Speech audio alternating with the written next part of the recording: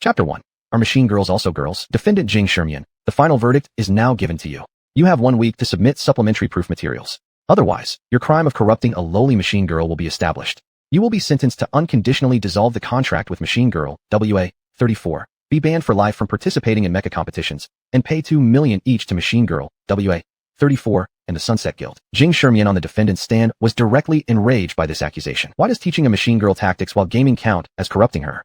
In the future, should machine girls in mecha tournaments only rely on their butts or the big white rabbit to win? If brains are useless, they should be donated to those who need them. Even the Plants vs. Zombies I manually programmed can't reach the backyard. Do we send these machine girls into battle just hoping they'll scare opponents with big eyes? Did I take her to look at goldfish? Or why do I become guilty of corrupting a machine girl? Or is it that before a machine girl, I should only make cute sounds and teach her how to sell cuteness? However, the judge calmly listened to Jing Shermian's statement and then added another sentence.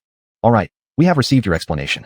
Now we find that you also Stashan suspect commit electronic game production crime, leading to a wide range of juvenile delinquency. To some extent, this proves that you lack ambition and show no sign of advancement. Within 1 week, you must provide additional proof materials. Otherwise, you will be sentenced to lack of ambition crime, electronic game production crime, and corruption of lowly machine girl crimes. With multiple crimes combined, you will not only be permanently banned from competitions, but in the future, 3 generations of your direct family will be ineligible for civil service exams, graduate studies, or public sector positions. The gavel struck heavily against the table. In the audience, the jury was buzzing, and the anger in Jing Shermian's eyes turned to shock. Is this world so exaggerated? Jing Shermian secretly wondered. He had been in this world for more than a month and still couldn't keep up with the way people thought here. Was it now a crime to make educational games or teach tactics to machine girls? Should he teach machine girls to only make cute sounds instead? After being transported to this world for a month, Jing Shermian was starting to feel increasingly confused. You can romance machine girls but can't teach them chess? What kind of world is this? As Jing Shermian was pondering this, the plaintiff, Zhao Tian, president of the Sunset Guild, along with the machine girl WA, 34, accusing Luo Shermian, stood up and slowly walked over to Jing Shermian's side. Zhao Tian was Jing Shermian's previous guild leader, a flashy young man who wore large gold chains. The girl, WA, 34, whom he held close was the machine girl that Jing Shermian had spent a lot of money and effort to bind a contract with, even investing system points to enhance her abilities. Originally, out of respect for how well you trained, WA, 34, I agreed to transfer the transportation plant under my name to the guild as compensation. But you refused, and now, TSK, lifelong ban from competition. Happy now. After saying this, Zhao Tian extended his hand and lightly patted WA, 34's bottom. Go ahead, Zhao Tian said greedily eyeing WA, 34 with an indecent gaze. WA, 34's face flushed red, glaring angrily at Zhao Tian before cooing disdainfully. Disgusting. Then she gracefully approached Luo Shermian, and her voice shifted from sweetly soft to shrewd and calculating.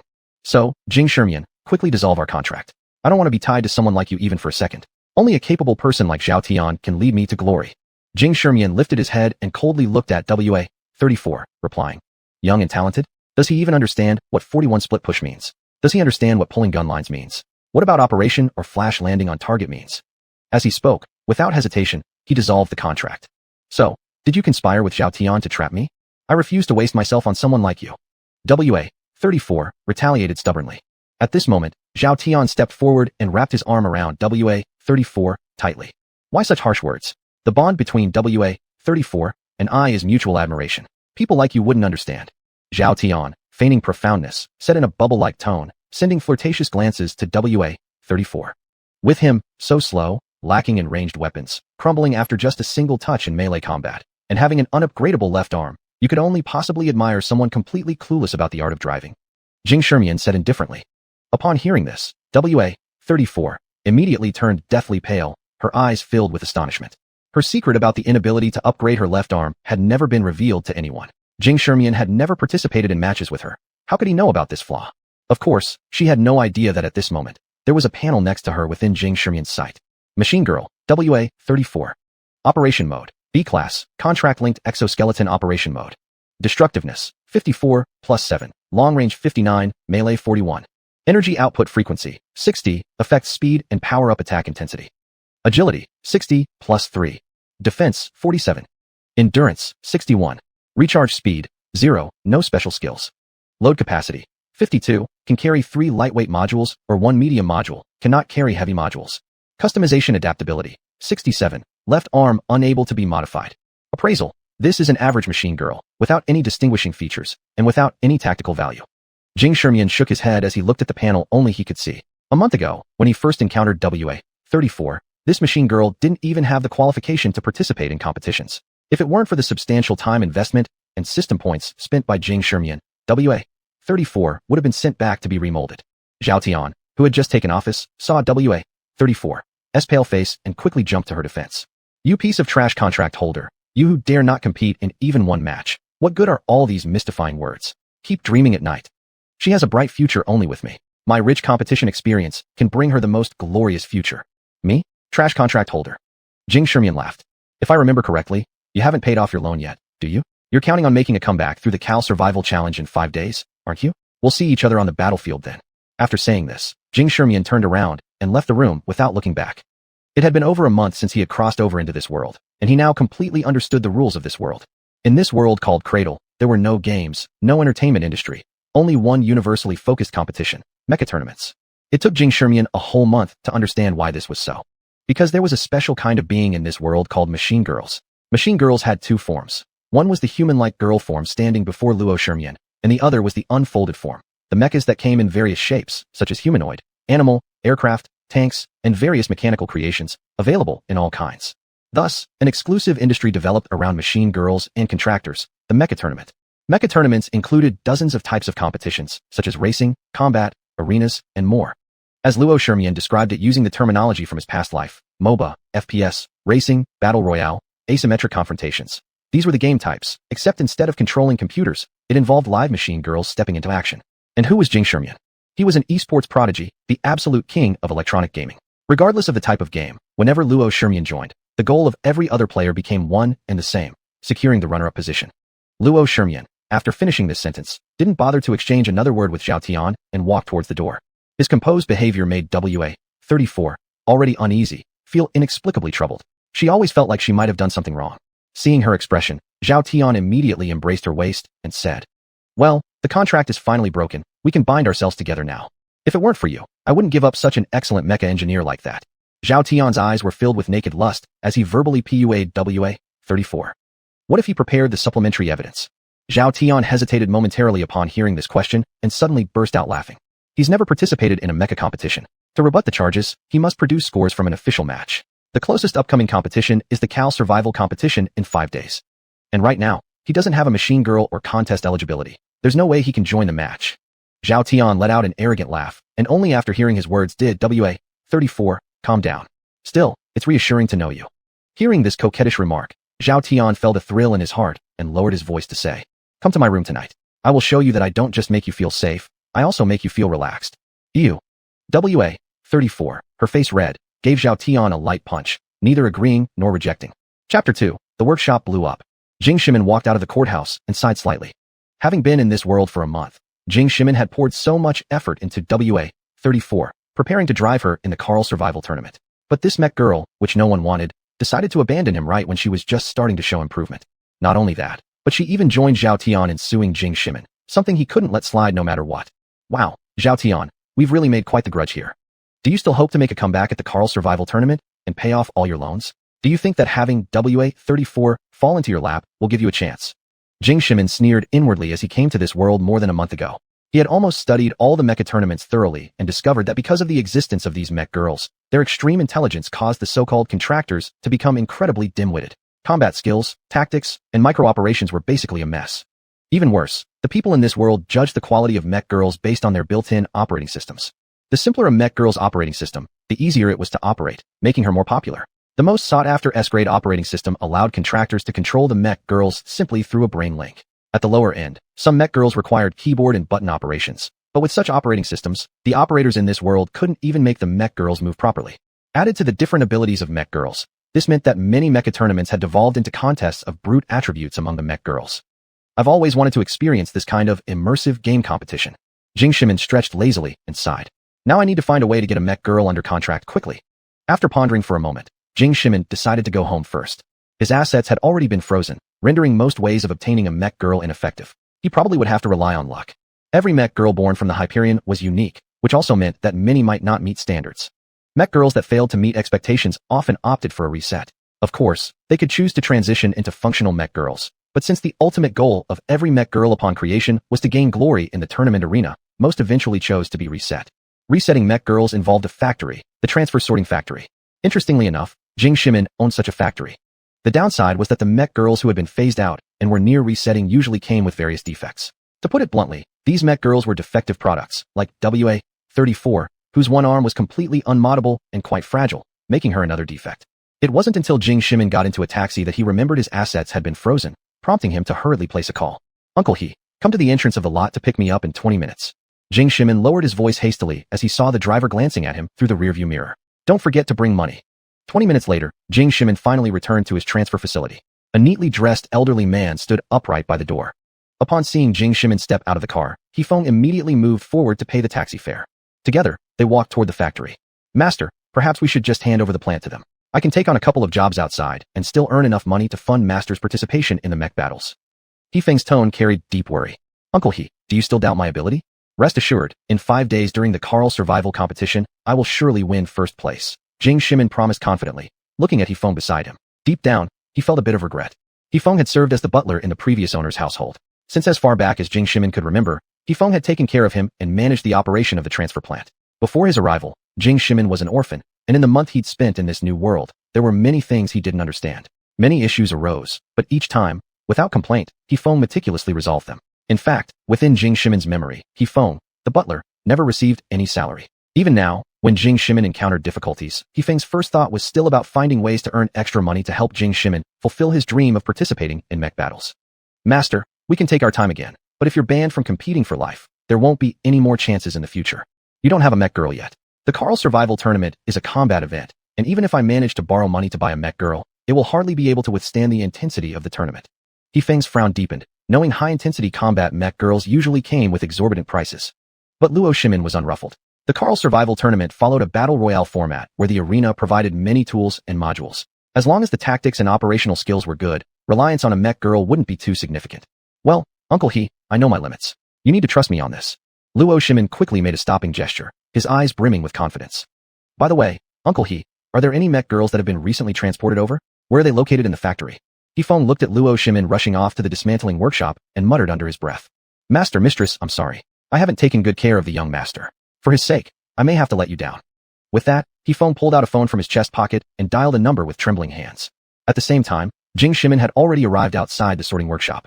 Since it dealt with mech girls, the transfer factory was a product of Hyperion's technology and had long since achieved full automation. The mech girls needing reset would arrive here and automatically disassemble their components according to guidance until only their intelligence cores remained. Jing Shimin had just reached the sorting workshop when he heard a loud noise inside. Boom! The deafening sound was accompanied by the entire factory shaking. Jing Shimin immediately froze, then hurriedly pushed open the door to the sorting workshop. Suddenly, a metal fragment shot out from the workshop door, grazing past Jing Shimin and embedding itself into the ground. Covered in cold sweat, Jing Shimin quickly turned his gaze toward the interior of the room. Once he saw what had happened, Jing Shimin nearly lost his mind. Inside the sorting workshop, many instruments had shattered and broken apart, with countless fragments of metal scattered all over the floor. Who did this? The veins on Jing Shimin's forehead bulged as he glanced around and realized how many sorting instruments were damaged beyond repair. The whole workshop might need a complete renovation. Yes, I'm sorry, I didn't mean to, but I can't even dismantle myself. A sobbing voice echoed through the factory. The source of the voice was a girl dressed in a black combat suit. Her suit was heavily torn, exposing large portions of her snow-white skin, covered with numerous small wounds. Her face streaked with tears, her body trembling, whether from pain or sadness, it was impossible to tell. Chapter 3. The Motionless Machina Girl? Jing Shimin walked into the workshop and picked up the girl's reshaping report. Machina Girl, YH09. Abandoned Machina Girl from the Sunset Guild. Reason for reshaping. Unable to move, thus unable to adapt to competitions. Jing Shimin did not expect that this Machina Girl was also expelled by the Sunset Guild. Unable to move? Jing Shimin sighed helplessly. For a Machina Girl, being labeled as unable to move was tantamount to a death sentence. Even serving as a functional unit would be impossible. What is going on then? Jing Shimin came before YH09 and asked while staring at the misty eyes of the young woman. But something in the corner of his eye caused his cheeks to flush slightly at the sight of the girl's snow-white skin. The next second, Jing Shimin quickly stood up and turned around, taking off his coat and tossing it to the girl. YH09 looked at Jing Shimin in confusion and cautiously draped the coat around herself. Thank you. She looked down at her own injuries, her head dropping lower. I am too foolish. I can't even perform self-disassembly to extract my core. The dark, deep eyes of the young woman held no light, as if her soul had already faded away. So I could only rely on cutting instruments to assist with disassembly, but the instruments broke because of me. She raised her arm and glanced at the exposed wounds beneath the torn combat uniform. Upon hearing this, Jing Shimian's heart raced. Cutting instruments were known for their durability. If even the instruments had been destroyed, then just how powerful was this Machina girl? A flash of thought crossed Jing Shimian's mind. He turned around and looked at the girl, simultaneously a panel appearing before him. Machina girl, YH-09. Rank, S-. Operational module, E-class, console control mode. Destructiveness, 45, range 39, melee 47. Agility, 17. Energy output frequency, 81. Defensive capability, 91. Endurance, 87. Recharge speed, 80, passive charging via damage. Load capacity, 90. Mod adaptability, 95. Mecha skills, absolute defense.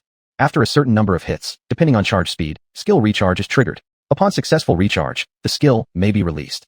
Upon release, shield activation grants 2 seconds, dependent on attribute total, of immunity to physical attacks and 30% reduction in energy attack damage. After the shield deactivates, defense increases by 1 point, agility decreases by 3 points, and load capacity drops by 5 points over the course of an hour. Stackable multiple times, stacking does not reset the timer. Jing Shimian was shocked by the data on the panel. He never expected that the performance of this young girl could be so formidable. Destructiveness slightly weaker, agility critically flawed, yet all other attributes were remarkably exaggerated. With such a high energy output frequency, how can she be motionless? Do you lack thrusters, or are your limbs defective? Jing Shimian asked urgently. It's none of those reasons. My agility is terrible, which makes independent action impossible, and I cannot even self-disassemble due to such a poor operating system.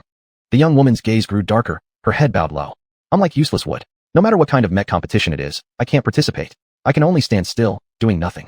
Her sorrow overwhelmed her vision, tears rolling down her cheeks, but she clenched her teeth tightly, unwilling to cry. During her debut simulation match, she participated in almost every type of competition, but in all of them, she could only stand still. Occasionally, in 1 or 2 matches where luck smiled upon her and no one paid attention, she managed to earn a little score. However, those piercing voices were like needles stabbing into her heart. She's truly embarrassing, standing there like a beggar waiting for charity. If I were her, I'd reshape immediately, just disgracing Machina girls like her. No use at all, aside from pretending to be a wooden stake on the field. What good are you? Other Machina girls had rarely given her any kindness. Being a naturally proud creature, if it wasn't for her lingering desire for the arena, YH-09 might have long since chosen reshaping. Until Zhao Tian thought he had struck a great deal and bought her. Shortly after arriving at the Sunset Guild, Zhao Tian soon realized her complete worthlessness and cast her out without hesitation. Thinking of these things, the young woman tightly embraced her knees, burying her head in her arms. In the end, she couldn't even reshape herself.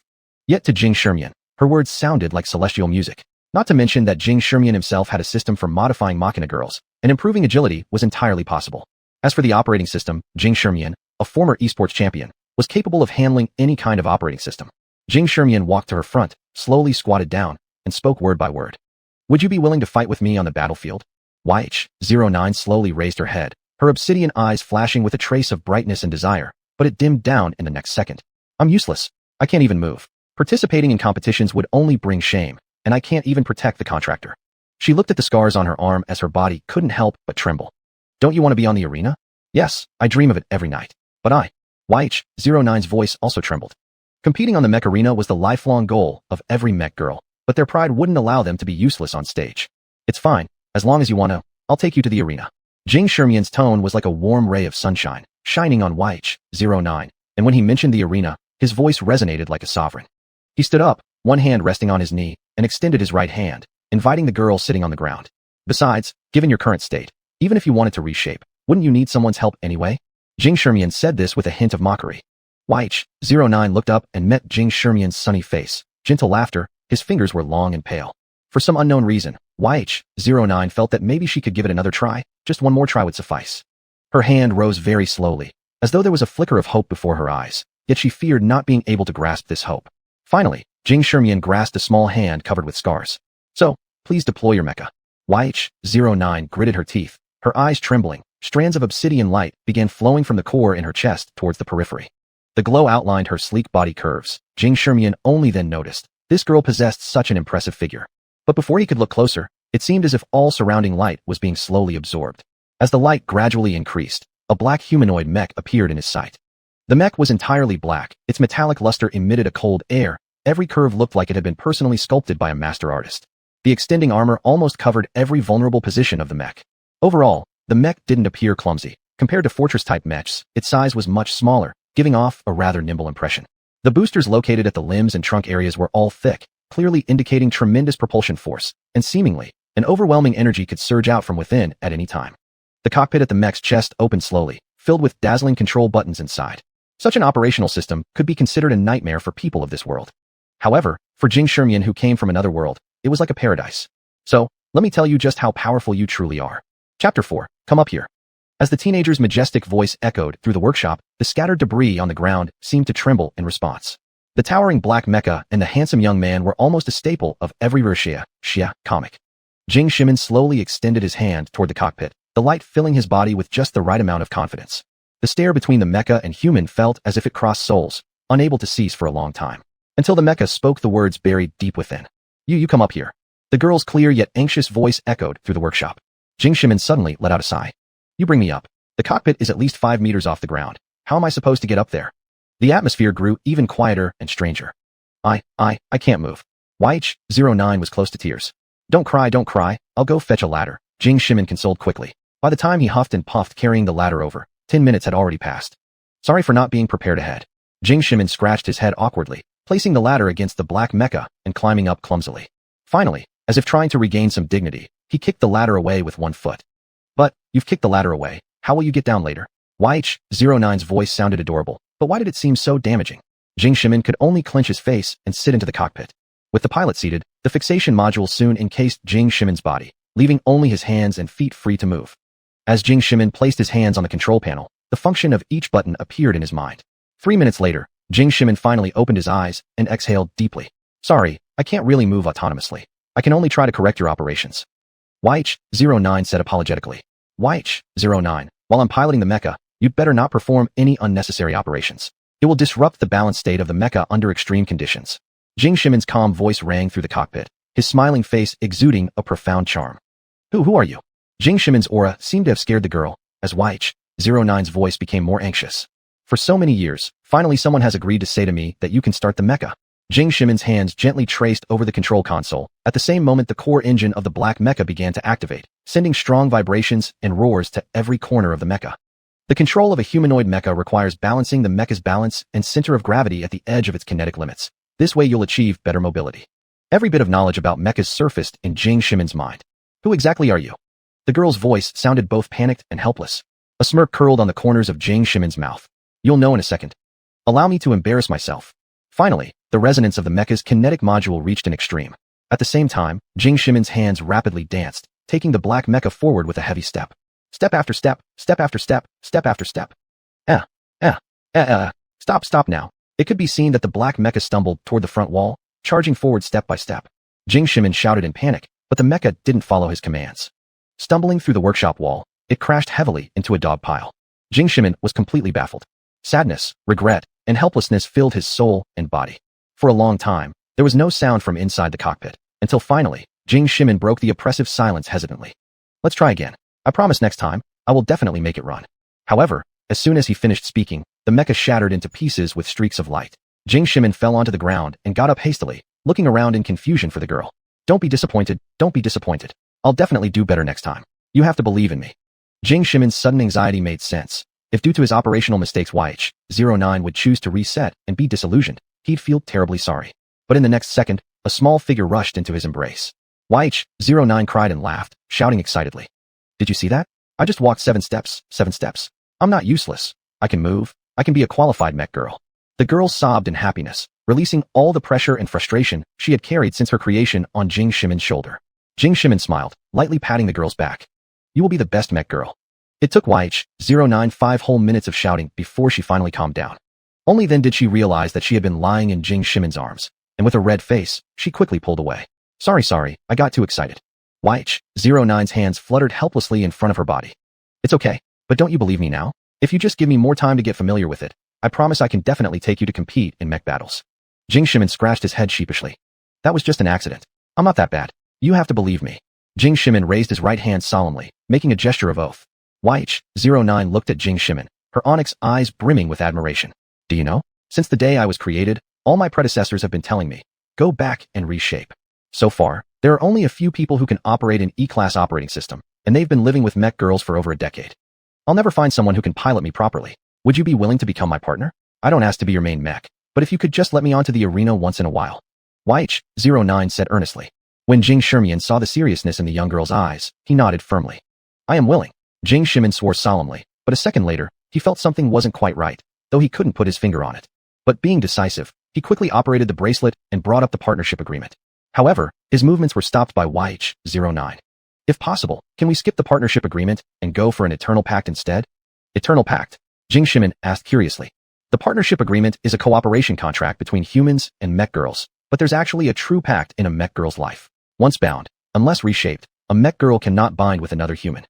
As YH09 spoke, her voice grew quieter and her rosy cheeks turned bright red. But since I can't separate my intelligence core, this is the only way. In the next second, she loosened her tightly clasped hands from her chest, as if coming to a decision. With her hands releasing their grip, the zipper and buttons of her combat suit opened. So big, so white. Core. Chapter 5. The hand placed wrong. Hurry up, please. Seeing that Jing Shimian was not moving for a long time, YH09 urged him. What to hurry up with? Put your hand on me. You have placed it wrong. On the core. Jing Shimian swore that he had only put his hand on YH09's cute little head because he did not know any better. In just a few seconds, he felt a new mark in his mind. This mark bound him and YH09 together. However, he could bind with more fembits, while YH09 could only have him as her contractor. From now on, you will be called Galaxy. A silver river? What a nice name. No, better than that. As Jing Shimian was pondering how to explain what the real Galaxy was to Galaxy, Hefeng rushed over, followed by a silver-haired girl. The girl wore a gothic-style mini-skirt and walked lightly in her black leather shoes. Her azure eyes were full of excitement, clearly indicating she was extremely happy. Master, I've connected with my friend and found you a world-class fembit. Hefeng's face was brimming with smiles. Such an excited smile was hard to find on this very well-mannered old man. Hefeng stopped in front of Jing Shimian, catching his breath briefly before regaining his elegant demeanor. Master, this fembit is named Meteor, a top-tier fembit whose mech form is a fighter jet. Even among the highly scarce flying top-tier fembits, she is one of the best. Such a fembit is rarely seen on the world rankings. If Rainstorm were willing, she would surely have a place among the top 100 fembits worldwide. Many world-class players wanted to sign contracts with Meteor, but she has rejected them all. If you can sign a contract with her, you are sure to achieve results in the Carl Survival Contest. After introducing Meteor to Jing Shimian, Hefeng turned around and looked at Meteor again. Meteor, this is my young master. His piloting talent is absolutely no less than those top contractors. Most importantly, my young master is bound to produce the best chemistry with you. Hefeng's eyes were filled with pride, winking at Meteor and making a subtle gesture. However, from initially appearing cheerful, Meteor's expression suddenly changed after meeting Jing Shimian and Meteor. Her eyes went from joy to suspicion, then to questioning and anger, finally even tinged with a bit of mist. You've already signed an eternal contract. Meteor gritted her teeth, trembling slightly as she spoke. Her blue eyes trembled as they stared directly at Jing Shimian. Jing Shimian nodded blankly in response. Who knew that this nod made Meteor clench her teeth again? Without saying another word, she decisively turned and left. After taking a few steps away from everyone, she quickly transformed into a silver-white fighter jet.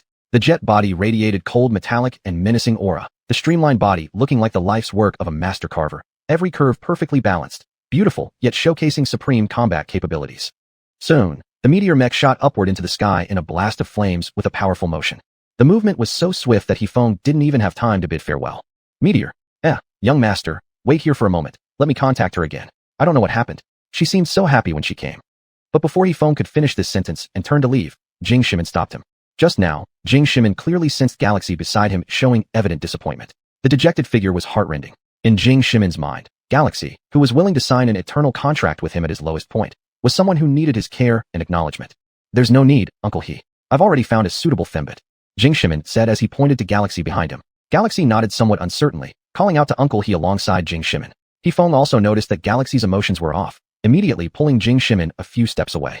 Young master, Meteor is the top-tier fembit. One could even say a fembit that ranks globally. With Meteor's help, you are certain to become a world-class contractor, Hefeng said somewhat regretfully. However, Jing Shimian didn't feel the slightest hint of loss about a top-tier fembit leaving. Even though I don't know exactly what happened, I can feel that Meteor should be a very proud fembit. She isn't impulsive, she has her own ideas. Since that's the case, it's best not to force the matter. Moreover, I think Galaxy is also a top-tier fembit. We cannot neglect Galaxy's feelings because of fembits like Meteor. I believe with Galaxy, I can also become a world-class player, Jing Shimian said solemnly, not knowing why he felt a bit familiar when he saw Meteor for the first time. Master, but... Hefeng wanted to say more, but Jing Shimian quickly stopped him, looking at Hefeng resolutely. There is no but, Uncle He, it's decided. Jing Shimian shook his head, and then turned to Galaxy who looked a little downcast, firmly saying, Galaxy and I will participate in the competition, we'll win the championship. Believe in me. But Hefeng insisted, pointing towards behind Jing Shimin, who turned around and saw the sorting workshop with a huge hole crashed into it. The workshop was a mess, all instruments broken. I wasn't talking about this. Master, you're right. And actually, I'm not worried about Meteor either. This girl probably just threw a small tantrum. What I want to say is, why did our workshop end up like this? In Hefeng's Sai, Jing Shimin and Galaxy showed him the current state of the workshop and told him what had happened. At the end of their story, Hefeng sighed deeply again. If only I'd known, I should have directly compensated the Sunset Guild with the factory. That would be their fault, haha. During the time when Jing Shimin and Galaxy were showing Hefeng around the workshop, Meteor swiftly returned to her estate. The fighter jet dived down, kicking up a gust of wind. The shimmering lights vanished as she transformed into a silver-haired girl. Meteor landed steadily on a landing pad, her silvery hair dancing majestically. Soon, a functional fembot rushed forward. Commander, those quasi-world-class players came knocking on your door again. The functional fembot seemed hesitant, but Meteor coldly replied. Weren't they notified? Their skills aren't even worth my consideration. Tell them to get lost immediately. But Commander, in 1 year, your leave will expire. If you don't sign a contract, you'll have to return to Hyperion, and you won't be able to leave anymore. The functional fembot spoke anxiously upon seeing Meteor's reaction. So what? Can those idiots operate the fighter jet? They can only rely on brainwave transmission to control fembots like me. They wouldn't even understand my controls. Meteor dismissed the functional fembot with a cold wave of her hand. Seeing her determination, the fembot couldn't argue and quickly saluted before leaving. Back in her room, Meteor somehow pulled out a 2-meter-tall teddy bear, punching it repeatedly with her pink fists. Stupid Shimin, now I am really angry. Unless you come beg me yourself, I will never sign a contract with you again. Inside Jing Shimin's sorting factory, after Hefeng sighs, he began again. Master, find a time to transfer the factory under my name. Debts are debts, big deal. Worst case, I'll run away later, nothing serious. However, this proposal was rejected by Jing Shimin. Seeing Jing Shimin's insistence, Hefeng could only change the topic. By the way, Master, have you prepared for participating in the Carl Survival Contest? Jing Shimin shook his head. Mech contests are divided into official contests and private contests. Achieving results in the official contests grants points. These points decide the level of contractors. Once sufficient points are obtained, participants can move up to the next level through a promotion match. The invitation letter for the Carl Survival Challenge is also part of the qualification matches. However, it is the lowest level among qualification matches, or more accurately, an inter-level match. Only after advancing from the Carl match can contestants register for other official competitions. Before reaching the Carl advancement level, contractors can only enroll in private contests. To sign up for the Carl Survival Challenge, competitors need to have participated in at least 2 private contests hosted by various guilds. Previously, I haven't been able to participate in any matches. Uncle He, please check which private contests are still available recently. After receiving Jing Shimin's order, Hefeng quickly went to work. Meanwhile, Jing Shimin took Galaxy to an open area inside the factory and started practicing coordination. Most of the competitions Jing Shimin participated in before his tenure relied on keyboard and mouse operations, so he adapted very quickly. After several hours, Jing Shimin had already become quite proficient in controlling Galaxy. One might not call it human-machine fusion, but he could certainly operate her like extending his own arm. When the practice was done, Jing Shimin was already famished, but the excitement of finally getting to pilot a mech made him forget about the hunger. After the session ended, the minor wounds on Galaxy's body had healed, revealing snow-white skin beneath her damaged combat uniform, glowing radiantly. As the moon gradually climbed into the night sky, Hefeng finally returned. Without even drinking a sip of water, he expressed concern. Master, the situation might be somewhat troublesome. Chapter 6. This is just the beginning. The temperature difference between day and night in Cradle was extreme. According to Jing Shimin, this planet was several times larger than the Earth he used to live on, but most of its areas could be called wastelands. The cold wind forced the 3 of them back into the room. Hefeng poured a cup of hot water for the 2 and then took out several documents. The only civilian competitions that can qualify us for the Cal Survival Challenge that we can participate in are only 3. Hefeng's expression was somewhat serious, and upon hearing this, Inha immediately sat up straight, placing her hands on her knees and looking at Hefeng solemnly. The 3 events are tomorrow's Black Hole Breakthrough Race, the Qinghe Arena Contest 3 days from now, and the Sunset Defense Competition 4 days from now. The guild hosting the event has the right to rule on the competition. Hefeng paused, and Jing Shimin understood his meaning. All 3 matches come with their respective troubles. Jing Shimin didn't display the frowning or worried expressions Hefeng had anticipated. Instead, there was a reassuring confidence on his face. I understand. Thank you for your efforts, Uncle He. You should get some rest. Confidently speaking, Jing Shimin roughly glanced at the names and got an understanding of the specific content of the 3 competitions. They were indeed quite challenging, hitting Inha's weaknesses. However, it posed no pressure for Jing Shimin. For just those spots in a civilian competition, this is nowhere near the end yet. Jing Shimin muttered to himself mentally. Of course, he always adhered to tactical importance and strategic disregard, starting to analyze the current situation. In my system, MP points can only be obtained by achieving results in competitions, and these points can be used to upgrade modules or add attribute points for robot girls. Inha has significant attribute deficiencies that urgently need improvement. Fortunately, handling these 3 competitions with top-tier robot girl attributes isn't too difficult.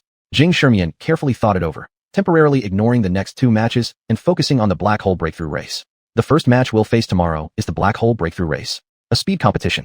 Inha has high energy output efficiency and her speed isn't bad, but just in case, let's prepare 3 tactics. Jing Shermian mumbled, but when he turned around, he found Inha sitting there with her head almost buried in her chest, radiating a sense of despair. Master, if needed, I can contact Liuxing again. I'll go prepare dinner. Hifeng finished saying this reluctantly and left the living room, heading towards the kitchen. Only Jing Shermian and Inha were left. Master, if it doesn't work, why don't we bring Liuxing back? I can feel how powerful she is. With her, you'll easily secure a spot in Cal's competition and achieve a good rank. These competitions are very important for Master. Losing even one would lead to a lifelong ban from competing. And I'm just a useless robot girl. Inha tightly clenched her fists placed on her knees, and a drop of light slid down her face. Seeing Inha like this, Jing Shermian saw a reflection of his former self. Over years of esports competitions, Jing Shermian had seen all sorts of talents, some even more gifted than him. Extreme reflexes, or extreme hand speed, or an unusually sharp intuition. But in the end, they were merely talents, while talent was just another name for Jing Shermian. Talent might get you through the door, but relying solely on it wouldn't take you far. Jing Shermian extended his hand and gently patted Inha's shoulder. Inha, do you know what the significance of the mech battles is?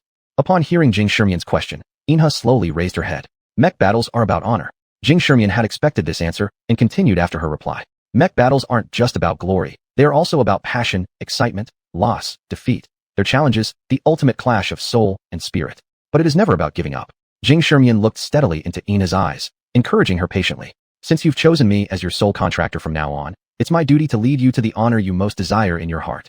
Jing Shermian's voice gradually grew louder, firmer, filled with an inspiring charm that instilled trust. Looking at this man before her, who extended a helping hand during her darkest hour, teasingly offering assistance even when she considered recreation, Inha realized his physical form, compared to the 10-meter-tall mechs or the strong bodies of robot girls, seemed frail and weak. Yet, on his confident face, Inha saw the power to overcome any opponent. Yes, I believe in you. Half an hour later, when Hifeng brought up the reheated food to the living room, the floor was already covered with various papers filled with dense writings. How about it? Inha, do you feel confident after reviewing these 3 tactics? Jing Shermian gently encouraged Inha, his fist clenched, and the originally dejected Inha's eyes brightened at the sight of the 3 tactics written on the paper. Her mood soared. Hifeng was curious upon seeing this scene, wondering what kind of tactics could fill the previously dejected Inha with such confidence. However, just as Hifeng thought to take a peek at the contents of the paper, Jing Shermian instinctively gathered the tactical notes and pushed the table out for placing the food. Hifeng's curiosity gnawed at him like a cat scratching, but just as he opened his mouth, he saw Jing Shermian sneakily sip some water before starting to talk fluently again. Today our teamwork has been spot on. We should be good to go for tomorrow's black hole breakthrough race. Inha was also fired up with battle spirit, her obsidian-like eyes shining with excitement. It was evident that she was brimming with confidence. Hifeng restrained his curiosity, refrained from interrupting, and quietly placed the meal on a side table before stealthily retreating from the room. Hifeng arrived at the factory square, ensuring no one was around, then dialed the phone again. The phone was picked up after 2 rings. Hifeng straightened up, speaking seriously into the phone. What happened with Liuxing today? There was a brief silence from the other end. Liuxing is feeling down, but I'll try to comfort her. Don't let her impulsiveness affect the master. The plan has already started. None of us can stop now. The usual gentlemanly demeanor of Hifeng was replaced with a sharp and intense presence. I'll try to reason with her again. You know how much pain she must be in. The other end continued. Upon hearing this, Hifeng was silent for a while. Never mind, give her some time. How are the other preparations coming along? They've already begun. But Uncle He, are you sure we should start? We only get one shot at this. The voice on the other end sounded heavy. The young master has grown up. Isn't the mission of all of us encapsulated in this moment? Hifeng paused briefly, sighing softly. Understood. We will prepare everything as quickly as possible. After hanging up, Hifeng stood staring blankly at the sky. Master, mistress, perhaps we should wait until the young master grows up just a bit more. Chapter 7. The black hole breakthrough competition is about to begin. The next morning, Jing Shermian opened the door of his bedroom with a black eye circle. He happened to meet Hifeng, who was knocking on the door. Seeing Jing Shermian's dark circles under his eyes and the fact that behind him there was a galaxy, Hifeng's face was clearly expressing 8 words. Our young master has grown up. Jing Shermian quickly explained with a vein popping out on his face. Uncle He, it's not what you think. Don't make assumptions. Hifeng immediately stood straight. Young master doesn't need to say more, I understand. Breakfast is ready. Just go to the dining room and enjoy it. I have to report the damage of the workshop to the authorities. Explain that it's because the mecha girl was too strong that caused the instrument damage, and see if the authority can take charge of the repair or reduce the repair costs. After finishing, Hifeng turned around and left without looking back. The galaxy behind Jing Shermian timidly pulled at the edge of Jing Shermian's sleeve. Master, did I cause you trouble? Seeing Galaxy's Wurchek face, Jing Shermian smacked his mouth. It's fine. It's fine. Hurry up and eat breakfast. We don't have much time. We still have to participate in the competition. Jing Shermian bitterly rubbed his temples and walked towards the dining room. Last night, The two of them discussed tactics until midnight. Galaxy fell asleep sitting on the chair due to exhaustion. So, Jing Shermian carried Galaxy into the room. He placed Galaxy on the bed, originally planning to change rooms. But Galaxy grabbed his clothes corner muttering, "Master, don't abandon me. I've learned to run. I can become a qualified mecha girl." Hearing Galaxy's words, something soft inside Jing Shermian was stirred. So he gently consoled her for a while. It wasn't until Galaxy completely fell into deep sleep that he prepared to leave. However, Jing Shermian regretted immediately afterwards. In the afternoon, in order to familiarize himself with the training, Jing Shermian wore combat uniform, which quality was too good. And since Galaxy slept so soundly that she couldn't be woken up, Jing Shermian had no choice but to sleep the whole night in a weak, pitiful, and helpless posture. When the two arrived at the dining room, Jing Shermian's attention was quickly drawn by a special bottle of drink on the table. Huh? What kind of drink is this? Never seen before. Let me try. Jing Shermian's eyes lit up as he quickly approached and greedily sucked through the straw. The next second, his face turned deathly pale. Ah, master, this is a liquid energy exclusively used by mecha girls, and its original flavor. Galaxy, whose view was blocked by Jing Shermian, saw the drink in his hand and immediately said. Jing Shermian turned around, looked at Galaxy helplessly, and spilled black liquid from the corners of his mouth. His voice trembled when he spoke. Why didn't you say earlier? Even after gargling 3 times, Jing Shermian still felt a heavy lubricating oil taste deep down, accompanied by spiciness and burning sensation. While eating steamed buns, he asked curiously, "Is your sense of taste different from humans? What does this liquid energy taste like?" On the other side of the table, Galaxy took small sips of liquid energy, wrinkled her nose and answered. Theoretically speaking, it should be the same. Mecha girls also find it hard to drink. But this is my first time replenishing energy, so I'm not quite sure yet. I heard there are many flavors of liquid energy that taste good, but they are several times more expensive. Galaxy's voice was slightly hoarse, and she coughed lightly after saying a few sentences. Jing Shermian was instantly furious. This Zhao Tian is really a son of bitch, not even bothering to give you liquid energy supplement. And uncle he is also truly. How about you stop drinking? Where do they sell good tasting ones? I'll buy you some. Following what Galaxy said, Jing Shermian downloaded the app, but when he opened it, he became dejected. Galaxy, you drink this one a couple of times first. If we win today's practice match, I'll improve your meals. Jing Shermian found out that he didn't even have enough money to buy liquid energy for the mecha girl. He was somewhat annoyed. Seeing Jing Shermian's expression, Galaxy felt warm in her heart and smiled. It's alright, master. Anyway, it's all about replenishing energy. Master doesn't have to spend too much. In the past day, it was the first time Jing Shermian saw Galaxy smile. When Galaxy smiled, her eyebrows and eyes were curved, and it seemed as if there were truly a galaxy in her eyes. After eating their fill, the two hailed a taxi and arrived at the venue of the black hole breakthrough competition. Hefeng had already registered both of them yesterday, and they retrieved the number plates, thus smoothly entering the competition area. Jing Shermian curiously examined the arrangement of the stadium. The starting point of the black hole breakthrough competition was at the foot of the mountain. Contestants would drive their mecha girls uphill, encountering all kinds of traps along the way. After the contestants climb to the halfway point of the mountain, they will face 2 paths. One is to continue climbing uphill, but due to the great distance, almost all participants aiming for a good result will choose to proceed through the cave instead. The interior of the cave is complex and winding, but the key is that the exit of the cave is significantly closer than climbing the mountain. The black hole breakthrough competition does not prohibit mech flight, but the airspace is equipped with terrifying attack arrangements that are even more challenging. Additionally, since it's an amateur competition, the majority of participants use agile small mechas. When Jing Shermian and Galaxy entered the starting square, most of the mech girls had already been deployed. The square was filled with various types of mechas shining with metallic luster, and the scene made Jing Shermian's blood boil with excitement. At one time, Jing Shermian's favorite movies and TV series were mostly about mechas and sci-fi weapons. To him, the current scene was like a dream come true. Hey kid, don't keep your mech hidden.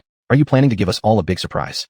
At that moment, a 5-meter-long leopard-type mech suddenly leaped over Jing Shermian and Galaxy. The cockpit in its chest area opened, revealing a bearded uncle who peered down at the two with a 4-limbed stance. Not really, just that my mech girl is a medium-sized mech girl and takes up quite a lot of space, so I have to wait for the pre-game prep to deploy. Jing Shermian waved his hands, indicating that he wasn't holding back. After all, several nearby mech girls had already gathered around, and he didn't want to draw everyone's attention prematurely. Medium-sized mech? Participating in the black hole breakthrough competition? Come on, everyone step aside. Young man, let's see your mech. The man warmly beckoned, and the surrounding mechs quickly moved more than 10 meters away, creating enough space for Galaxy. Seeing this, Jing Shermian couldn't refuse anymore, so he urgently nudged Galaxy, who was trembling from head to toe, her mind completely blank. Calling Galaxy, deploy your mech, over. Hearing Jing Shermian's words, Galaxy immediately transformed into her mech form. A black, medium-sized humanoid mech, over 10 meters tall, appeared on the square, drawing the attention of everyone present. Everyone was stunned for a moment. Then a sharp voice suddenly rang out. Ha ha ha, this has me rolling. Is this mech really here to compete in the challenge? Isn't it asking for embarrassment? Chapter 8, All In. Jing Shermian's eyes narrowed, and he glared in the direction of the sound with evident annoyance. A sleek, swishing, shaped mech then slowly floated up in front of Jing Shermian. The cockpit cover opened, revealing a man with a pink mohawk hairstyle who looked at Jing Shermian with an attitude that was 1/3 mocking, 1/3 disdainful, and 2/3 carefree. Jing Shermian remained expressionless, just about to speak when an angry female voice rang out. Master, there you go causing trouble again. Wait till we get back home. I'll teach you a lesson. In a low, smoky tone, the flushing mech quickly disassembled itself, revealing a bulky female mech pilot towering almost 2 meters tall. The pink mohawked man who had been seated on the mech frame tumbled onto the ground. Master, come over here and apologize. The mech pilot spoke with unmistakable impatience as the pink mohawked man reluctantly stood up. It was only then that Jing Shermian realized this man was barely over 5 feet tall, looking like a small bird beside the giant mech pilot. Mister, I'm sorry. My master didn't mean to provoke you. He was actually trying to kindly remind you. The tall woman stepped in front of Jing Shermian and bowed deeply, her tone filled with apologies. Jisoo, why can't you ever give me some face? In breakthrough tournaments, I am after all, quite a big deal. Shouldn't I have a bit of dignity? The pink mohawked man rolled his eyes and moved next to Jisoo. Sorry, my name is Wang Sukai. She's my mech pilot Jisoo. If my earlier words offended you, feel free to hit me. Wang Sukai said teasingly to Jing Shermian, and Jing Shermian understood at that moment that this person in front of him was truly amusing. After finishing his sentence, Jisoo's veins bulged, and she reached out to deliver a punch directly to Wang Sukai's back of the head. Back home, I'll tear up all those novels you've been reading. Jisoo glanced unkindly at her master. By this point, more people in the crowd were beginning to recognize this duo. My goodness, isn't that Wang Sukai and Jisoo from the Extreme Storm Guild, the newcomer king of the recent breakthrough competitions? That's a top 500 ranked guild in the world, with actual psi-ability users in their ranks. I've heard so many breakthrough records have already been broken by this combo. It's hopeless. We'll likely only manage second place now. The crowd began murmuring among themselves, while Wang Sukai acted uncaring but leaned his ears slightly forward to listen, clearly enjoying the attention. However, he still maintained a senior-like demeanor. Kid, it looks like you're a newcomer who hasn't competed yet. So let me, as your benevolent elder, enlighten you. Profits from the civilian matches mainly come from spectators and betting. Hosting guilds implement many measures to spice up the match's excitement and betting leverage. A special rule for the Black Hole Breakthrough competition is this. Competitors can arbitrarily select other participants besides themselves as targets for bets. Betting on these competitors' performance earns more money based on how precise your bet is. Additionally, aside from the top 3 places, other participants earn money through these bets. Since your humanoid mech isn't specialized in breakout competitions and has appeared on the stage, it means you will be everyone's target. Most competitors will choose you as their target, betting you will be near last place. Thus, all those who bet against you will actively target you during the race, possibly even forfeiting their chances to eliminate you. Wang Sukai concluded his speech with what he thought was a cool and high-class tone. Upon hearing this, Jing Shermian frowned. This rule seems incredibly unfair. At Jing Shermian's words, Wang Sukai sneered, but before he could reply, Jisoo covered his mouth with her large hand. Sir, mech battles aren't absolutely fair. However, the issue of fairness in the Black Hole Guild's competition has been considered. If your performance significantly differs from the public's bets, the Black Hole Guild shares a proportion of its profits with you. For instance, if everyone bets you'll finish last, and you end up first, they'll award you 70% of their profit as your bonus. Jisoo spoke rapidly and dragged Wang Sukai away before anything else happened. Sorry, my master just can't learn to talk properly. We'll meet on the battlefield. With that, Jisoo hoisted Wang Sukai up and hurried off. Even though his mouth was covered, Wang Sukai kept using body language to convey his coolness. After conversing with them, Jing Shermian exhaled deeply and scanned his surroundings, finding that most of the competitors and mechs were fixated on him. Is mech racing really this fascinating? A mere local tournament has me brimming with excitement. Excited, Jing Shermian's hands lightly trembled as he placed his hand on Galaxy's leg armor, transmitting a thought to Galaxy. Jing Shermian had noticed yesterday that since signing the Eternal Contract, he could transmit thoughts to Galaxy through physical contact. Master, isn't this a bit too mischievous? Upon hearing Jing Shermian's words, Galaxy also froze in place. Don't worry. Watch me handle this. It's called strategy. Learn from it. After giving Galaxy a reassuring glance, Jing Shermian suddenly gathered his energy and shouted loudly across the square. Is there anyone from the organizing committee? How am I supposed to get into my mech without a ladder? Jing Shermian's voice strained as he drew gazes from everyone present on the square. Subsequently, amidst disdainful looks from the staff of the organizing committee, Jing Shermian accepted the ladder and struggled to climb into Galaxy's cockpit.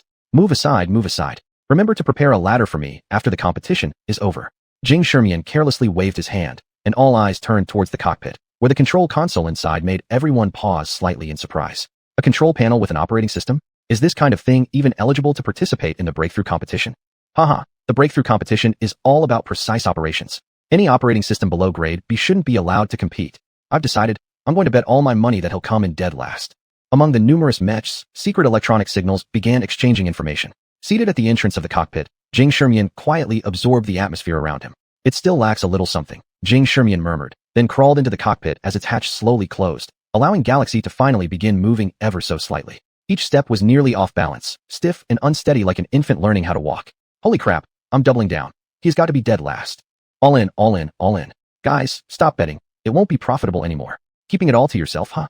Jing Shermian observed the various screens inside the cockpit, feeling the intense anticipation emanating from the square outside, and smiled faintly. The next second, he lightly patted the control panel. They've fallen for it. Galaxy, your supply of delicious liquid energy is secured. Wait, why is the control panel soft today? Jing Shermian excitedly spoke while curiously kneading the strange, rounded sensation beneath his right hand. Master, don't. This time, Galaxy's voice didn't come from overhead, but rather straight ahead. Following the source of the sound, Jing Shermian froze in place. Chapter 9. The competition begins. Following Jing Shermian's gaze, the once cold control panel had changed completely except for the operational buttons that were still retained. At this moment, Jing Shermian's right hand was tightly pressed against a rounded and curvy posterior. Galaxy, lying prone in the cockpit, couldn't help but tremble slightly. She was stiff, too afraid to look back, but the blush had already crept up her swan neck, beyond the collar of her combat suit. In fact, after being transported here, Jing Shermian had imagined such a driving posture, but over the past month, he had only faced cold machinery. So, Jing Shermian assumed that all pilot girls' driving positions would be standard operational spaces. Jing Shermian's gaze remained steady, his eyes firm as if preparing to join a solemn organization. A heavy and deep voice resonated through the cockpit. Galaxy, what's going on? Meanwhile, his right hand seemed devoid of any impure thoughts, merely listening to the heartbeats of the mecha girl like a confidant. Master, this is the combat-ready driving mode. This kind of driving method can facilitate closer cooperation between the contractor and the mecha girl. But because this driving method is too embarrassing, most mecha girls will only choose to use it with their eternal contractors during crucial moments. Galaxy's voice quivered slightly. I do feel the transmission of information is faster. Jing Shermian's gaze was resolute, his voice steady, like a soldier on the battlefield. Galaxy, why are you shaking? Is there something wrong with how I'm doing things? Jing Shermian voiced a long-held question, his tone clean and serious without an extra ounce of emotion. Hearing such a formal question, Galaxy shook her head vigorously, thinking inside. Master is a pure contractor. He has no impure thoughts, just trying to enhance our coordination through physical contact. With this thought, Galaxy lightly bit her lip. Master, there's no issue with me. Immediately, her eyes became firm. Only then did Jing Shermian slowly withdraw his right hand, speaking earnestly. Galaxy, we'll participate in more important competitions in the future, so we need to stabilize our mental state. Though his voice was deep and natural, his heart was pounding fiercely. I understand, Master. I'll pay attention. Galaxy's voice sounded calm and full of anticipation. I won't let Master down. She concluded with an additional sentence to express her determination. Hearing Galaxy's words, Jing Shermian felt nothing but an overwhelming sense of guilt, akin to the oily middle-aged leaders who manipulated and emotionally blackmailed young, beautiful female interns before his time travel experience. As the cockpit grew quiet, Jing Shermian finally had the opportunity to examine the Galaxy-branded control station closely. She lay prostrate in the cockpit, her feet and hands merged with the walls and floor of the cabin. Her petite figure was vividly displayed in the special posture, and along her spine shone several luminous columns which connected with the console. Because the cockpit space wasn't particularly large, her body was very close to Jing Shermian's. The black hole breakthrough race will begin in 5 minutes. Please proceed to the designated starting points according to your number plates. As the announcement signaling the competition started reverberated across the square, Jing Shermian snapped out of it and let out a deep breath. His gaze turned truly firm and transparent. The holographic screen inside the cockpit showed that his heart rate had approached 140. Jing Shermian suddenly felt as if he'd found the sensation he experienced the first time he stepped onto an esports stage. He walked onto the stage under the catcalls of spectators who didn't believe in him. And that time, when the game ended, the whole venue fell silent, every jeer at the start turning into cheers by the end. Those who had looked down on him became fervent believers in Jing Shermian in the end. The mechanical combat stage would be no different. Jing Shermian's hands began dancing deftly over the control panel, like a butterfly fluttering. Every precise command issued resulted in Galaxy's body beginning to move, showing no sign of hesitation. The energy core, brimming with power, gradually enveloped itself in dazzling light, and a low, stable roar echoed in every contestant's ears. Wow, something's off, extremely wrong. This guy was definitely pretending earlier. People, I've wagered everything I own, don't be complacent. Don't worry, with so many of us, we shouldn't have trouble beating him. During the mech battles, never underestimate any competitor, nor ignore any unfamiliar opponents. Everyone, stay focused. Soon, multiple mechs initiated communications, forming alliances among those who had bet on Jing Shermian placing last, and their sights began to converge on him. Inside Galaxy's cockpit, Galaxy, who had transformed into the control panel, started to tremble slightly. Galaxy, pay attention to adjust your mood. You are too nervous. Don't be afraid, trust me. Jing Shermian hurriedly counseled Galaxy, but as soon as his words fell, Galaxy began to tremble even more violently. Master, I don't know how to describe my feelings to you, but it is not fear or tension, it is excitement. I am really stepping onto the mecha competition stage. Galaxy's voice was like a suppressed sea surface with only the lurking undercurrents left. Hearing this, Jing Shermian paused slightly and then laughed. It seems I underestimated you. Alright, let's start our first match. The race is about to begin, countdown. 5, 4, 3, 2, 1. As the numbers on the big screen hit 0, the jet ports on Galaxy's back instantly spewed boiling flames. The huge thrust made Galaxy hover briefly before rushing toward the mountain. Damn it, the energy output efficiency of this mecha is terrifying. Everyone, hold nothing back, give it your all. Someone in the betting group quickly issued instructions, and many speed-type mechas began to race across the field at their full potential. At the same time, some mechas' weapon modules were activated, and a few missiles along with long-range energy attacks flew toward Galaxy. Xuanhuan quickly adjusted Galaxy's posture based on the data feedback. Fortunately, Galaxy's defense was very strong. Speed-type mechas almost never carry powerful attack modules, so the first round of attacks had almost no impact on Galaxy's speed. Galaxy, set the energy output to maximum. We must shake them off. Once we fall behind, we'll be overwhelmed. Xuanhuan looked gravely at the screen, where nearly 40 mechas were heading toward Galaxy. Xuanhuan carefully observed the information collected by Galaxy, and suddenly noticed that a black cannon extended from the back of a leopard-shaped mecha, and speckled light particles began to gather in the cannon. Chapter 10. Because of fear of pain, all points were put into defense. Anyone with eyes could see that a tremendous amount of power was being brewed up inside the cannon. Who taught you to play games like this? Who just uses their ultimate move at the start? Xuanhuan immediately felt some tingling on the back of his head. After all, this was an offline mech contest where every match required signing a life-or-death contract. He quickly thought about rushing to the right front. There was a big rock hundreds of meters away that might absorb the power of the leopard-shaped mech's attack. The cannon was soon filled with white light, while Xuanhuan was still at a distance from the boulder. Seeing that the cannon had already entered its activation procedure, Xuanhuan could only adjust the shape of his mech, placing both hands in front of his chest, and curling up as much as possible to protect the core area of the mech. Swoosh.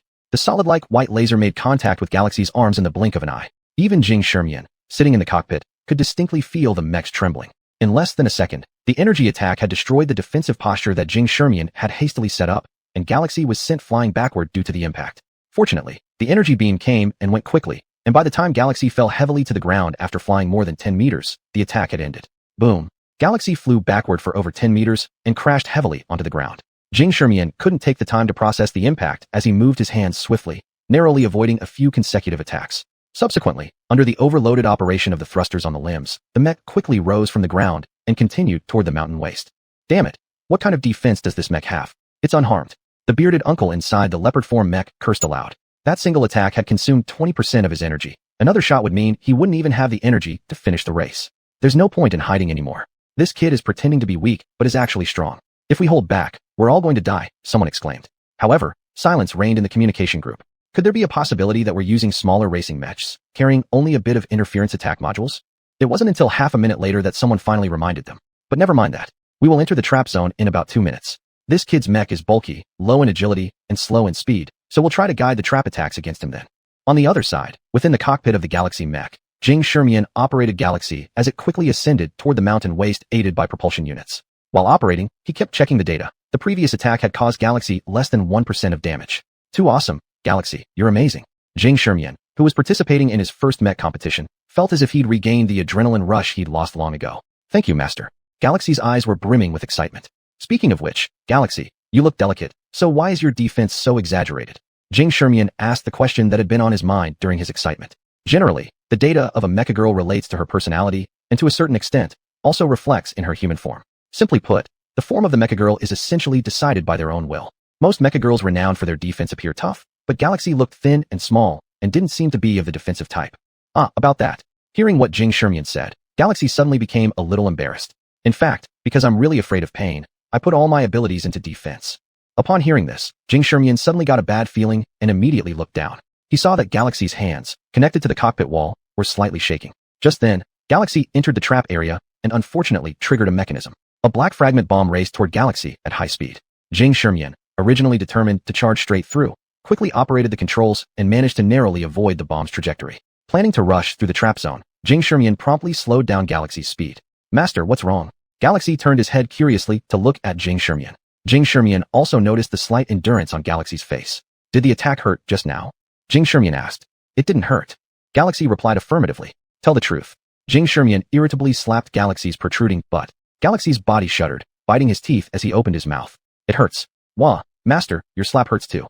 Upon hearing these words, Xuanhuan instinctively wanted to help rub Galaxy's pain away, but realizing that the place he had impulsively slapped wasn't suitable for rubbing, he reluctantly returned his hand to the control panel and muttered, Galaxy, do you know? Since you've allocated all your points to defense, you are destined to withstand many attacks. Isn't this putting the cart before the horse? It's true that defense makes it less likely to get injured, but the pain is still there when it happens. I'm just a human, and I already understand your situation better than you do.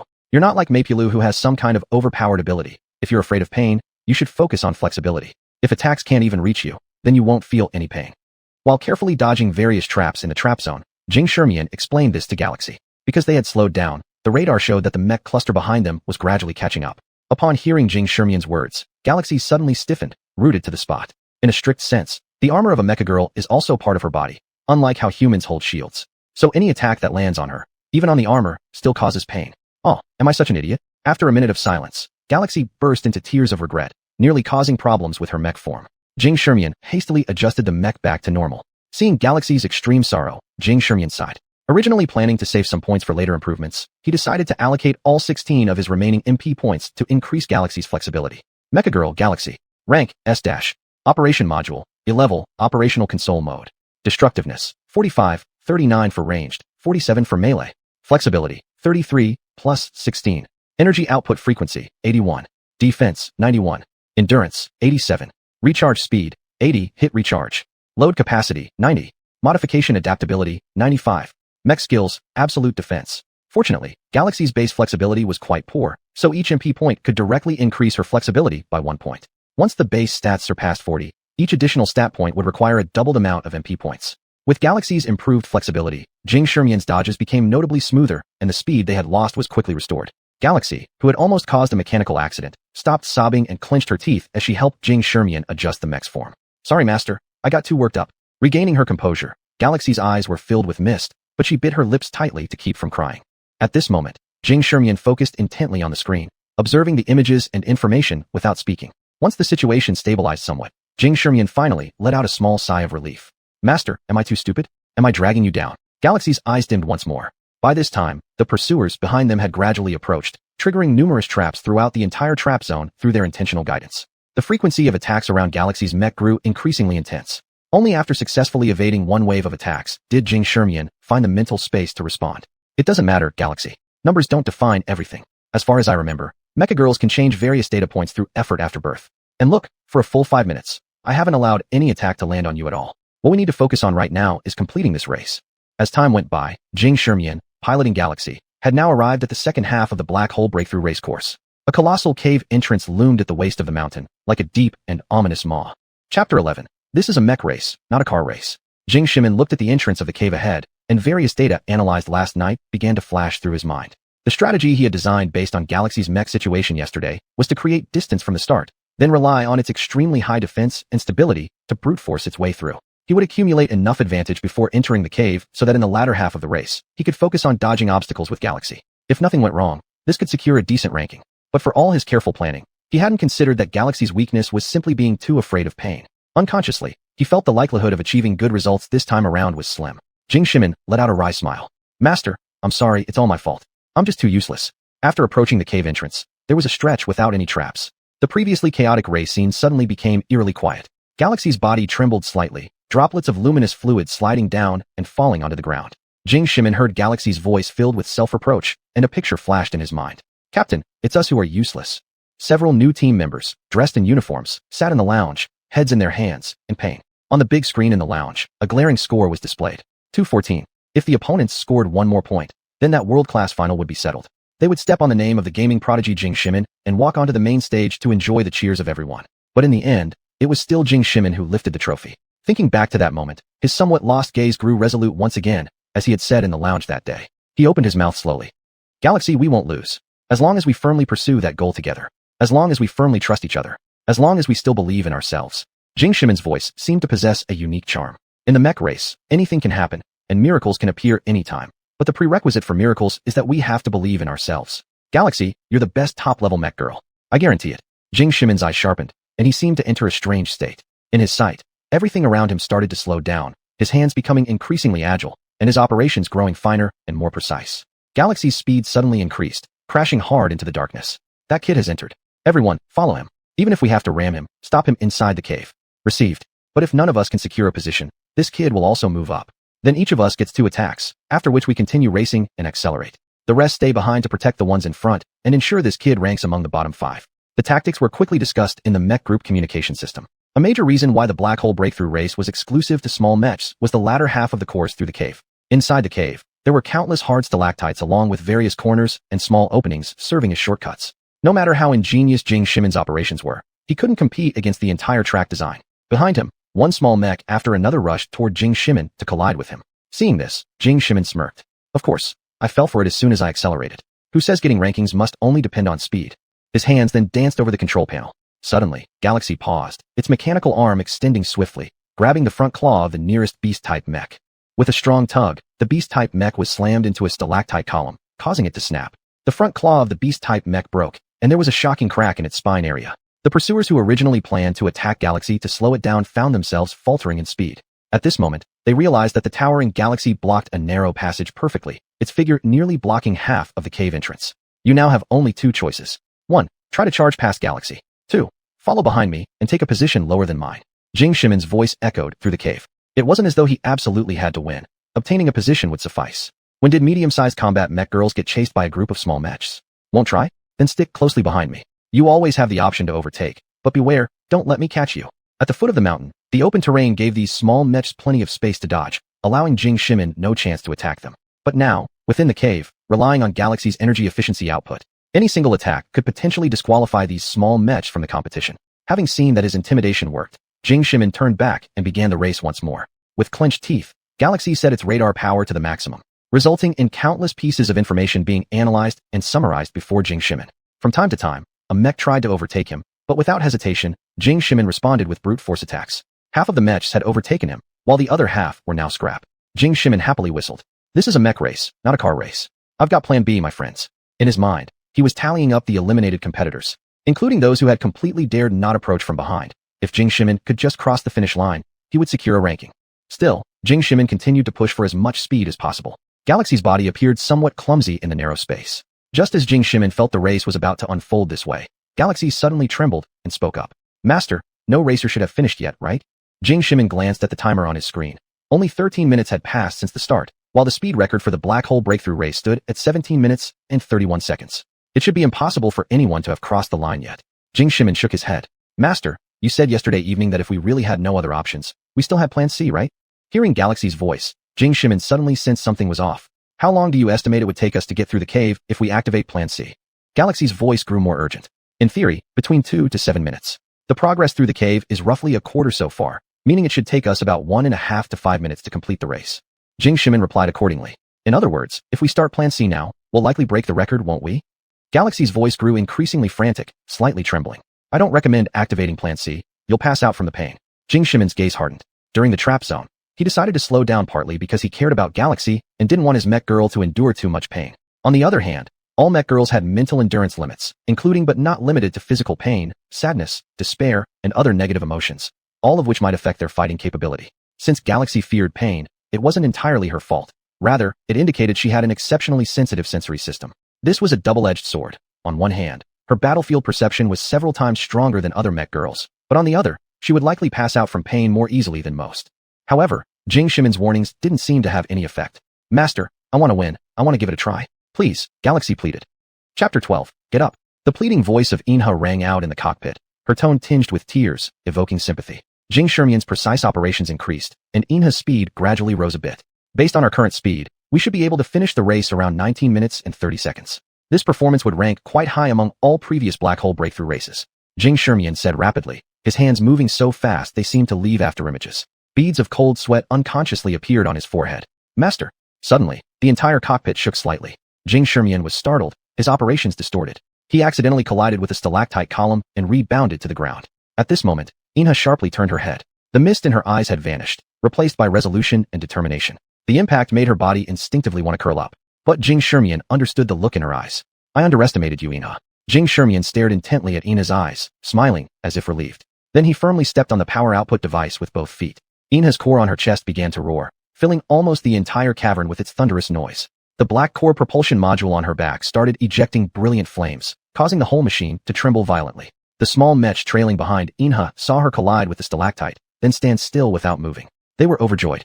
That collision was good. I said it. No matter how skilled that kid is, there's no way he could easily handle a mech piloted via an operation platform.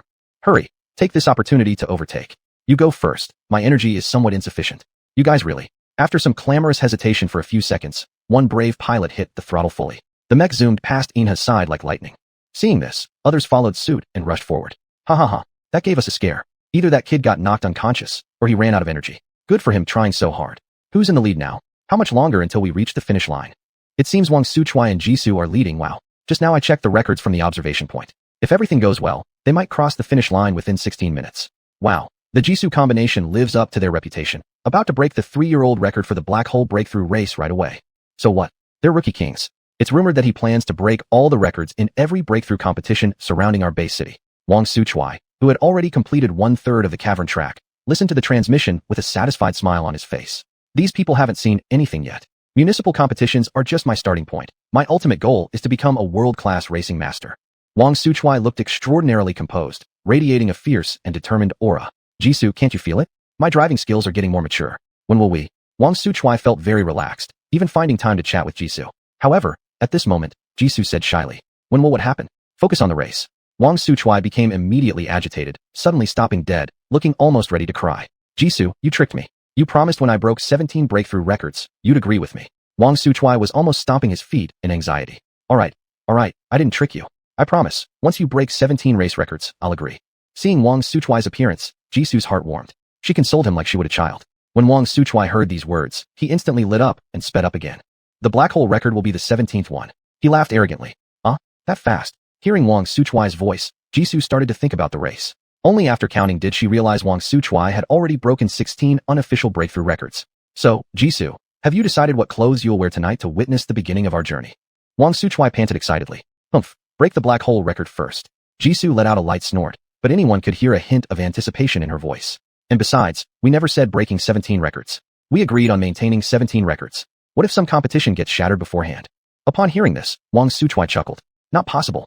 I am the best new speed king of the Twilight-based city. Each record I break exceeds half a minute at least. Even the guild president praised me saying, within 3 years, no one could possibly break my speed record. xuanhuan spoke about the president of his Speedstorm guild with full respect and admiration. Although the Speedstorm guild ranked at the tail end of the top 500 in the world, it was important to note that the guild consisted entirely of speed-oriented members. If judged solely on speed, they should have a place among the world's top 10. Alright, I get it, master. Keep going, don't slack off. And tonight, I'll agree to one small additional request.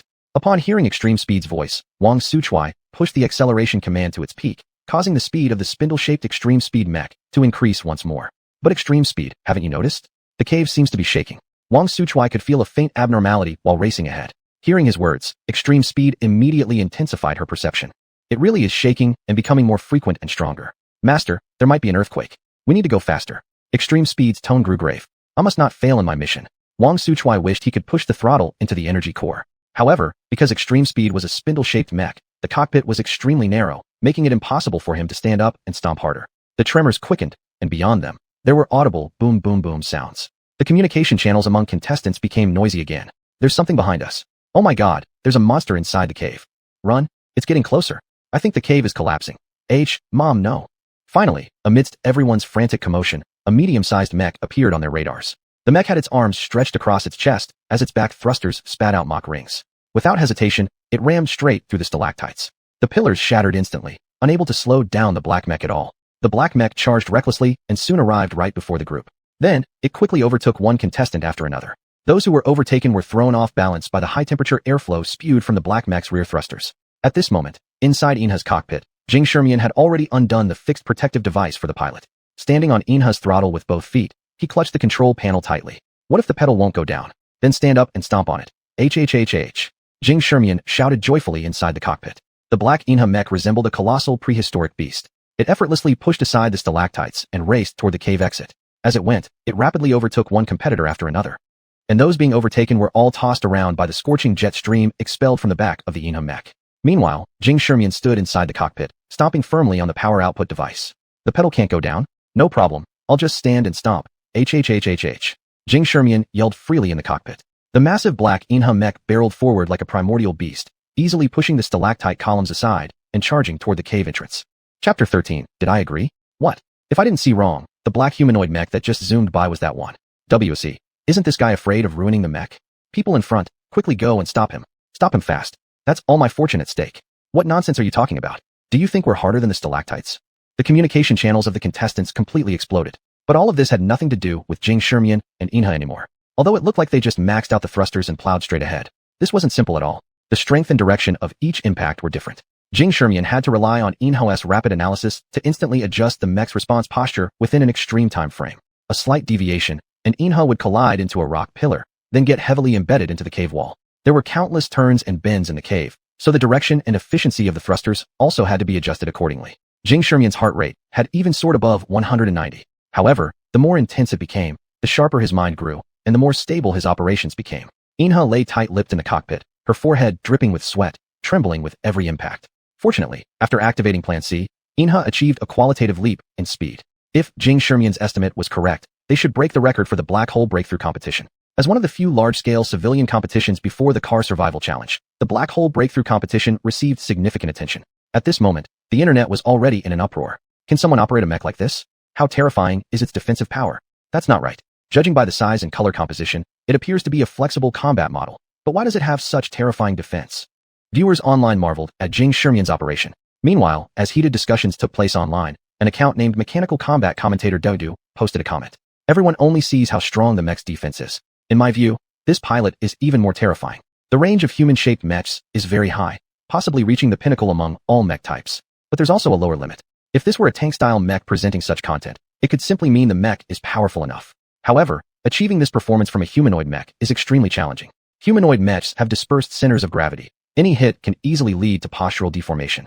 If such deformation occurs, it triggers a series of chain reactions, including deviations in thruster nozzles causing collisions with walls, or damaged defensive stances exposing critical areas. Either case would result in serious damage to the mech. Most terrifyingly, this mech has an E-level operating system.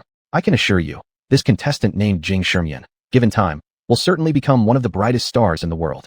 After Doubta's comment was released, numerous replies flooded beneath it. Doubt a goddess analyzed perfectly. This person has the potential for world-class talent. Nonsense, it's all due to the mech's strong defense. What does it have to do with operation? Doubtu is just trying to show off again. Someone who doesn't know how to pilot any mech's talking big about mech races. Soon, the battle between Doubtu's detractors and supporters ignited fierce arguments. With Doubtu's popularity growing, for the first time, the black hole breakthrough competition climbed onto the mech race hot search list. In a lavish villa, a laid-back man was enjoying massages from two young women. Suddenly, he saw Doubtu's content trending and clicked into it.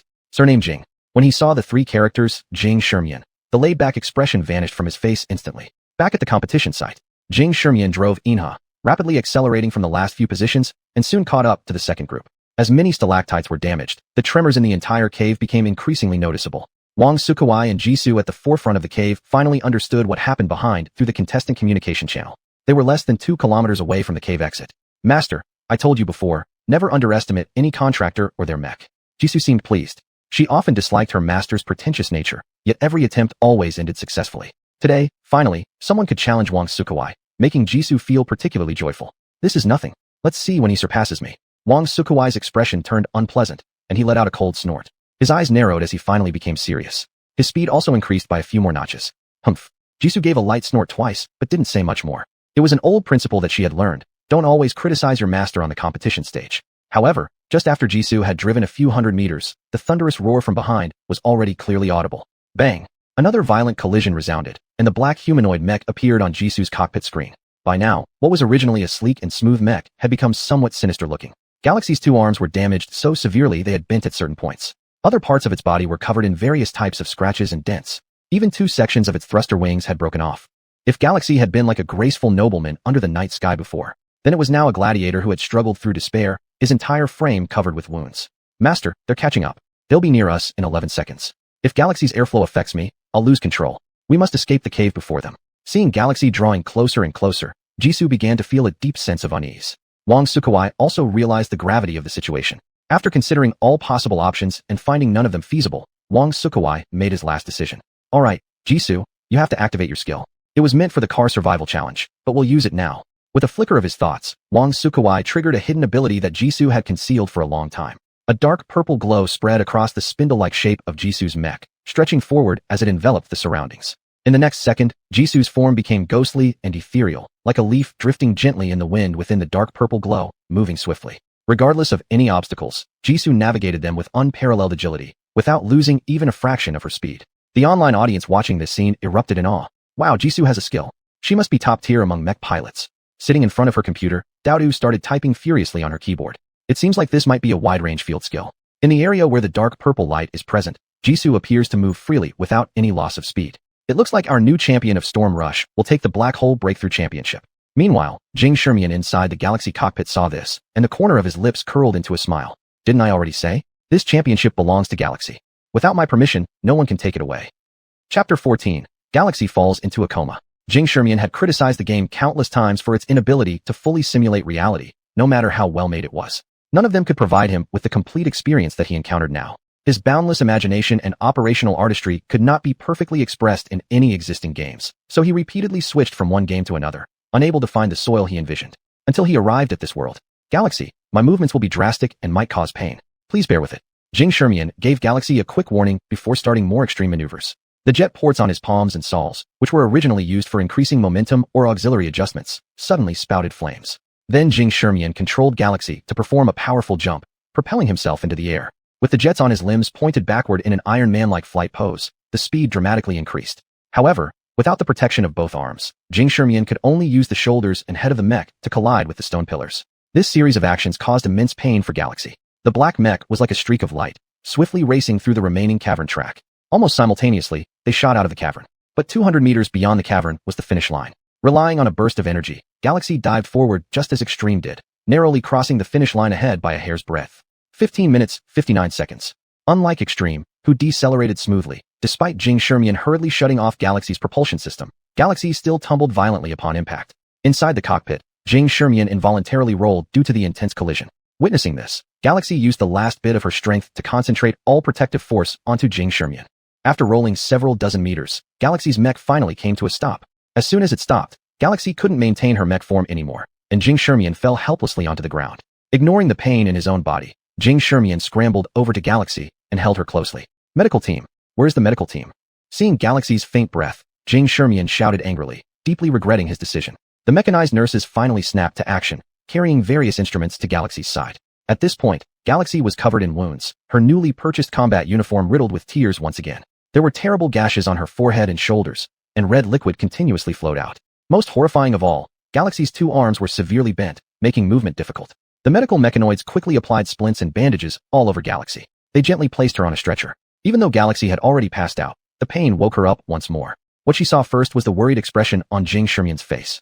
Galaxy, are you alright? Don't worry. His voice trembled slightly as he gritted his teeth in remorse. In the heat of the competition, adrenaline had surged through his veins, and he completely forgot about protecting Galaxy, forgot that the mech girl he was piloting was indeed a living being.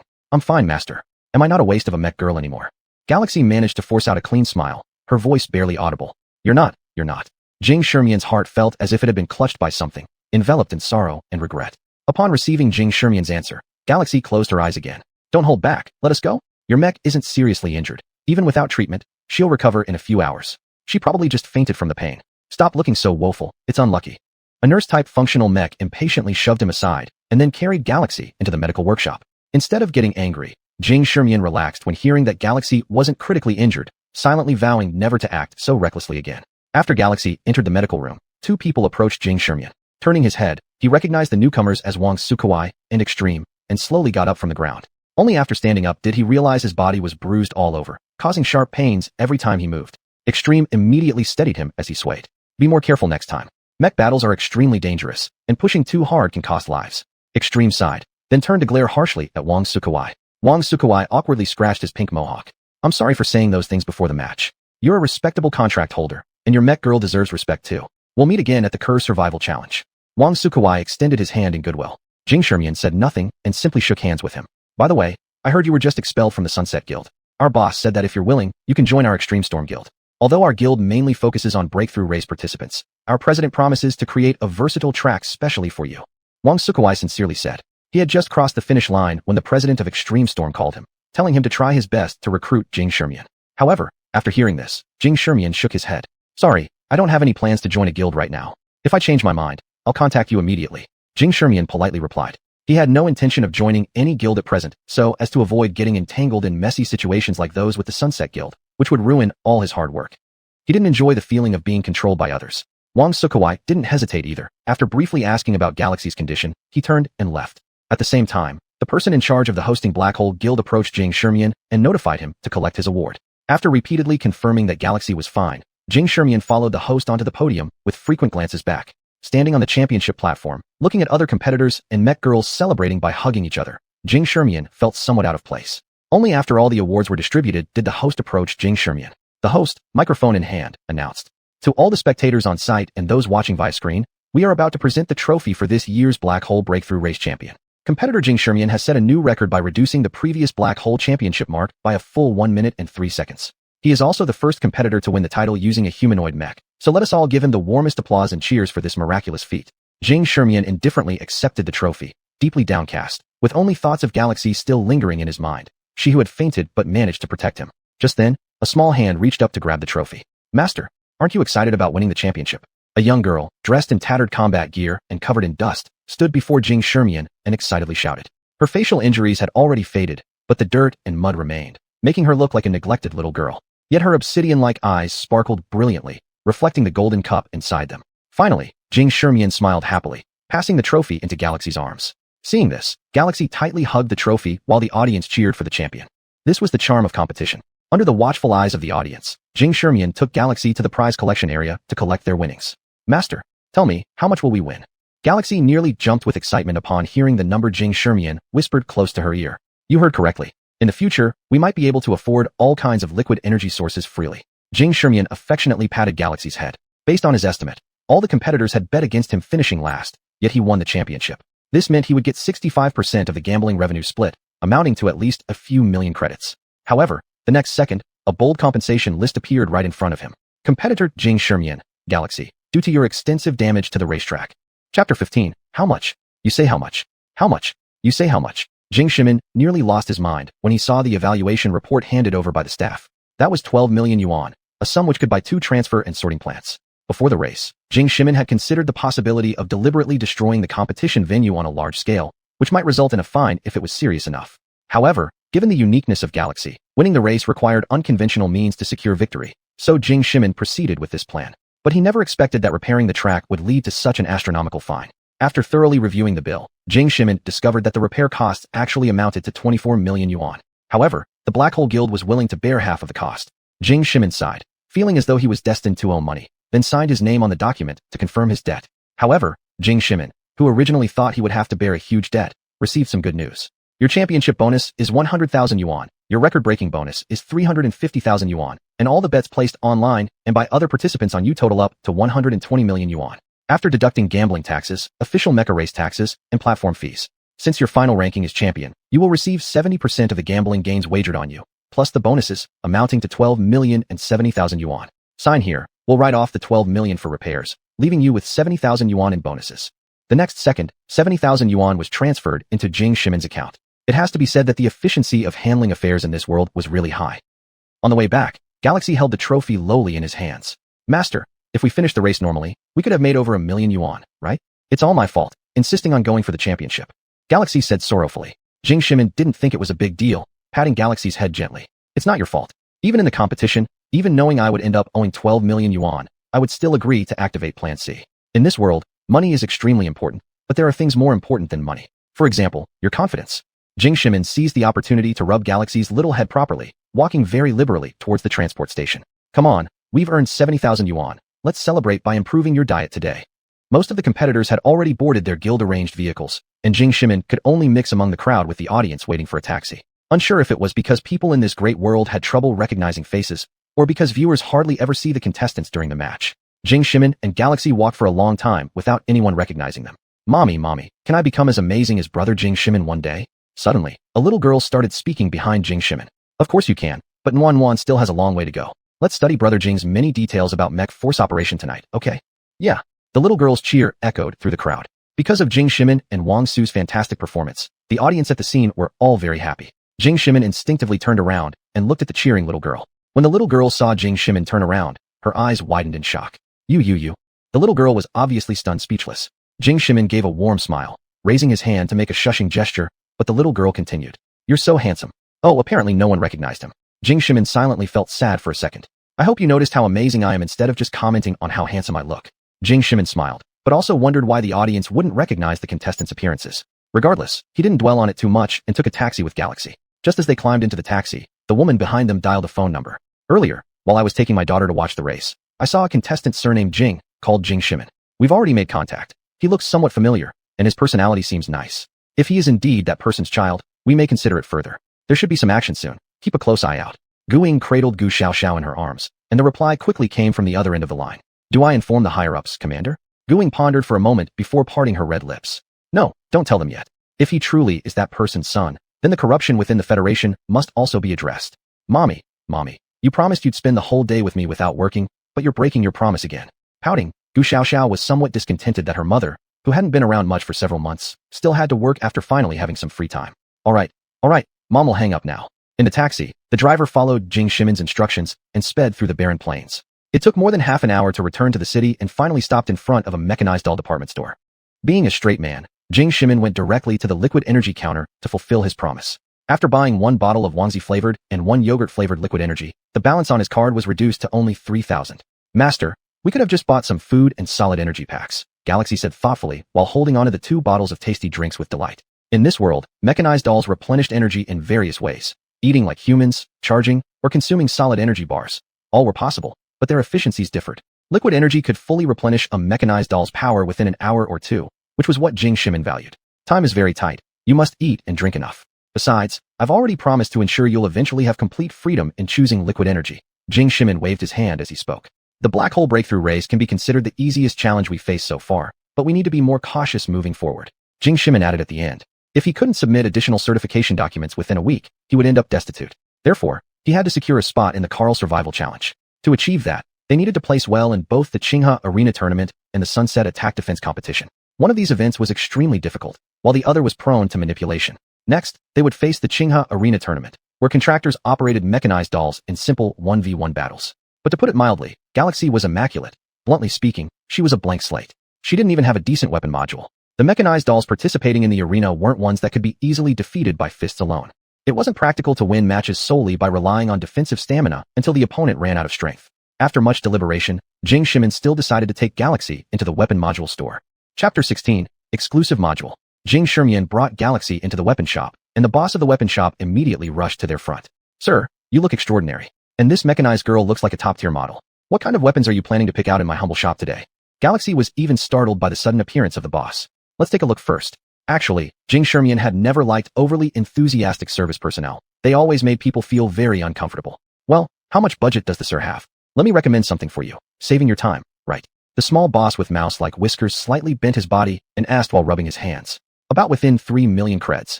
Hearing this question, Galaxy looked back at Jing Shimin and raised 3 fingers shyly saying. But when this sentence came out, the little boss who was bowing suddenly gained an airfield called Rebellious. Oh, E-grade weapon area is over there. Go choose by yourself. Saying this, he turned around and walked toward the front desk. Seeing the appearance of the boss, Galaxy was stunned in place, and after half a moment regained consciousness. Master, did I say something wrong? You haven't said anything wrong. Jing Shimin didn't bother calculating and shook his head, then led Galaxy to walk towards a corner of the weapon store. The weapon store wasn't big, high-spec weapon modules only had introductions. Purchases would result in functional mechanoids responsible for delivering weapons to designated locations. Jing Shimin bypassed many counters and brought Galaxy to a counter at the corner. Inside the counter were only a few scattered weapon modules. Metal sword module, medium module, after installation can generate a long sword on the corresponding part of the mech, has good cutting effect. The description of the weapon module was somewhat vague, so Jing Shimin opened his system panel. The information on it became clearer. Module, metal sword. Melee module, durability, 11. Increase mech's melee damage by 1 point. Includes cutting effect. Review, this module is just a toy. It might snap with a bit of force. Jing Shimin helplessly shook his head and could only patiently sort through the weapon modules carefully. All the modules in this world are unique from the moment they come on stage, just like mechanoids. As for E-grade weapon modules, they could be considered the least useful ones. The only advantage left was that their prices were cheap. After scanning around, Jing Shimin couldn't find any slightly useful modules. Eventually, he could only helplessly shake his head and get ready to turn around and leave. In his peripheral vision, he suddenly saw a weapon. Module, energy cannon. Remote module, durability, 25. After charging energy for 3 minutes, it can release an energy attack once.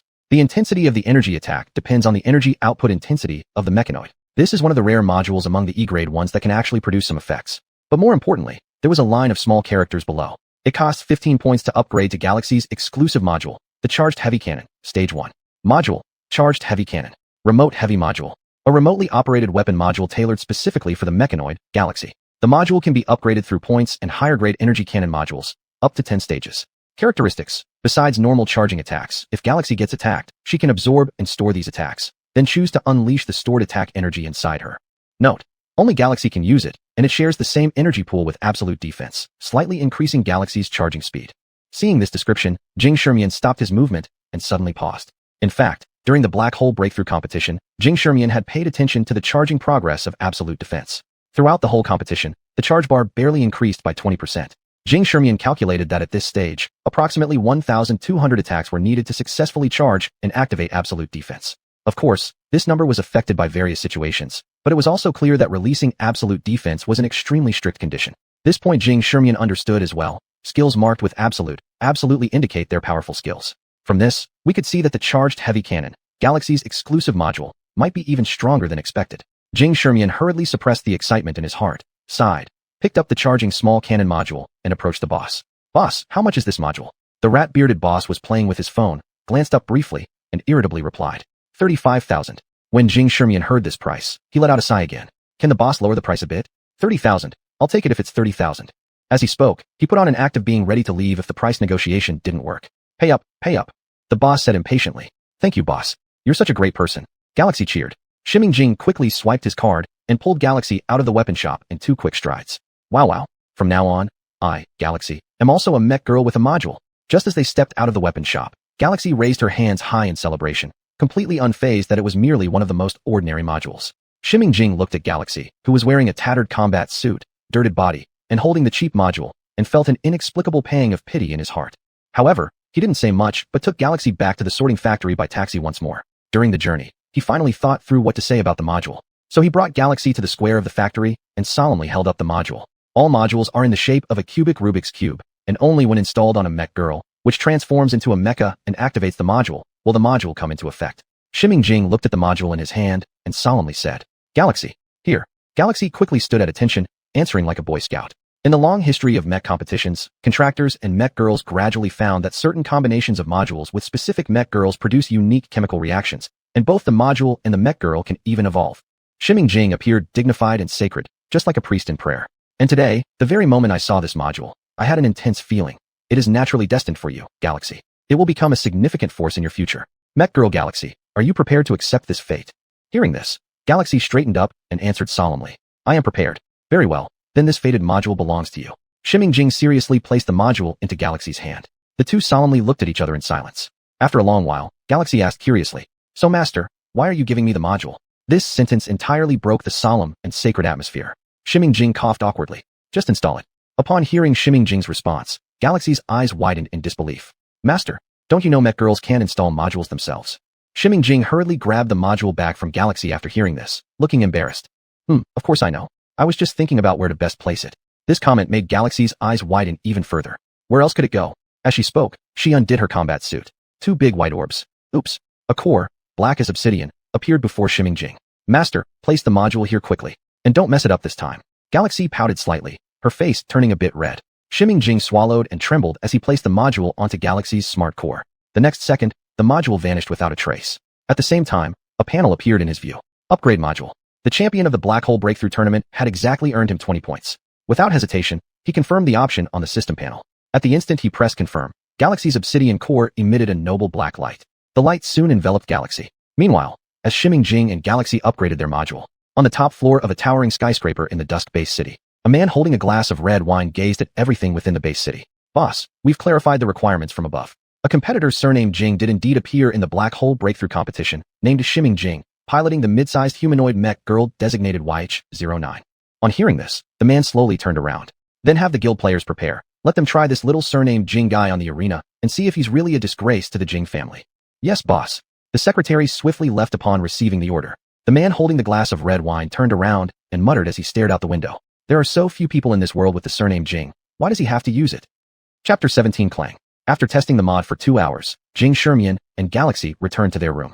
xuanhuan had experienced all the effects of his exclusive mod and had only one thought in mind. Never has there been such a wonderful start. With this feeling, xuanhuan drifted off to sleep. Having not slept well last night and having participated in a concentrated competition all day today, xuanhuan was utterly exhausted. Within less than 2 minutes, he fell unconscious. However, during the semi-conscious haze of night, xuanhuan suddenly felt something amiss, startling awake. Though xuanhuan's consciousness had returned, He always felt that someone's gaze was staring at him. He slowly opened his eyes, just a crack, pretending to roll over while surveying the entire room. Upon confirming that no one else was in the room, he gradually opened his eyes fully. Phew! Jing Shermian sighed in relief. But the next moment, his peripheral vision caught moonlight streaming down as a shadow zipped past the window. His heart began to race violently. Jing Shermian suddenly sat up and shouted, grabbing a wrench from the room before rushing toward the balcony. But by the time Jing Shermian rushed onto the balcony, the dark figure had quickly disappeared into the night. Without hesitation, Jing Shermian turned and chased downstairs. The commotion seemed to have woken Hifeng. Dressed in pajamas, Hifeng pushed open the door and coincidentally saw Jing Shermian dash out with the wrench still in hand. Master, what's wrong? There was a shadow on my balcony earlier. It just jumped down now. Jing Shermian said rapidly, and without another word, Hifeng grasped his cane and rushed downstairs with Jing Shermian. Upon reaching the ground floor, they happened to glimpse a black cat running across the roof. Looking at the black cat, Jing Shermian took several deep breaths before his heartbeat gradually slowed down. Could it be that I'm being overly cautious? Jing Shermian furrowed his brows and whispered quietly, Master, did you see what that shadow looked like? Seeing Jing Shermian's expression, Hifeng quickly asked. Beneath the moonlight, his eyes were ice cold, even harboring a trace of murderous intent as his peripheral vision intently locked onto a certain direction. I didn't see clearly. It was just a small shadow illuminated by the moonlight. It might be that cat. Jing Shermian shook his head and started thinking. After descending to the ground floor and finding no sign of human presence, perhaps it was indeed just a regular little cat. That's good. Let me handle this, Master. Go back inside and rest while I check if anyone tried to steal from the factory. Hifeng seemed to let out a sigh of relief. No need, Uncle He. Go back to bed. Jing Shermian shook his head again, tightening his sleepwear, and moved towards the house. The temperature difference between day and night in the cradle world was truly significant, making him feel a bit cold after being outside for just a short while. Master, please return upstairs first. Let me take another look. Knowing how insistent Hifeng could be regarding such matters, Jing Shermian went straight back to the room without saying much more. Once Jing Shermian returned to the room, Hifeng's eyes glinted with nearly tangible killing intent. In the next instant, faint fluorescence spread from Hifeng's body, vanishing him from sight and reappearing in a shadowy corner. From his cane, he pulled out a slender sword. This fine sword abruptly pierced through the air, disappearing midway along its length, only reappearing moments later when an outline of a person emerged, lifeless already. Silver light emanated again from Hifeng, along with the corpse disappearing into nothingness within the sorting plant, not leaving even a single drop of blood. It wasn't until more than 10 minutes later that Hifeng slowly returned outside the sorting plant, answering a call at the same time. Cough, cough. We've likely been discovered. Cough, cough. I've taken care of the person. So far, the news hasn't leaked yet. Hifeng concluded his sentence without waiting for a reply, then hung up the phone, bending over with violent coughs. In the end, his white handkerchief was drenched in blood. On the other side, inside the room, Jing Shermian couldn't fall asleep, and instead decided to get up and pour himself a glass of water. As he drank, his gaze caught Galaxy's slightly ajar door. Galaxy had shown no reaction to the earlier ruckus, causing Jing Shermian some concern. Rushing to Galaxy's door, he found Galaxy absent from the room. With a sharp focus, Jing Shermian hurried downstairs. Hifeng had also vanished without a trace. Fortunately, as he descended, he heard some strange sounds nearby and immediately traced them. The strange sounds originated from a workshop. The lights were on inside, the door ajar. As he drew closer, the sound grew clearer, resembling the clashing of metal. Peering through the gap, Jing Shermian saw a small mechanized doll, covered in bruises, gritting her teeth as she painfully got to her feet. With fierce determination, she sprinted forward and crashed into a collision testing machine within the workshop. She was thrown back forcefully, landing seated on the ground, curled up in pain and shaking uncontrollably. After a few minutes, Galaxy seemed to have recovered somewhat, and stood up again through gritted teeth. Just as she was about to accelerate for another dash, a voice rang out. Galaxy. Jing Shermian's voice wasn't loud, but his friends knew he was trying hard to control his emotions. Seeing her master appear at the door, Galaxy suddenly became flustered. Master, how did you come here? Was it because I disturbed you? Aye. Seeing Galaxy's clumsy effort, Jing Shermian felt some regret welling inside him. He sighed deeply and slowly approached Galaxy, grabbing her hand. Galaxy's battle suit was already mostly torn from the contest, exposing bruised skin beneath, marked with blue and purple. Does it hurt? Jing Shermian asked gently. Galaxy was about to say no when she remembered that Jing Shermian didn't like it when she lied. It hurts. The word hurts hadn't even left her lips before water welled up in her eyes. What are you doing? Jing Shermian continued to ask, his voice betraying no emotion. I chose the wrong abilities. If I'm going to rely on my defensive power, I can't be afraid of pain. I don't want to reforge myself. If I did, I might not encounter you, Master. So I must practice this way. Once I endure enough pain, I won't fear it anymore. Galaxy's voice trembled slightly, tinged with sobs. Jing Shermian's heart stirred slightly upon hearing Galaxy's words. This awkward little girl was far more tenacious than he imagined. After a moment of reflection, Jing Shermian decided to explain the situation clearly to her. Galaxy, being afraid of pain is actually a kind of talent. It means your 5 senses are exceptionally sharp, corresponding with an incredible battlefield perception ability in your mechanical frame. If you keep practicing like this, while you will eventually become less afraid of pain, you'll lose this natural talent. I'm giving you two options. 1. You continue practicing like this, and then become a qualified mech girl with superior defensive capabilities. 2. In the future, I will reinforce all your abilities as much as possible, making you a more versatile mech girl. And I assure you, in competitions, I'll do my best to avoid exposing you to attacks. After Jing Shermian finished speaking, Galaxy slowly lowered her head, remaining silent for a long time. No one knew how long it lasted until she finally lifted her head. Master, if the sharpness of my senses is a talent, then option 1 would lower my ceiling potential, while option 2 would make me abandon my naturally powerful defense. I don't want to choose either. I know, you must have other ways, right? Galaxy's voice was firm, her obsidian eyes brimming with determination. Jing Shermian paused thoughtfully before replying slowly. 3. I will enhance your willpower as much as possible. In the future, you will still feel extreme pain, but with strengthened willpower, you won't pass out so easily. However, if we go with this approach, every match in the future will be extremely painful for you. Are you sure? Jing Shermian said with some reluctance. I am. Galaxy didn't hesitate for a second. As Jing Shermian looked at Galaxy's expression, he found himself unable to calm down. There were too many athletes in the world before he came here, who endured countless pains for the sake of their competition careers. Jing Shermian himself had gone through similar experiences, pushing himself through training until his hands were nearly deformed and his body riddled with minor injuries. Eventually, he couldn't lift heavy objects with both hands or sit comfortably for a long time due to his back problems. But there was always something beyond pain in this world. Thinking about this, Jing Shermian looked at the young mech girl before him for the first time seriously, realizing that she too had the right to sweat and bleed for her dream. I cannot deprive her of the chance to soar high just because I feel sympathy for her, Jing Shermian silently told himself. Adjusting his mood, he gave a determined smile. Then let's work together and push forward, Jing Shermian silently said to himself. Galaxy, you're stronger than I expected. You'll become the top mech girl. That night, Jing Shermian designed an entire training process for Galaxy. Over time, her focus and willpower would certainly experience a qualitative leap. With the new plan in motion, the strange feeling brought by the shadowy figure incident gradually faded from Jing Shermian's mind. Soon, the start time of the Qinghe Arena Contest arrived. Since the beginning of the Carl Survival Challenge tournament, the Qinghe Arena Contest had existed. For decades, the Qinghe Arena Contest has been referred to as a preview tournament for the Carl Survival Challenge, attracting attention and participation levels comparable to many official competitions. There were even rumors online that, if it weren't for the overly simple and singular nature of arena contests, the Qinghe Arena Contest might very well have been officially adopted by the governing bodies. The Qinghe Guild, which hosted the Qinghe Arena Contest, ranked around 300th globally and had 3 psychics within its ranks. It was considered one of the most formidable guilds in the Dusk-based city. Jing Shermian led Galaxy, who was wearing a brand new combat suit, to the registration point of the competition venue. As soon as they stepped into the registration area, Jing Shermian immediately felt many pairs of eyes sweeping over him. Is this much attention normal just because we won a championship? Jing Shermian felt an uneasy premonition in his gut. While Jing Shermian was registering, in one of the Qinghe Guild's offices, several Qinghe Guild competitors sneered and muttered amongst themselves. Captain, there's nothing special about this kid. A nobody who hasn't even qualified for official competitions. Why have we been ordered to send an entire team after him? We may rank 5th in the guild, but we're still a tier 2 team. One member said lazily. Yeah, isn't this wasting our time? The qualification promotion tournament is only 2 months away. It's extremely precious preparation time. Another member chimed in to agree. Shut up. Haven't you watched last night's recording carefully? Can any of you replicate his performance? This time it was the guild master himself who gave direct orders. If we mess this up, all of you can consider yourselves kicked out. Captain Huang Yu turned around and spoke seriously to the members. The goal of this arena contest is to fully investigate this kid's identity. Got it. The team responded. Chapter 18. The Organizer's Tricks. After Jing Shermian successfully registered with Galaxy, a staff member led the two of them to a special room that would block all signals.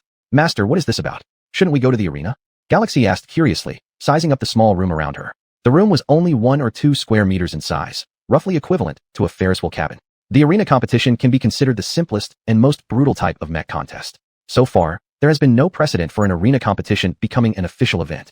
Therefore, most guilds that host arena competitions will undergo countless modifications and optimizations to the rules. Simply put, many of the rules are not known by competitors until just before each tournament begins. Other than preserving the 1 versus 1 nature of the competition, other information is only relayed to the participants as the match starts. Jing Shermian explained upon seeing Galaxy's puzzled look. Then Master, does Qinghe's arena have some money-making method like the black hole breakthrough competition? Galaxy looked up at Jing Shermian, her eyes darting back and forth. There is such a thing, but I don't intend to participate in gambling related to the Qinghe arena competition. Why, Master? Because most of the Qinghe Guild's participants know the arena rules beforehand. It's something everyone understands implicitly. If you gamble, it's easy to get targeted. Jing Shermian shook his head. Amateur contests were not as fair as official events after all. As they discussed, a small screen suddenly descended within the room. The current Qinghe arena competition introduces an information gap mechanism. Each competitor will only receive 1 random clue. All remaining clues must be discovered or exchanged during the competition. For participants Jing Shermian and Galaxy, Your clue is that there's a trap on platform number 7.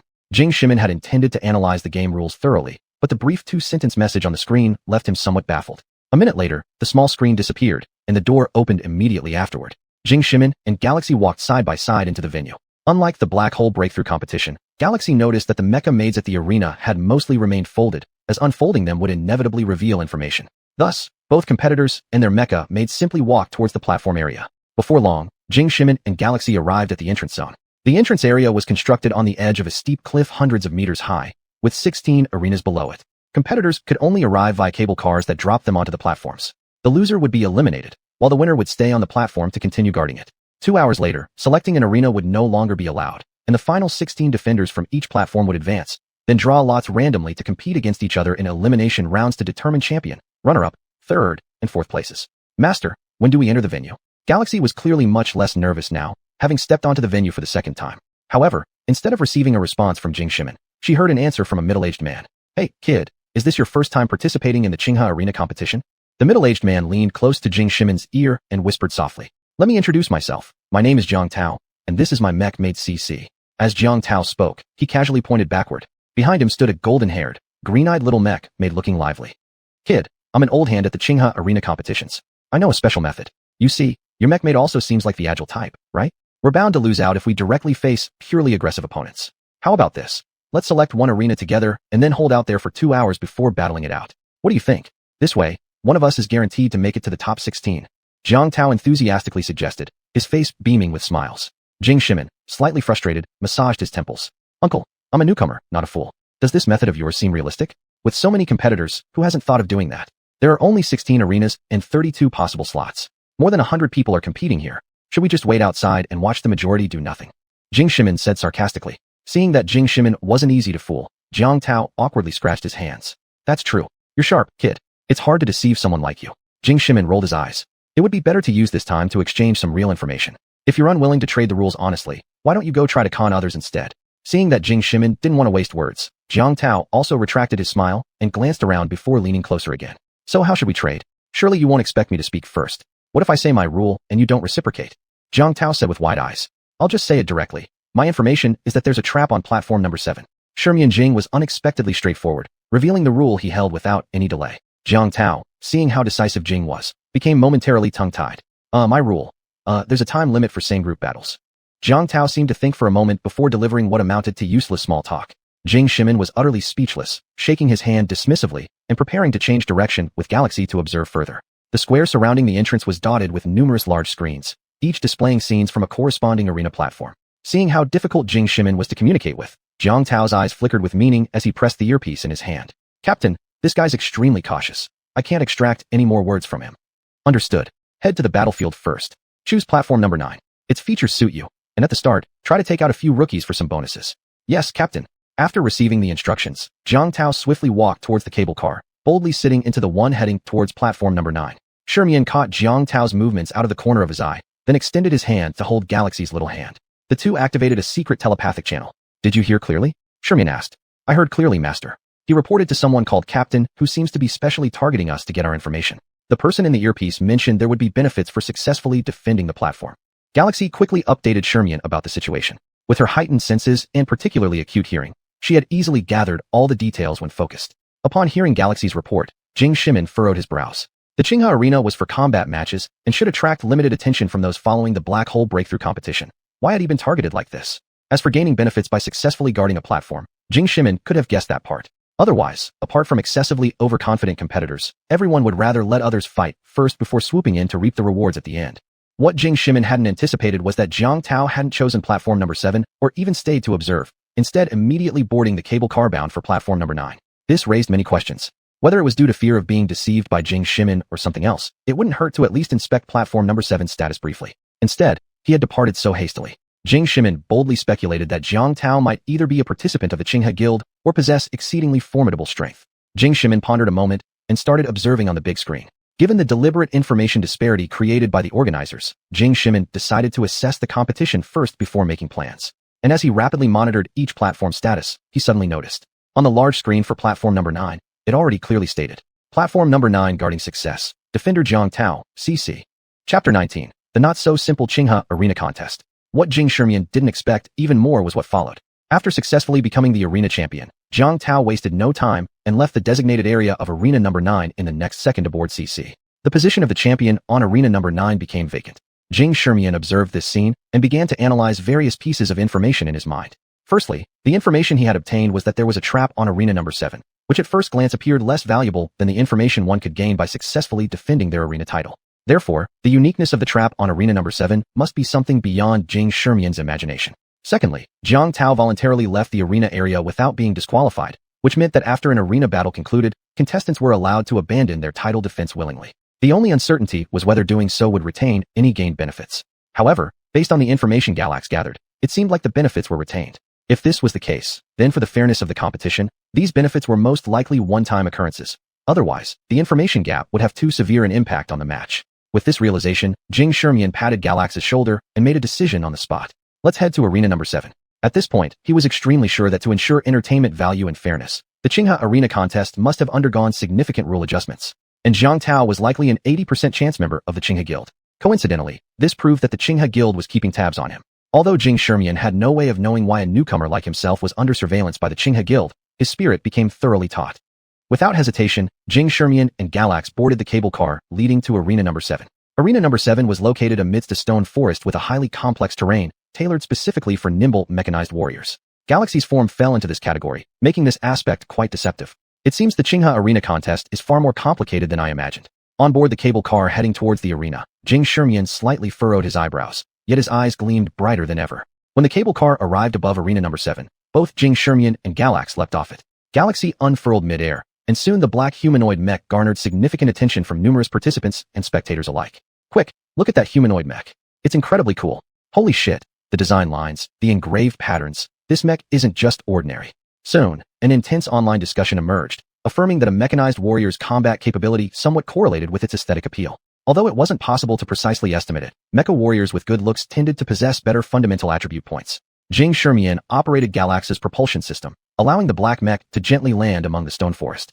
Before Jing Shimian arrived, there was already a contestant waiting for quite some time on arena number 7. Drones promptly announced the contest details. The competitors of arena number 7 are assembled. Countdown until the start of the match begins, 5 seconds. The emotionless electronic voice resounded in Jing Shimian's ears, but neither Galax's radar nor various sensory devices detected the presence of the opponent. During the 5-second countdown, the participant was allowed to move freely, so Jing Shimian quickly increased the thrust of the propulsion system to momentarily hang in midair. As altitude increased, the field of view expanded significantly, but still, there was no sign of the opponent. Soon, the announcement marking the beginning of the arena match sounded near Jing Shimian's ear. The entire stone forest remained eerily quiet, devoid of any vitality. Observing this, Jing Shimian returned Galax to the ground. Most mechanized warriors have the ability to briefly hover, but aside from those that can transform into flying machines, others consume substantial energy during the hovering process. To conserve power, Jing Shimian chose to descend back to the ground. He positioned Galax in a defensive stance and increased the frequency of its enemy detection systems. Countless bits of data appeared on the screen in front of Jing Shimian, including wind speed, airflow patterns, and more. Failing to detect the enemy via the radar indicated that the opponent's mecha possessed unique stealth capabilities. However, none of this posed much of a challenge to Jing Shimian. Since this was an arena match, if the opponent chose to hide, it was obviously waiting for a chance to ambush. Therefore, they wouldn't remain stationary forever. In no time, Jing Shimian spotted an unusual piece of data. Slight tremors appeared on the ground at Jing Shimian's 7 o'clock direction. Jing Shimian swiftly adjusted his stance accordingly. The next moment, the air slightly warped behind his right side, revealing a miniature version of a humanoid mech similar to Galax entering Jing Shimian's line of sight. The opponent's speed was tremendous, accompanied by a glint of cold light as a sharp short knife slashed toward Galax at incredible speed. Jing Shimian hurriedly manipulated Galax to raise its right arm, blocking the attack with the hard frame on its forearm. The short knife left a mark on Galax's forearm before being fiercely deflected. Jing Shimian lunged forward swiftly, attempting to seize the opponent. However, the opponent's agility far surpassed Galaxy's, allowing them to quickly retreat and vanish once again into the stone forest. Hiss! Galaxy sharply inhaled a breath of cold air inside the cockpit. Jing Shimian hurriedly pulled up the data panel, discovering that this attack had inflicted significant damage on Galaxy. If viewed in terms of a health bar, it amounted to 5% of the total. Master, his weapon has a vibration attack. It's not just about cutting ability. Galaxy promptly informed Jing Shimian. After a brief moment of contemplation, Jing Shimian soon found a way to counteract it. In any game, the primary measure against an invisible assassin is always breaking through the shadow. Thus, Jing Shimian operated Galaxy and charged towards the nearby stone pillar without hesitation, delivering a powerful kick. The pillar broke with a crack and subsequently collapsed, stirring up clouds of dust. The propulsion vents of Galaxy sprayed jets of airflow, which rapidly spread the dust throughout the stone forest. While controlling Galaxy, Jing Shermian closely monitored all kinds of data on the screen. He eventually noticed a disturbance in one direction. "I've found you." Jing Shermian firmly stepped on Galaxy's energy output switch, and soon the thrusters on its back shot out fiery plumes. The black mech sped off in an intimidating manner toward a certain direction at great speed, crashing through the rock wall within the next second. Behind the rock wall stood a 6-meter-tall mini-humanoid mech. With such a cute mech, a punch will make it cry for a long time. Jing Shermian quietly dropped a joke in his mind as the enormous fist swung toward the silver mech in the next second. The silver mech clearly did not expect Jing Shermian's combat style to be so direct, leaving it no time to react. It wasn't until the fist was nearly upon it that it hastily activated the shield. Galaxy's fist quickly landed on the protective shield. Under the impact, the silver mech was sent flying heavily and collided with the rock wall, becoming embedded in it. Seeing that the opponent was not detected as eliminated by the system, Jing Shermian urgently guided Galaxy to lift its foot and follow up. As Jing Shermian prepared to press his advantage, he suddenly spotted an unusual energy fluctuation on the side panel of his dashboard from the corner of his eye. He immediately maneuvered Galaxy's thruster to swerve aside, stumbling and falling to the ground. In the next second, a massive beam descended from the sky, striking the path where Galaxy had been moments before. Chapter 20. The Captain appears. As the silver light column descended, a pressure wave along with the energy beam pinned Jing Shermian tightly to the ground. The light beam lasted for over 10 seconds. By the time Jing Shermian managed to operate Galaxy and get back up, the silver mecha that had been embedded in the wall had already disappeared. Meanwhile, an uproar broke out online. Inhibiting beams. Qinger Guild actually applied such strong inhibiting beams on the arena. A pretty girl with twin tails, eyes wide open, was enthusiastically narrating what Jing Shermian had just encountered. Judging by this energy intensity, when a mecha touches the inhibiting beam, its energy consumption would rise 100-fold. Smaller mechas might even lose their power source and be eliminated immediately. Daodu, speaking excitedly, was the kind of host who rarely paid attention to civilian mecha tournaments. But today, on a whim, she opened the official live broadcast of the Qinger Arena tournament, where she unexpectedly encountered Jing Shermian, who left a deep impression on her 2 days ago. So she turned the live broadcast into a follow-up recording dedicated to Jing Shermian. Dear viewers, don't blame me for being repetitive. I'll still explain to the new mech battle enthusiasts in the live stream what the inhibiting beam is. The inhibiting beam is a special attack developed by Hyperion to help competition officials design match content. The attack does not cause damage to the mecha pilots, but dramatically increases their energy consumption. When a pilot is in the inhibiting beam, they must set their own energy output to the maximum. Otherwise, they will directly lose the competition eligibility. Therefore, the inhibiting beam has become a means in mech battles to harmlessly restrict the participants' behavior. The upcoming Carl Survival Challenge uses a large amount of these beams. Daodu carefully explained to her audience. Soon, all sorts of comments started appearing in the chat. Daodu is so beautiful, gentle, and meticulous in explanation. I love it. What a lousy streamer. Doesn't focus on the game commentary, but explains things everyone already knows. She's undoubtedly a well-known empty vase. Useless. Daodu's popularity was extremely high, and her streams usually saw chats like this. Biting her lips, Daodu started explaining Jing Shermian's match again. This arena match is quite interesting. Jing Shermian, Galaxy. S opponent is Dong Yi, Silver Light, the rookie king of Black Knight Guild, known as the Silver Killer. Also, one of the favorite candidates for the title in the upcoming Carl Survival Challenge, famous for stealth, ferocity, and danger. At the beginning of the match, Silver Light used an invisibility skill successfully, closing in on Galaxy and inflicting significant damage. Keep in mind, Galaxy's impressive defense was showcased during the Black Hole Breakthrough competition 2 days ago. Even so, such defense could not withstand the initial impact from Silver Light. Daodu's voice was extremely sweet, and there wasn't a hitch in her commentary. Our contestant, Jing Shermian, Galaxy, also performed incredibly impressively, finding Silver Light's location through simple, yet brutal dust control, and even causing some serious damage to him. Based solely on these few exchanges, I can assert that these two competitors will shine in the Carl Survival Challenge. Alright, now that the inhibiting beam has been off for a while, both competitors have adjusted and are locked in a standoff. Ugh, I could have taken that annoying little guy out easily. This Qinger Guild is terrible. In the cockpit, Galaxy howled in frustration. Alright, if we can get one shot, we'll get a second one. Jing Shermian quickly consoled him. Let's increase the perception range even more. Galaxy's mech slowly rose from the ground, resuming a defensive stance. Vast amounts of data were being analyzed and summarized. Jing Shermian cautiously looked at each screen, contemplating the next strategy. It was evident that Silver Light didn't have enough energy to activate the protective shield multiple times, so catching Silver Light twice should lock down victory. But after their clash, the opponent was evidently becoming more cautious. The next moment, the data on the screen changed again, and Jing Shermian immediately prepared himself. A short knife abruptly appeared from the air, rushing toward Galaxy's face. Realizing he wouldn't have time to lift his arm, Jing Shermian immediately activated Galaxy's thrusters. Galaxy surged forward, narrowly dodging by tilting its head. The knife plunged deeply into the shoulder blade area. Clearly, Dong Yi hadn't anticipated Jing Shimian's combat style to be so fierce and hurried to pull out the knife. However, how could Jing Shimian let him? The armor around Galaxy's shoulder locked the knife firmly in place, simultaneously knee-lifting and firing brilliant flames from the bottom jet ports. Holy crap! Such smooth operations came from a console. The live chat in Daodu's streaming room instantly exploded with excitement. Galaxy's mech reaction almost exceeded everyone's cognition, accurate, rapid, and ferocious. The bulky mech moved as if it were a grandmaster of martial arts. The knee thrust came swiftly, forcing Yinguang's pilot Dong Yi to hastily release the short blade. He retreated after activating his protective shield once again, barely dodging Galaxy's attack, which only grazed Silver Light. In terms of battle damage alone, this move cost Galaxy dearly. Fortunately, the short blade carrying a vibrating attack remained lodged in Galaxy's shoulder blade area. Jing Shimian's eyes narrowed, preparing to capitalize on the advantage. Suddenly, the short blade dissolved into energy beams, disappearing into thin air. An electronic announcement then echoed over arena number 7. Dong Yi, Yinguang contestant concedes, Jing Shimian, Galaxy contestant wins, becoming the arena champion.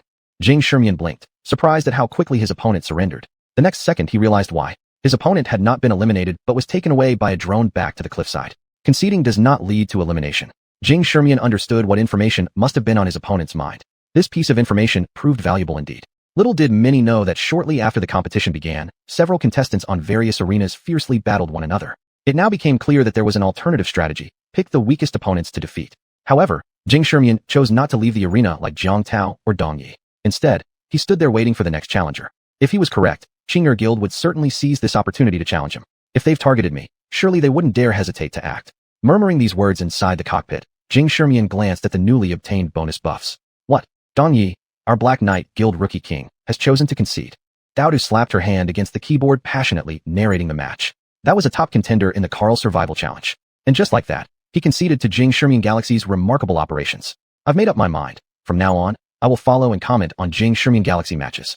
I'm confident that this contestant will undoubtedly make incredible achievements in the future and may even reach the world-class competitive stage. Determined by the scene, she immediately decided to track Jing Shimian further. This unorthodox newcomer doesn't even qualify to participate in official competitions. What makes the streamer so sure about their potential? Hilarious. A troll appeared in the live chat making loud comments. Seeing this message, Daodu became serious for the first time. Just wait. Within some time, you'll feel utterly embarrassed for the words you typed on your keyboard today. At the same moment, she noticed sudden commotion in the preparation zone on the large live broadcast screen. She quickly switched to the prep area screen. There was a group of contestants enthusiastically cheering around one individual and a mechanized female assistant. Both wore Qinghe Guild's standardized combat uniforms, completely ignoring the excited cheers from those around them. Seeing this scene, Daodu instinctively started recalling the information of the two people. In no time, she recalled who they were. This is Su Ziyuan Jingji, captain of the 5th team in the Qinghe Guild. Among the 5 captains of Qinghe Guild, the top 4 ranked ones are psychics, while Su Ziyuan is the sole genius who reached captaincy as a regular human being. Daodu hurriedly presented Su Ziyuan's identity details. Captain Su Ziyuan has already accumulated enough points for the city-level promotion competition. If he can pass the qualification advancement test later this year, he will advance to the district-level competition. Unbelievable that such a competitor is willing to join the Qinghe arena matches. Certainly, something worth his effort must have shown up. Captain Su is approaching the competition cable car now. Which arena will he choose? Captain Su has boarded the cable car. He has chosen the arena number 7. Chapter 21. Being crushed? Master, do we really have to deal with a rookie this way? Inside the cable car heading to arena number 7, Jingji, who had a head of dark green hair and a thorn pattern on her brow, said with some reluctance. Sitting next to her was Su Ziyuan, a man in his 30s. His appearance was ordinary, but he exuded a sharp aura. It's not just about dealing with a contestant this way. We need to give it our all. Su Ziyuan's voice revealed no emotion. Why? Jingji looked up, her dark green eyes full of annoyance. To be honest, I don't know much either. What I do know is that this kid's surname is Jing, and this surname isn't an ordinary one. Over a decade ago, the Hua district witnessed a shocking event. Back then, I was young, and I only thought it was a major riot. Not long after, all online information about that incident disappeared. The main character in that incident also had the surname Jing. Su Ziyuan paused for a moment and told Jingji everything he knew. Then he turned his head toward Jingji. Jingji, we're merely contestants under Qinghe Guild. We can't go against the guild's will. Sometimes I wonder, if there were no guilds, would we be better off? Su Ziyuan spoke ambiguously before stepping to the cable car's doorway. Let's go, Jingji. Face this disgraceful match. Subsequently, he stepped out of the cabin, with Jingji closely following behind. Above arena number 7, a humanoid mech with dark green tones immediately unfolded. Jingji's mech stood at 15 meters tall, its form heavy and robust. This was the most orthodox combat mech that Jing Shimian had seen since arriving in this world. He's here, Jing Shimian muttered softly. Ina's expression grew serious. Master, I can feel it. This mech is very strong. In Jing Shimian's field of vision, a panel appeared beside Jingji. Mech, Jingji, Level A. Operation Module. A level, Body Sensation Operation Module supplemented by Electroencephalography Operation Module. Destructiveness, 78. Range, 71. Melee, 80. Agility, 79. Energy Output Frequency, 65. Defense, 71. Endurance Capability, 65. Recharge Speed, 95. Carrying Capacity, 76. Modification Adaptability, 17. Mech Skills. Cannot be viewed due to bound contract. Evaluation. This is a quite comprehensive and formidable combat mech. The only disadvantage is the limited compatibility with modules, but her skill frequency is extremely fast. Upon seeing the panel, Jing Shermian became animated, the boiling blood coursing through him, making him feel invigorated. Even before the match began, his heart rate had climbed to around 150. What a delightful feeling. Jing Shermian, sensing the pressure emanating from Jingji, spoke slowly. The contestants for Arena number 7 are gathered. Countdown to arena activation begins in 5 seconds. With Jingji landing heavily on the ground, the electronic announcer started counting down mercilessly. Inha, are you ready? Ready, master. The duo, xuanhuan Jingji, renowned for their powerful combat abilities. Jingji herself is incredibly strong, though many modules aren't compatible with her. Thanks to Jingji's skills, they can adapt to most battlefields even without extensive modules.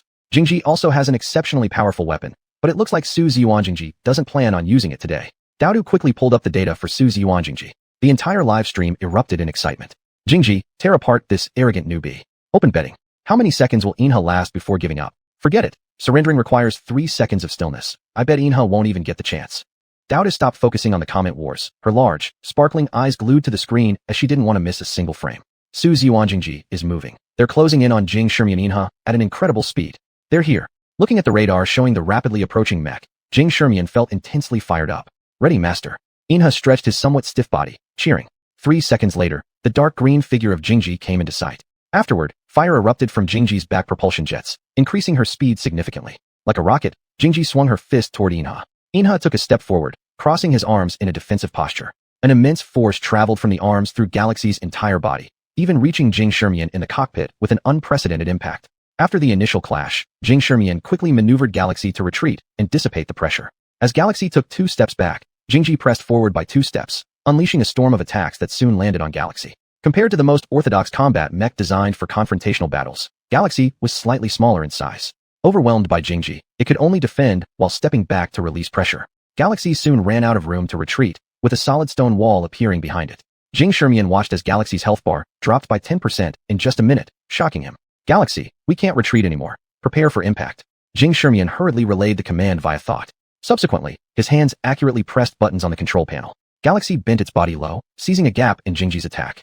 Its propulsion system activated, allowing its hands to grip Jingji's fist before flipping and leaping into the air, both feet pressing against Jingji's chest. At the same moment, Jingji's other fist slammed hard into Galaxy's propulsion wings. The two mechs momentarily pushed away from each other. Surprisingly, the contestant Jing Shermian Galaxy managed to withstand Jingji's assault, and even found an opening to counterattack. Now Galaxy has a chance to catch its breath. What choice will they make? Daoda's face flushed slightly red, excitedly shouting while waving her small fists. Could the host be a little more neutral? I'm a professional host. I'm absolutely neutral. It's obvious they're being dominated. What's there to hype about? The chat erupted with fervor, but Daoda didn't spare a glance at the comments, completely focused on analyzing every frame. After launching backward, Jing Shermian corrected Galaxy's posture, using the rock wall for leverage, turning to launch a proactive offense. With exquisite maneuvers, Galaxy seized a second-long opportunity, swinging its fist heavily onto Jingji's chest. But Jingji only stepped half a step back and retaliated with both hands, exchanging injuries. Master, my destructiveness is too weak. I can't trade blows like this. Galaxy's voice trembled, sweat beads forming on its forehead. Naturally, Jing Shermian also knew the current situation wasn't ideal. His gaze fell on the buffs he had obtained moments ago, making up his mind. But Galaxy's offensive thrusts were cut off early by Jingji's experience. Contestant xuanhuan clearly targeted Galaxy's weakness, its low destructiveness, and began to fight with a strategy of trading injuries. We can already see Galaxy's energy core quivering, which shows it's struggling to hold on. Daodu analyzed perfectly. There is one thing that seems peculiar. Why does Jing Shermian keep guiding Jingji toward an open space to continue exchanging attacks? The best option right now would be to find complex terrain and create a breakthrough that way. If they return to an open space, Galaxy will inevitably be relentlessly overwhelmed by Jingji. Daodu voiced her doubts with some perplexity. Seizing the opportunity, Jingji's supporters criticized harshly. It's obvious he's inexperienced. Why say Galaxy is leading anything when clearly Jingji is forcing Galaxy in that direction? Host, do you even know anything about mech battles? Host finished with her unthinking judgment. Galaxy is doomed here. I'll bet Jingji will win this round directly. Don't come here trying to trick people into giving you free meals. Seeing this, Daoda couldn't help but feel a growing sense of unease. Such emotions usually arose only during inter-regional contests involving contestants from Hua District. She had always been objective and impartial in intra-Hua District matches. What's wrong with me? Douda bit her lips, feeling her heart race due to concern for Galaxy. Jingji and Galaxy entered a white-hot phase of their attack-defense battle. The two mechs arrived at a wide-open patch of ground. I've endured enough humiliation. It's time to turn things around. Once they reached the designated location, Jing Shermian changed his expression drastically, firmly pressing a button. Chapter 22. Within 100 meters, the cannon is both fast and accurate. As Jing Shermian pressed the activation button for the boost, a streak of light suddenly appeared around Galaxy. Boost. Gas pressure explosion. For 3 minutes after activating this boost, every attack from the mech will generate a gas pressure explosion effect, affecting both enemies and allies, pushing outwards from the center point. This can help contestants effectively increase their distance. Jing Shermian had long known about the existence of this boost, which was essentially a survival measure to help the mech evade pursuers. However, Jing Shermian did not plan to use it this way. In the hands of a skilled player, this ability was far more than just an escape mechanism. The next second, Jing's fist came down again, but Galaxy assumed a strange stance to meet the blow. Master, they can't hold out much longer. With this posture, it'll take at most 3 punches to completely break through their defense. Inside Jing's cockpit, a quick mental message was relayed to xuanhuan, but xuanhuan felt something was off. Before he could think through his actions, the fists collided. A massive burst of air pressure exploded outward from the point of contact, releasing a powerful stream of air. Caught off guard, Jing stumbled backward with its guard wide open, its arms severely bent due to the force of the airflow. But Galaxy, in its strange pose, managed to perfectly neutralize the effects of the airflow. Taking advantage of Jing's exposed position, Galaxy's thrusters ran at full capacity, driving a knee upward into the target. An instant later, another airflow erupted at the attack point. On one hand, the force of the attack on Jing increased. On the other, the airflow caused Jing to lose balance once again, flailing helplessly. Jing Shermian had already calculated the airflow data, regaining stability ahead of time and launching another assault. For the next 3 minutes, each of Galaxy's attacks on Jing would cause explosive currents, allowing Galaxy, through Jing Shermian's anticipatory adjustments, to always recover faster than Jing and prepare for the next offensive. Coupled with the added destruction from the airflow bursts, every hit left clearly visible dents on Jing's body. Black, speak. Where's that guy who said he wanted to eat dung? Don't stay silent now. Douda's live stream chat instantly shifted momentum. Fans supporting Douda quickly rallied behind her. Douda herself, her face flushed red, called out loudly. It's the airflow burst, a very common survival boost seen in many competitions. However, in all previous matches, this enhancement was used by players solely to escape, partly to cut off the enemy's pursuit, and partly to speed up their own getaway. But the contestant using this enhancement, Jing Shermian Galaxy, has actually turned it into a method of extreme offense. Now I understand why he brought Jing to such an open space. Without terrain support, the taller Jing obviously cannot regain balance as quickly. At the same time, contestant Jing Shermian also utilized the destructive power of the explosions, enhancing his own destructive capabilities. He's a genius, I swear. Contestant Jing Shermian has become an extremely strong player already. Douda's commentary didn't stop, filled with admiration and respect. I declare that from now on, I will be a loyal fan of contestant Jing Shermian. I'll cover all his future matches. Douda stood up abruptly, holding the table, her head already out of camera range. In the livestream lens, only a bouncing piece of white rabbit candy remained. Thanks to Goddess Douda for the entertainment. Back on the competition stage, Jing Shermian's attack was relentless, though less frequent compared to Jing before. But each strike from Galaxy carried more power. It relied on energy output efficiency to compensate for the lack of destructive force. On the other hand, Jing's condition kept deteriorating. Its health bar had dropped below 50%. According to mech fighting rules, if a mech girl's health bar falls below 20%, it results in an automatic defeat.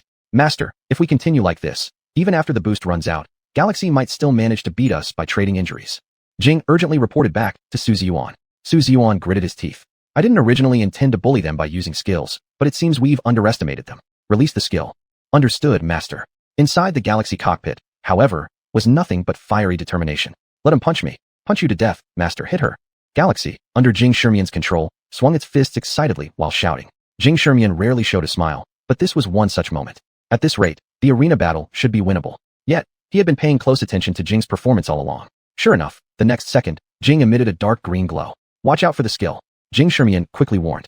Suddenly, numerous dark green crystals condensed on Jing's body. It looked just like the thorns on a vine. The next second, tens of thousands of thorns shot towards Galaxy. Jing Shermian hurriedly controlled Galaxy to curl up, and the rainstorm of thorns hit the frame of Galaxy. The clinking sounds echoed in the cockpit. The thorn storm lasted for 10 whole seconds. When it ended, Jing Shermian could clearly feel that the more fragile joints of Galaxy were already filled with crystals, resembling a stroke patient who would be injured as soon as the thorn crystals moved into the softer joint connection areas. Although the damage to Galaxy was only 5%, its movements would be greatly restricted in the following time. After the thorn storm ceased, an eerie silence enveloped the number 7 arena. A few seconds later, Jing staggered back up. xuanhuan seemed to know that Galaxy had become immobilized, slowly approaching Galaxy. I underestimated you. The amplifier on Jing transmitted Su Ziyuan's voice. How to put it? I participated in mech battles for over a decade, and I almost crashed at your hands. Out of respect, as long as you answer me a few questions, I'll let you surrender. The Jing crystal will dissipate in 5 minutes. With your skills, you can still achieve a good ranking in the tournament. How about it? Are you satisfied with this deal? Su Ziyuan's voice sounded somewhat tired, but in Jing Shimian's ears, it carried another meaning. Jing Shimian glanced at the screen and replied very calmly. One question for one question, or else you can eliminate me directly. Jing Shimian was sure that Su Ziyuan must have some additional purpose, otherwise a player like him wouldn't participate in such a civilian match. You're quite interesting. Fine, but you go first. Upon hearing Jing Shimian's words, Su Ziyuan chuckled. Jing Shimian felt a bit helpless, originally planning to follow Su Ziyuan's questions so as to obtain more crucial information. After pondering for a while, Jing Shimian asked, "So why does Qinghe Guild target me? I don't know what the higher-ups decided. Now it's my turn. Where do you live?" "Twilight Bay City, at a transportation sorting plant." "What mission did they give you?" "The mission is to figure out your background. How many people are in your family?" Just as Jing Shimian was about to blurt out that there were only himself and the housekeeper, he suddenly realized something was off. But in that fleeting moment of hesitation, Su Ziyuan caught on. "That's enough. No need to answer anymore. I already have my answer. Sometimes being too smart isn't good. As part of the question and answer trade, I won't allow you to surrender. I will knock you out."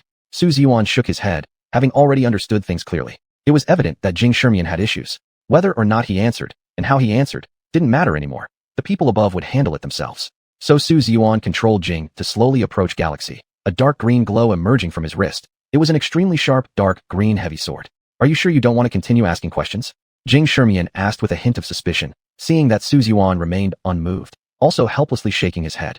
Glancing at the control panel, Galaxy's skill pool had completed 90% of recharging. To dare to launch such dense attacks onto Galaxy, Jing Shimian shook his head and casually pressed a row of buttons. The Galaxy mech thus raised its arm, its right hand replaced by a pitch-black cannon muzzle. At the cannon's mouth, ink-like energy gathered. Trouble. Seeing the cannon, Su Ziyuan knew it was bad and let out a low yell, wanting to speed up his swing of the sword. However, the old saying goes, beyond 100 meters, the cannon is fast. Within 100 meters, the cannon is both fast and accurate. An ink-black beam of light swallowed Jing whole. Chapter 23. Within 7 days, I am invincible. The pitch-black light beam looked completely harmless, even giving off a slow and unhurried impression. Without any reference point, many might have instinctively overlooked this attack of the Milky Way. However, it was evident that not only was there a reference point this time, but it was an extremely powerful reference point. The moment the energy-storing heavy cannon's attack struck, it instantly triggered the Mecha Girl's fundamental protective program. This program would only activate when the Mecha Girl's health bar dropped to 20%. Upon activation, a highly potent force field enveloped both the Mecha Girl and the Master, safeguarding them from harm. However, the triggering of this program disqualified the Mecha Girl and her Master from the current competition. Furthermore, replenishing the program's energy not only consumed vast amounts of funds, but also required significant time. For the next 2 months, Jingji wouldn't be able to appear on the battlefield. Due to the appearance of the protection field, the black glow that should have pierced through Jingji was deflected, yet the attacks still lingered within the defensive mechanism like eroding bone maggots. Jing Shimian had a feeling. If he unleashed all the stored power of Galaxy's defense system, Jingji would be annihilated. Still, Jing Shimian preemptively turned off the energy-storing heavy cannon.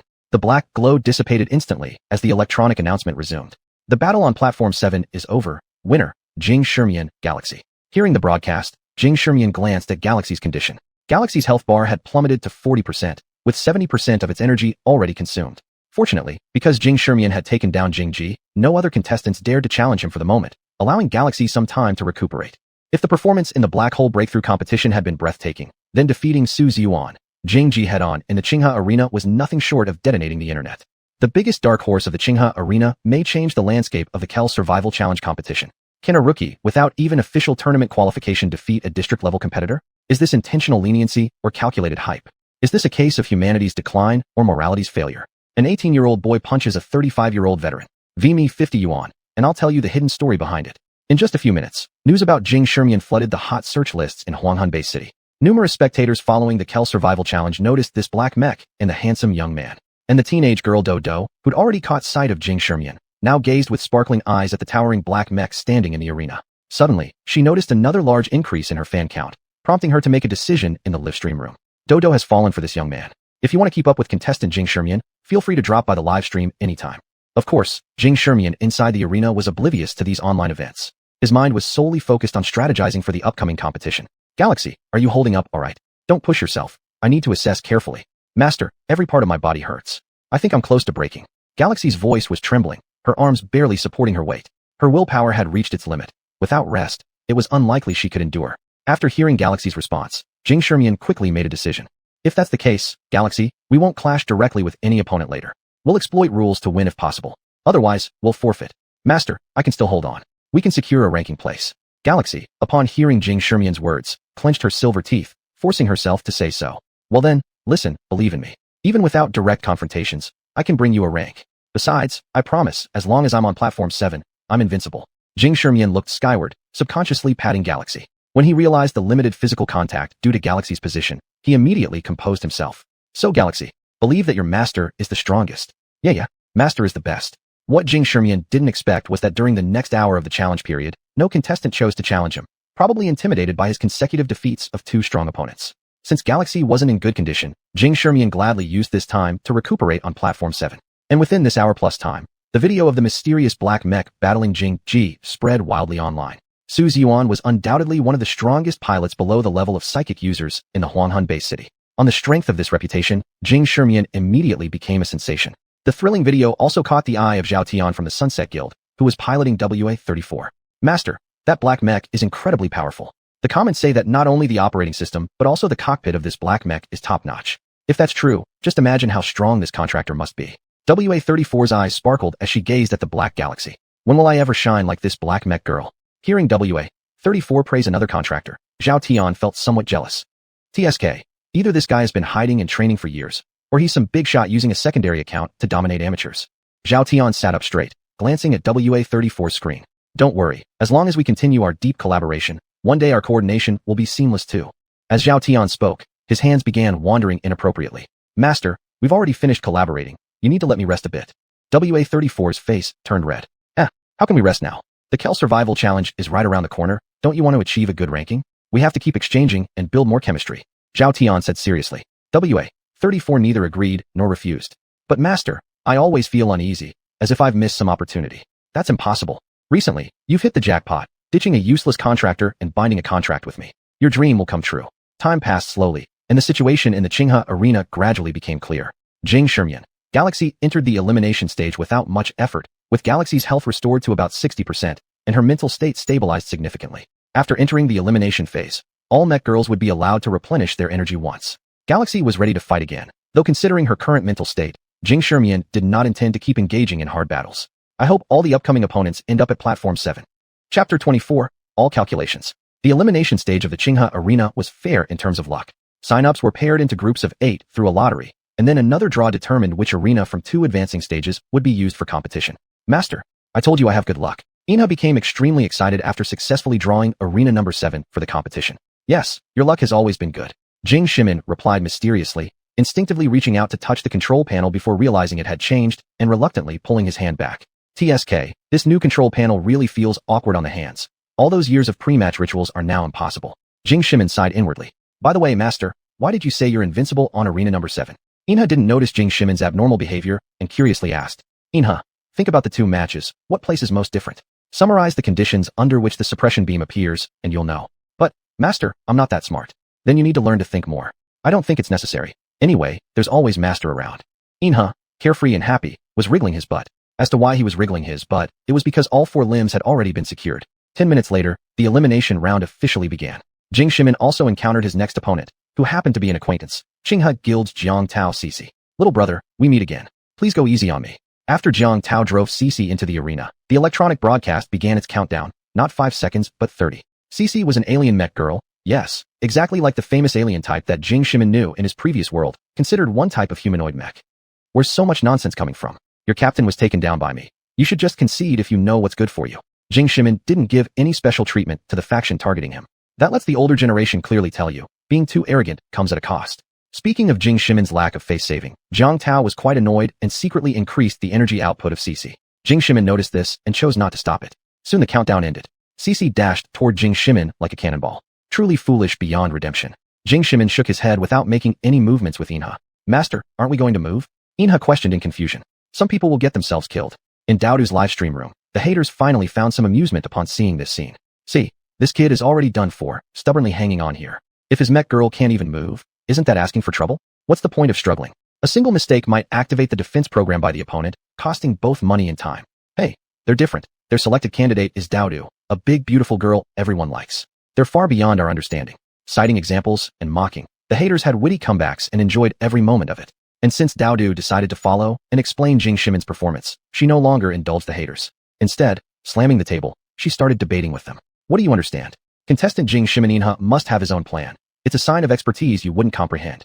Seeing the host join in, the haters mocked even harder. But the next second, they couldn't help laughing anymore. There, as Jiang Tao drove CC at a highly intimidating speed towards Jing Shimin still remained calm.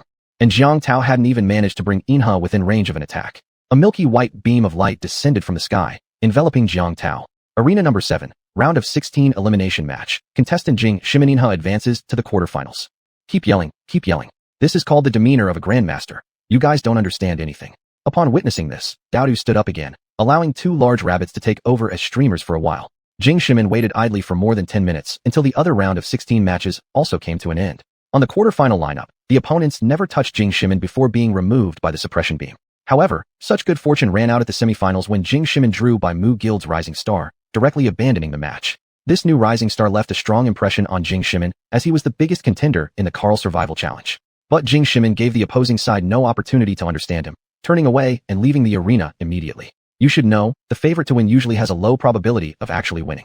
Jing Shimin promptly announced his withdrawal from the loser bracket final, and without hesitation walked away with the 4th place prize money, leaving the Qinghe arena contest site. On the way back, Inha kept making a fuss. Master, I can still fight. I'm sure I can make it.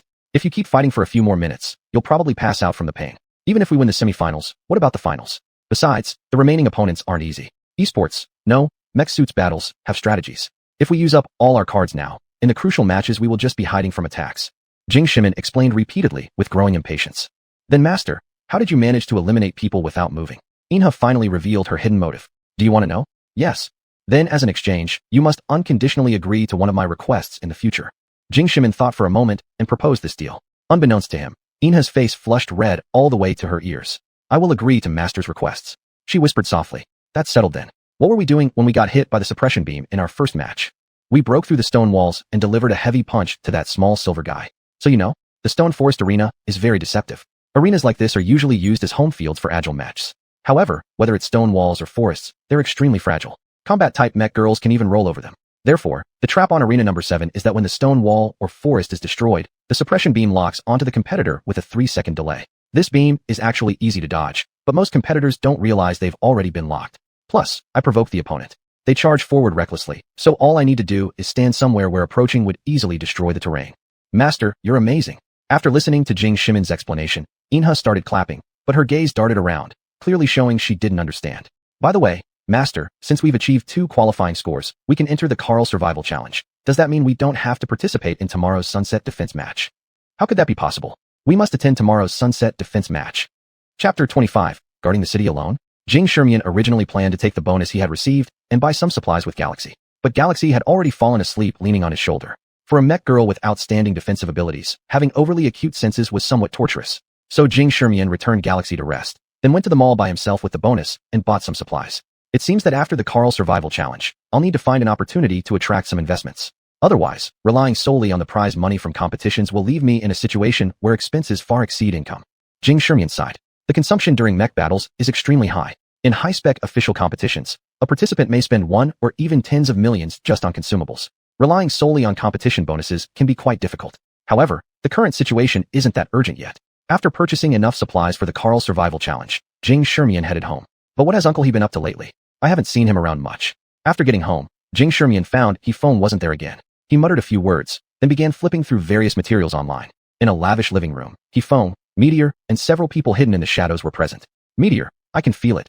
Those people have already discovered us. Within days, we'll have to leave. Please take care of the young master. The atmosphere froze for a long time, as He phone finally sighed heavily. And why should I help when he doesn't want me anymore? Meteor wore a fitted black dress, elegant and noble. Moreover, how many world-class participants beg me to bind contracts with them? And you want me to pick a boy who knows nothing? As Meteor's words ended, the atmosphere plunged back into an icy silence. No one knew how long it lasted before He phone slowly stood up, followed by the others. All we can do is try to buy the young master some more time. We don't know if we'll live to see each other again. Farewell, old friend. He phone looked at Meteor deeply, then turned and walked toward the door. Don't bother seeing me off. Meteor remained unmoved, sitting still and inspecting her own beautiful fingertips. Before long, the large room became empty once again. Farewell. Uncle He, you're finally back. I have something I want to ask you. When Jing Shimin saw He phone return home, He quickly shut down the webpage and came to the living room. Uncle He, where have you been? You look windblown and travel-weary. Ah, the young master has already qualified for the Carl competition. I believe the young master will surely become the most outstanding contractor in the world. Therefore, I've decided to start pulling in some investments for the young master, because there will be many expenses when participating in official events later. He paused, forcing a smile, but the eyes that were now lined with wrinkles didn't seem as calm on the surface as they appeared. Jing Shermian felt warmth in his heart as he examined this housekeeper who had lived with him for so long. Their relationship was closer than family. Eventually, Jing Shermian noticed a streak of white hair on He Feng's head. You've worked hard, Uncle He. But really, there's no need. I've grown up, and I can resolve the financial issues myself. Look, you're starting to grow gray hair. You don't have to run around everywhere anymore. Upon hearing Jing Shermian's words, He Feng stood frozen in place for a long time before managing to force another smile again. Believe in the young master. By the way, what did you need to ask me, young master? When He Feng spoke, Jing Shermian suddenly slapped his head in realization. There was an incident today at the Qinghe arena. Jing Shermian organized his thoughts and recounted how the Qinghe guild had targeted him. There probably isn't any problem. If anything, it could be that the president of the Qinghe guild might have met the master before. The master was once an extraordinary contractor. Perhaps they wanted to evaluate your talent. He Feng said something vague before changing the subject. By the way, young master, have you eaten dinner yet? I'll prepare the meal. Saying this, He Feng headed toward the kitchen. Jing Shermian furrowed his brows, feeling something slightly off about a certain part, but couldn't grasp the exact thought. The next morning, Jing Shermian woke up Galaxy, who had slept all night, ready to participate in the Sunset Defense competition. It was rare that He Feng hadn't left home and instead prepared breakfast for the two of them. After being full and content, He Feng personally sent them off in a car to the Sunset Guild. Young master, since you and the Sunset Guild have a history, you must be very cautious. Rest assured, Uncle He, I understand. I believe in you, young master. However, apart from the dangers on the field during mech battles, off-field matters are even dirtier and more chaotic. Do pay extra attention. After a few instructions from He Feng, Jing Shermian naturally understood too, remembering how much precious system points he had spent on WA30, only to get betrayed in the end. I understand, Uncle He. Master Jing, once you reach the official competitions, you'll realize how complicated human nature is. The only ones you can trust unconditionally are your mech girls who have bound eternal contracts with you. He Feng glanced at Galaxy and said seriously. Hearing this, Jing Shermian furrowed his brows. Uncle He, what's been going on with you these days?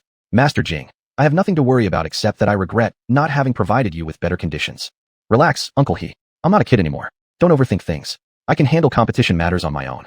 Since time was running out, Jing Shermian didn't press further, and instead, took Galaxy to the car heading towards the Sunset Guild. Master, why do we need to wear helmets for the competition? Galaxy asked in confusion. We're here to swindle people's money. If we don't wear helmets, they might not even let us onto the field. Jing Shermian replied confidently. Fortunately, the qualification review for amateur matches wasn't that strict. Once Galaxy activated her mech, she passed the contestant certification, and Jing Shermian sneakily mixed into the Sunset Attack and Defense competition venue with Galaxy. Master, didn't you say that the president of the Sunset Guild still owes the federal bank a large loan? Can they really afford to pay us? Didn't I tell you to read the rules thoroughly? You never listen. Every guild must put down a deposit to host a match. We just need to get hold of that deposit. Then they won't be able to hold their tournament. Jing Shermian hurriedly gestured for Galaxy to lower her voice and communicated telepathically as he grabbed her hand. Contestants, please proceed to the lottery area for group draw. A few minutes later, the hall echoed with an announcement. Jing Shermian quickly dragged Galaxy towards the lottery location. Unexpectedly, he pushed through the line of waiting competitors and arrived straight at the staff's workstation. All of you can go back. There's no need to draw lots for today's match. Jing Shermian loudly proclaimed. Over 30 contestants preparing to draw lots froze upon hearing his words. Even the staff members were stunned, taking several seconds to react before they excitedly asked, Do you mean, sir, that you're going to guard the city alone? Chapter 26, Attack and Defense Competition Betting. The Sunset Attack and Defense Competition, a small-scale civilian mecha contest held in the Twilight-based city. The content of the competition was quite simple. Contestants would draw lots to form two teams with roughly equal numbers of participants. Then, they would engage in a defensive and offensive city battle. After one round ended, the attacking and defending sides would switch places. The winning team would take a share of the prize money. At first glance, this competition seemed to have considerable appeal. However, it wasn't so. After the competition had been held a few times, all the online materials were thoroughly analyzed, leaving no secrets about the terrain. Thus, if both parties were evenly matched, the audience would end up watching two duels that were exactly the same as before. If one side was too strong, it was even better, a smooth win without any suspense. As the famous competition host Zhang Chaogang said, the outcome of the Sunset Attack and Defense competition can be predicted just by looking at the list of competitors. Therefore, after a few explosive matches, the Sunset Attack and Defense competition gradually lost attention. Consequently, the Sunset Guild was almost losing money every year, even having to rely on President Zhao Tian's continuous loans to keep operations running. Of course, this event wasn't entirely worthless because there was another highly entertaining mode, the single-player city defense mode.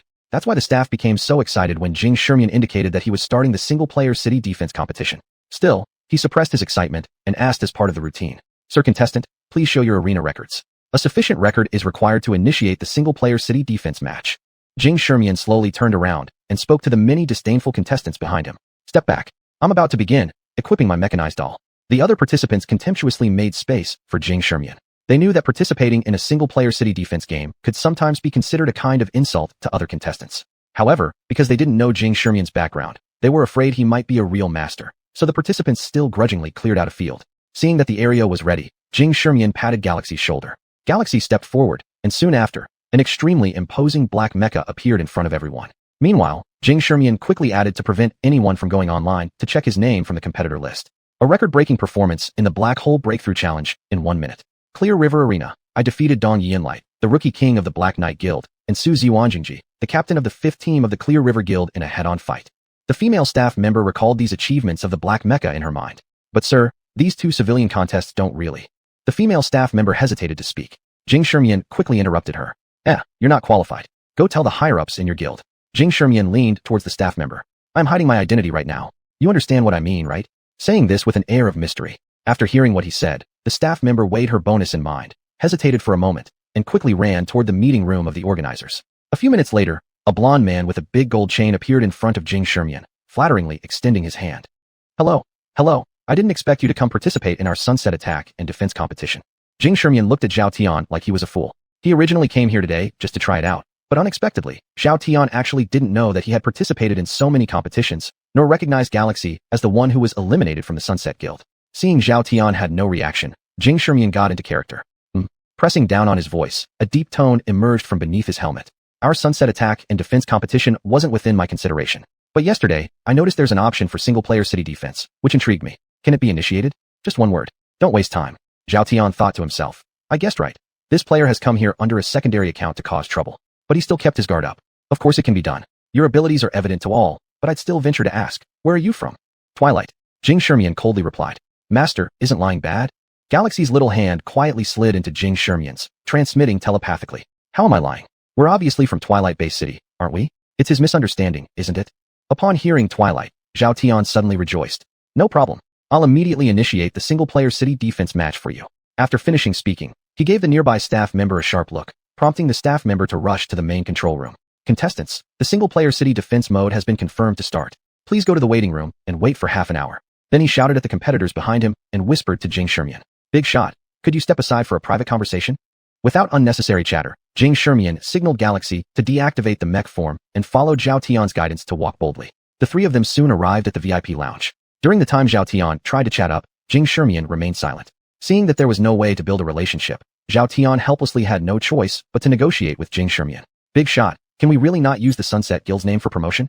Jing Shermian gave a cold laugh. He was from Twilight Base City. He didn't say he was from the first guild of Twilight Base City, which ranked 21st in the world, the Sunset Guild. "Or do you think why I'm wearing this helmet? If you don't want me to participate in the competition, I can leave right now."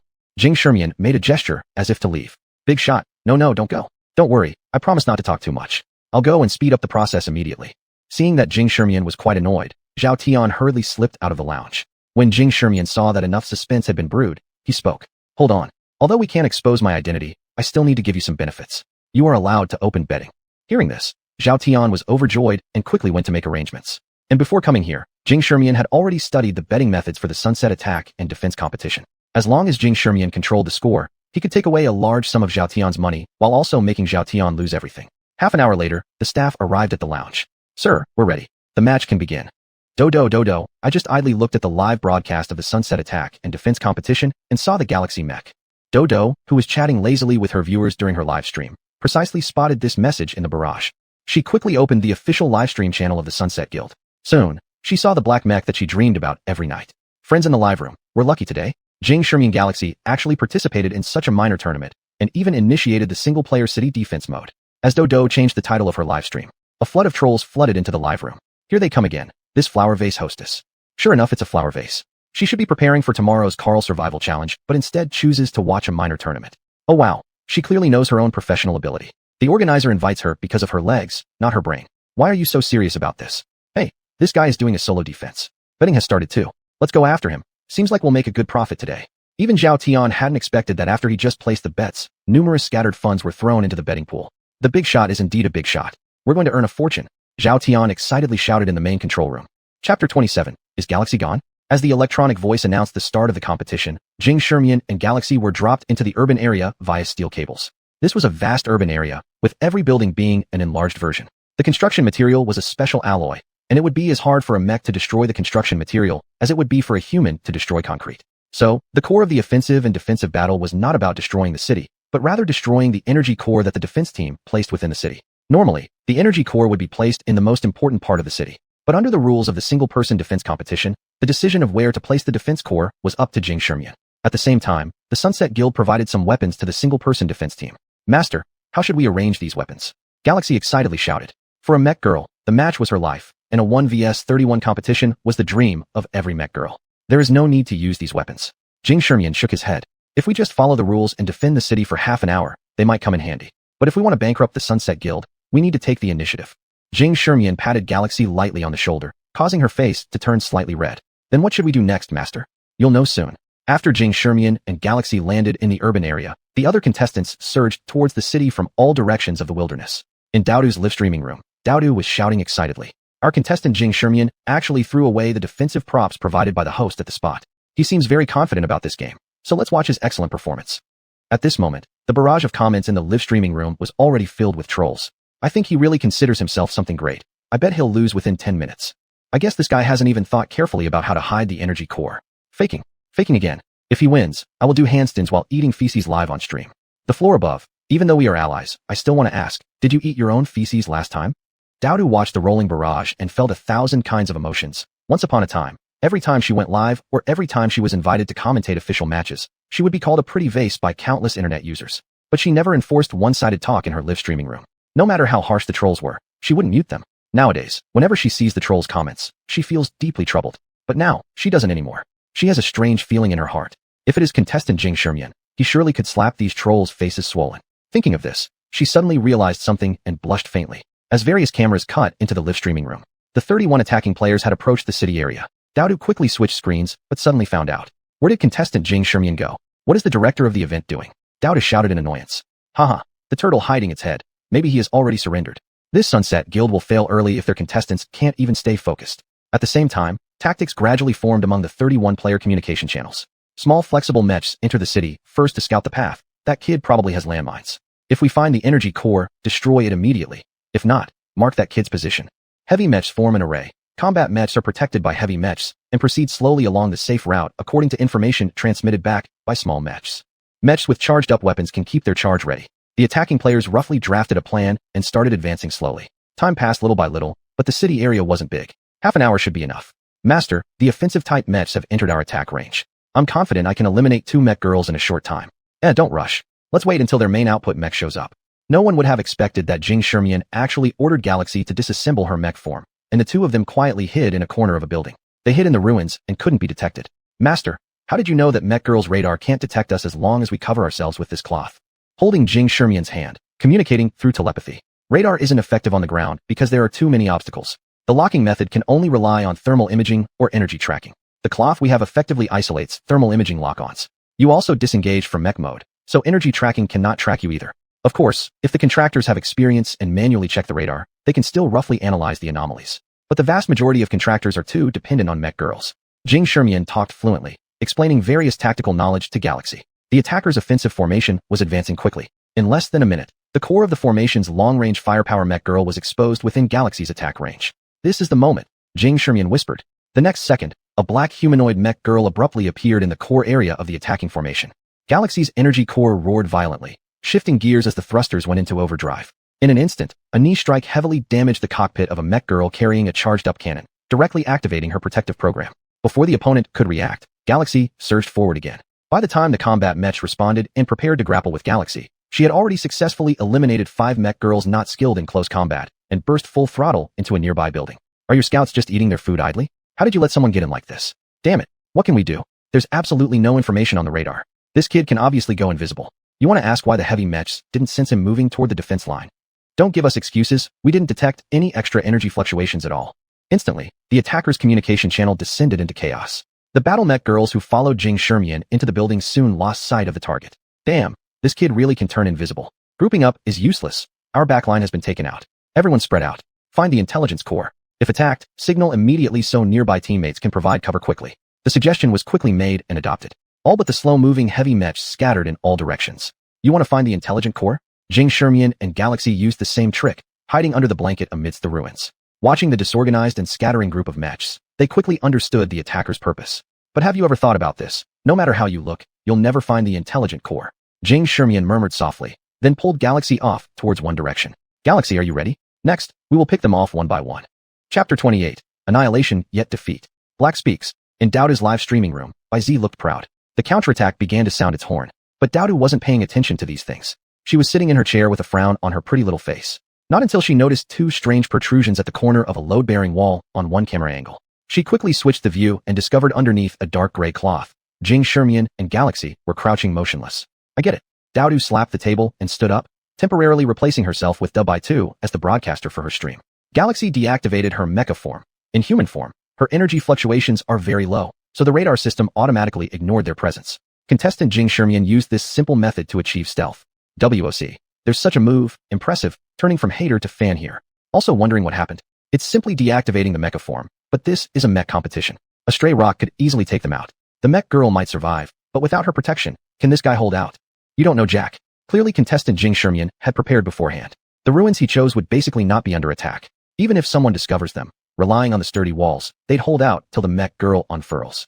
Black and white clashed once more. This maneuver excited Daodu completely. Such boundless imagination, such courage to confront danger head-on. Contestants like this who can't scale the world's summit make me feel this world is almost nearing its end.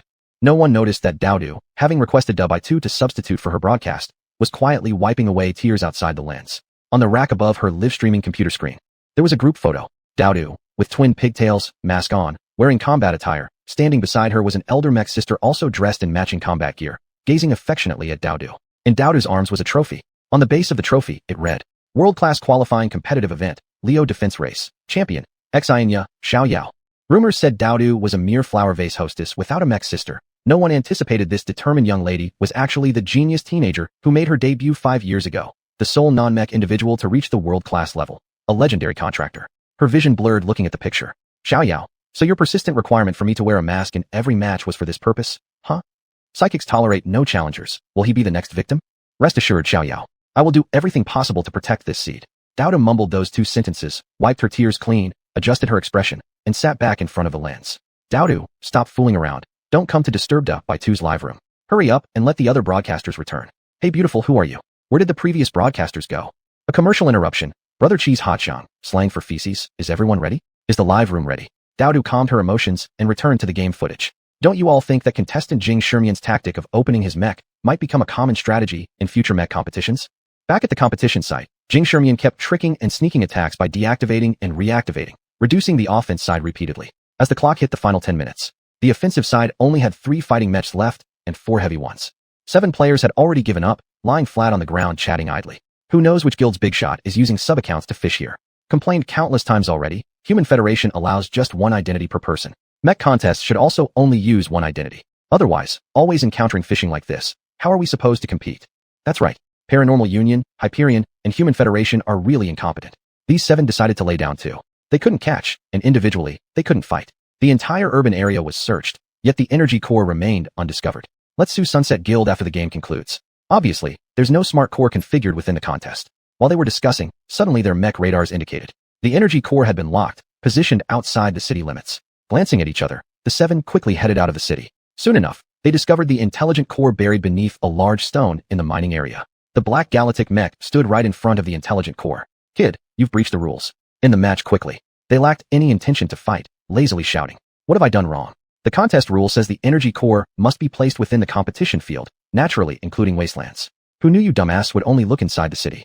xuanhuan sneered, trying to provoke his opponent with words. It was clear that his words had worked. Kid, I admit you're strong, but we still have 7 people. Shut up and attack him. There are only 5 minutes left. If we destroy the energy core, we can get a substantial bonus. The 7 didn't hesitate, firing all their attacks at xuanhuan. But xuanhuan had been waiting for this very moment. He made no move to defend himself. Instead, he activated the energy-charged heavy cannon. During the half-hour high-intensity battle, Galaxy had also taken several hits, but her energy bar was now over 70%. Under xuanhuan's precise calculations, the energy-charged cannon successfully struck the remaining 7 contestants. The participants in the Sunset Guild defense competition were among the lowest tier of contractors and were no match for xuanhuan. The cannon drew a graceful arc and wiped out all opponents.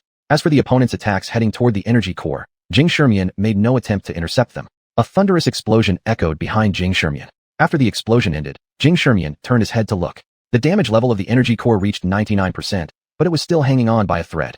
The 7 contestants stared in despair at the final sliver of health remaining on the energy core's status bar. Looks like even giving it our all isn't enough, one of the contestants muttered. But the next second, all the attackers cheered madly. Galaxy swayed unsteadily and fell over. Oops, out of power, can't stand anymore, gonna fall. Galaxy's mech became the final straw that broke the energy core. All viewers of the Sunset Guild defense competition were dumbfounded. Ha ha ha ha, this isn't a loss. Want me to eat feces? Not in your dreams. Xianggu, silent for more than 20 minutes, now proudly launched barrage comments. The online gamblers who thought they would lose everything instantly hit a high. Black to fan, who said this contestant was unreliable. This contestant is amazing. The Bai Z fans were also ecstatic about the 1 versus 31 full annihilation, and the Hey Z fans couldn't find fault.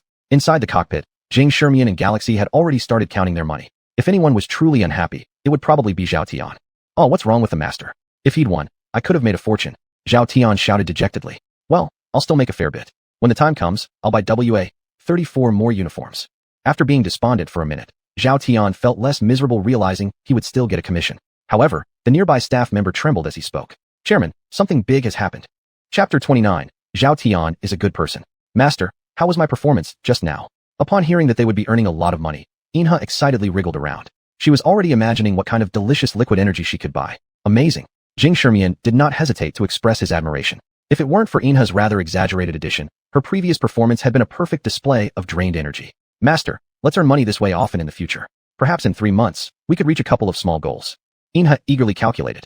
Well, an opportunity like this will only come once. After gradually gaining fame, there won't be many chances to pretend to be weak and then suddenly surprise everyone to make a fortune. We must think of ways to achieve results and earn bonuses.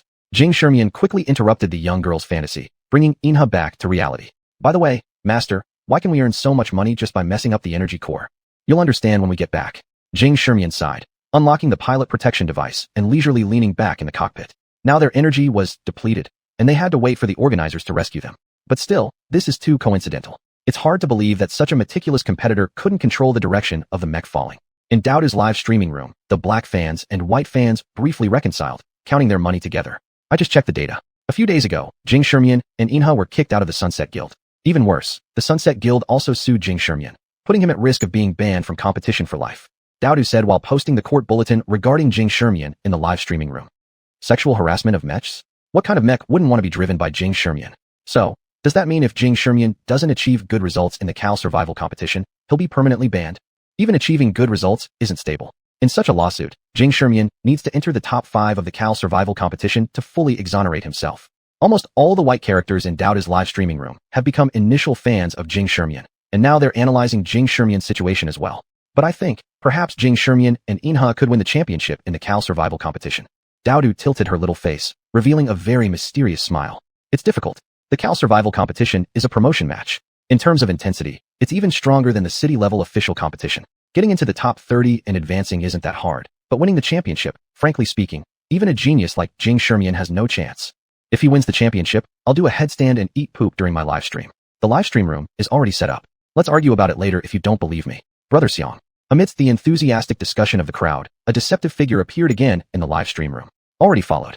I'll break your box if you don't eat then. After dozens of minutes, Galaxy, who had already returned to human form, held xuanhuan's hand and walked to the podium. According to the rules of the competition you gave, I eliminated all opponents. You need to give me 5% of the gambling revenue from this match. xuanhuan went straight to the point without any nonsense when he approached the staff. Sir, we cannot make that decision ourselves. The staff broke out in cold sweat. I don't want to make things difficult for you. Call over the president of your guild. Give him 2 minutes. Otherwise, I will sue. xuanhuan waved his hand lazily, glanced at the time, and said indifferently. When the staff heard this, they hurriedly ran toward the president's office. At this moment, Zhao Tian had already completely collapsed onto the ground. So, wiping out the opponents means we have to pay those who bet on the number of kills, and we lose to those who bet on the result, President. I've said since the beginning when the competition was founded that this kind of situation may cause unexpected problems in the future. Upon hearing the staff's words, veins bulged on Zhao Tian's forehead. Why didn't you take a firm stance at that time? Why didn't you directly tell me how much we might lose? The staff looked somewhat wronged. Your exact words back then were, if anyone wipes out their opponent within a mere 3-second settlement time and still loses, I'll eat the monitor. What can I do? There's no way I could stand firm after hearing words like that. Zhao Tian nearly melted upon hearing this sentence. Bring it here. Ow. The staff casually picked up the nearby monitor and placed it into Zhao Tian's hands. When Zhao Tian saw the monitor in his hands, he went insane. I said, give me the report of this match. Why do you hand me a monitor? Are you insane? Do you really want to see me eat this monitor? Zhao Tian threw the monitor heavily onto the ground. President, the data is right on the monitor. The staff said somewhat wronged. President, that contestant came knocking. According to the rules, we have to pay him 5% of the turnover. Upon hearing this, Zhao Tian nearly fainted. He hurriedly invited Jing Shermian into a VIP lounge. With a flattering tone, Zhao Tian pleaded, Boss, as we need to compensate both sides for the gambling amounts. It's none of my business. Your rulebook clearly states 5% of the turnover, not profit. Wanna renege? Jing Shermian cut his words off directly, speaking with an intense pressure. No, boss. How about I write you an IU? Zhao Tian was well aware that there were strict legal supports for mech battles in this world. Once written down, it became an issue of the Sunset Guild. He had to compensate no matter what. Loan some money if you don't have enough, and transfer it to my account now. Jing Shermian leaned back with crossed legs on the sofa. Suddenly, he changed the subject. Little Zhao, you're the president of a guild, yet so lacking in grace. I originally thought to lift you up a bit, saying something good about you upstairs, but if you keep acting like this, forget it. Jing Shermian shook his head regrettably. Hearing Jing Shermian's words, hope lit up in Zhao Tian's lifeless eyes. I'll transfer the money right away. Back home, Jing Shermian watched as Galaxy repeatedly counted the zeros. Ones, tens, hundreds, thousands, 10,000s, 100,000s. Ones, tens, hundreds, thousands, 10,000s, 100,000s. Jing Shermian felt dizzy from the noise and quickly interrupted Galaxy. All right, Galaxy, it's just over 7 million. Do you really need to count it again and again? Galaxy immediately widened her eyes. Master, this is 7 million. It's enough to buy 700 galaxies. Jing Shermian was momentarily speechless. How much do you cost? 9,999. All operational console mech girls are this price. I am top salary. Galaxy didn't hear the implication in Jing Shermian's words, proudly lifting her little head to say.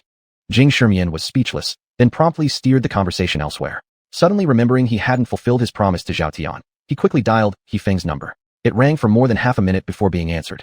What's wrong, young master? Hearing Feng panting heavily, Jing Shermian asked with confusion. Uncle He, what are you doing? Why are you breathing so hard?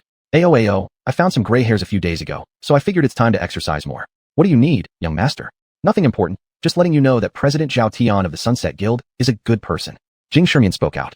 Ao, that's great news. Anything else, young master? Nothing. Uncle He, go back early. I'll be going to the mall with Galaxy soon, and may sleep early since tomorrow will be the start of the Cal survival competition. Understood, young master. After encouraging Jing Shermian a bit, Feng hung up the phone. Let's go, Galaxy. Now that we've got some money, let's prepare something nice. Jing Shermian dragged Galaxy, who had rested up, out the door. On the other end of the phone, Feng was covered in blood with several masked corpses lying beside him. Young master, please work hard. From now on, take care of yourself. Chapter 30. Who are you? Don't get any ideas about Galaxy. Shopaholic. Window shopping. Nom nom nom. Having finally indulged themselves, Jing Shermian and Galaxy returned home with great satisfaction. Master, aren't we going to buy some more modules? Carl is a survival challenge. Each mech girl can only carry 1 unit of supplies and 1 module. Buying more is useless. There will be plenty of places to spend money later, so no rush. What should we do now, master? Rest well. Up next is a 12-hour competition. Vialu. Jing Shermian watched as Galaxy became increasingly lively and returned contentedly to his room. Because he had trouble sleeping before important matches in the past, Jing Shermian had practiced meditation. He soon drifted off to sleep. The next morning, the human and the mech girl woke up early. Master, I'm a bit hungry. Galaxy moaned on their way to the competition venue, rubbing her empty stomach. There's food at the venue. You can eat when we get there. Jing Shermian also found it strange that Feng didn't prepare breakfast like usual, regardless of how early he woke up. But considering Feng went to exercise last night and was probably fast asleep, Jing Shermian didn't bother him. As the first rays of dawn appeared, the entry area for Carl's survival challenge was already bustling with people. Look, that's Dong Yinguang, the rookie king of the Black Knight Guild. Wang Su Fast, Jisoo, rookie king of the Jisoo Storm Guild. Mech contests were events every guild paid close attention to, so big guilds had placed promotional posters featuring their rookie kings in the entrance area long beforehand. Some contestants and mech girls were even forced into business mode, unfurling their mechs upon the fans' request to make photo opportunities easier. The entire field hosted various types of mech girls. Since this was a competitive event in Carl, almost all kinds of competitors could find ways to secure victory according to their strengths. In this battle royale game model, any advantage or disadvantage would be magnified infinitely. Final standings are determined based solely on the survival time of the participants. However, to ensure the competition remained exciting and fierce, the rules offer certain bonuses to those who engage proactively in combat. While wandering around, Jing Shermian suddenly realized that Galaxy had disappeared from his side and quickly turned his head to search everywhere. It turns out that Galaxy had been pulled aside by a few pretty sisters, awkwardly posing with a stiff smile on her face. Ah, Galaxy, you're so cute. Severe on the field, but unexpectedly, such an adorable mech girl in private. Can you give us a hug? Jing Shimin smiled, while watching Galaxy become increasingly bashful. They took pictures for a full 3 minutes until the young ladies finally stood up, satisfied. When they turned back and saw Jing Shimin smiling, the girls immediately gathered around Galaxy. Hey, your smirk is quite rude, isn't it? Don't worry, Galaxy, sister will protect you from this rogue. He won't touch you. Jing Shimin's smile froze on his face. After what seemed like forever, Galaxy finally raised her hand. He's my master. Jing Shimin, we are your fans. We watch your matches every day on Sister Doubta's livestream. Could you give us an autograph? Jing Shimin looked at the women whose attitudes had completely flipped and showed his professional athlete standard smile. He finished signing swiftly. Only after seeing the girls cheer and leave did he slump his shoulders and mutter under his breath. How can they not remember my handsome face? Huh? Master, didn't you know? After a serious accident 5 years ago, the faces of drivers are blurred during broadcasts. Even casual snapshots online with fans have their images digitally altered by Hyperion's AI. Only large guilds actively release portraits of their players. As a wildcard like you, Master, viewers rarely see your real appearance. Galaxy looked at Jing Shimin with some confusion, shocked by this worldwide regulation that he knew nothing about. I see, then I forgive them. I said it. No girl would refuse becoming a fan of my good looks. Jing Shimin confidently said. Indeed, his appearance was comparable to that of a star. All right, Galaxy, let's go register. Let's leave the square to these rookie kings. Jing Shimin snapped back to reality, patted Galaxy on the shoulder, and headed towards the contestant registration area. All right, Galaxy, how does it feel to have fans? It's incredible. Very awesome. Galaxy held her fists lightly, swaying her body slightly. So, Galaxy won't disappoint everyone today. Jing Shimin watched as Galaxy encouraged herself, gradually learning to adjust her own emotions, and felt greatly pleased. Jing Shimin. Suddenly, a loud shout erupted from the crowd. Hearing this voice, Jing Shimin frowned with disdain. The person coming was Zhao Tian along with WA-34. You actually came to the Carl survival competition. Do you even have the qualification to compete? Zhao Tian snorted coldly, looking down at him with great disdain. Be reasonable and sell your sorting plant quickly. Pay me the fine, and maybe I'll be so kind-hearted to cut off 3 or 5 10,000s for you. Zhao Tian was pretty good at revealing his thoughts. Clearly, he didn't have enough money for the guarantee, so he had to scramble it from everywhere. Isn't this President Zhao? I heard that your guild's match yesterday was absolutely amazing. So many people online regretted not catching the live broadcast in time. Jing Shimin perfectly struck at Zhao Tian's sore spot. Let me tell you, I'm now connected with the Twilight Guild, and it won't be long before I rise again. You just wait. If we meet in the competition, watch out for your safety. Zhao Tian turned purple with anger as he left some ominous words. Then he abruptly saw that the Twilight Guild was getting ready to enter, and he hurried toward their direction. Master, what's wrong with the big man today? He was so rude. Galaxy asked in confusion. He might have his period. Don't see his rudeness now. During the competition, he'll cry when we face each other. Jing Shimin laughed and pulled Galaxy towards the registration desk. Master, why do I feel like Jing Shimin is somewhat familiar? After they split up, WA-34 asked Zhao Tian with some doubt. Having spent a year with him, how could you not be familiar? Zhao Tian said irritably. I feel like the mech girl beside him is also familiar, as if I've just seen her. That mech girl is one of the defective units I eliminated and sent to the sorting plant. She used to stay in the Sunset Guild. In short, they are nothing but trash plus defective goods. Although I don't know where they bought the qualification for the competition, once they hit the field, I will surely make them regret participating. Zhao Tian said viciously, gripping WA-34's waist so tightly his right hand went white. Master, you're hurting me. Once the competition is over, I'll let you enjoy yourself back. Seeing that they were approaching the Twilight Guild area, Zhao Tian's complexion finally improved a lot. There he tidied up his appearance, cleared his throat, and approached the Twilight Guild group with what he believed to be an appropriate pace. Hello, I'd like to speak to one of your guild leaders. Chapter 31. Xuanhuan swears he must not win the championship. Zhao Tian's face was filled with a confident and humble smile, his eyes clear, his expression solemn. However, after waiting for a long time, he received no reply. Looking up, he noticed that a group of people from the Dusk Guild were staring at him as if he were an idiot. Feeling somewhat embarrassed, Zhao Tian realized that most of these onlookers were either ordinary staff members or functional mech girls, so he decided to act more arrogantly. Hurry up and let your big shot know that Xiao Zhao has arrived and wishes to speak with him. Zhao Tian adjusted the collar of his combat suit, then nonchalantly shrugged. Yet, the external staff didn't even glance at him and walked straight ahead. Hey, stop right there. If you don't treat me well, I'll tell your boss you're being rude, and you'll get fired. The staff finally showed signs of impatience. Are you annoyed or what? You keep talking about my boss.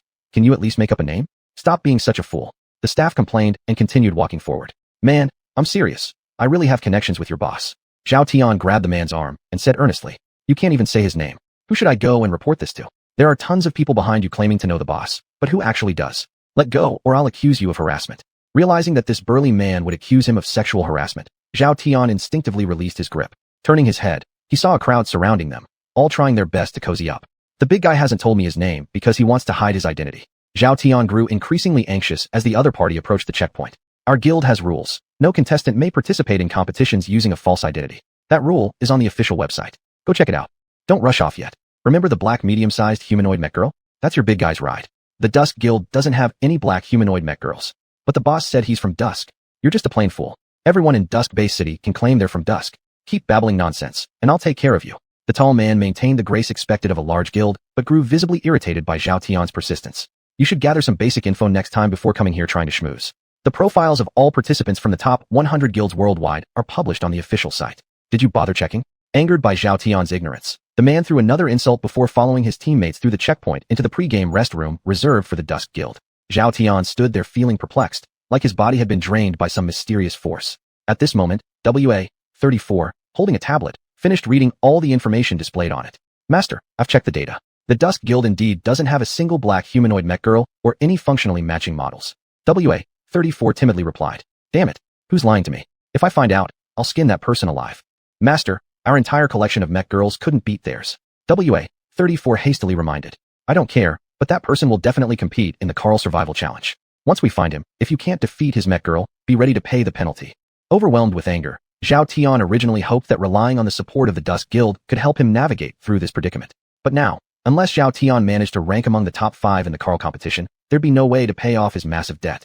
Meanwhile, xuanhuan, already past the checkpoint, had no idea how much Zhao Tian's resentment towards him had grown exponentially. If xuanhuan knew, he'd probably laugh even louder. Galaxy, by the way, I just thought of something.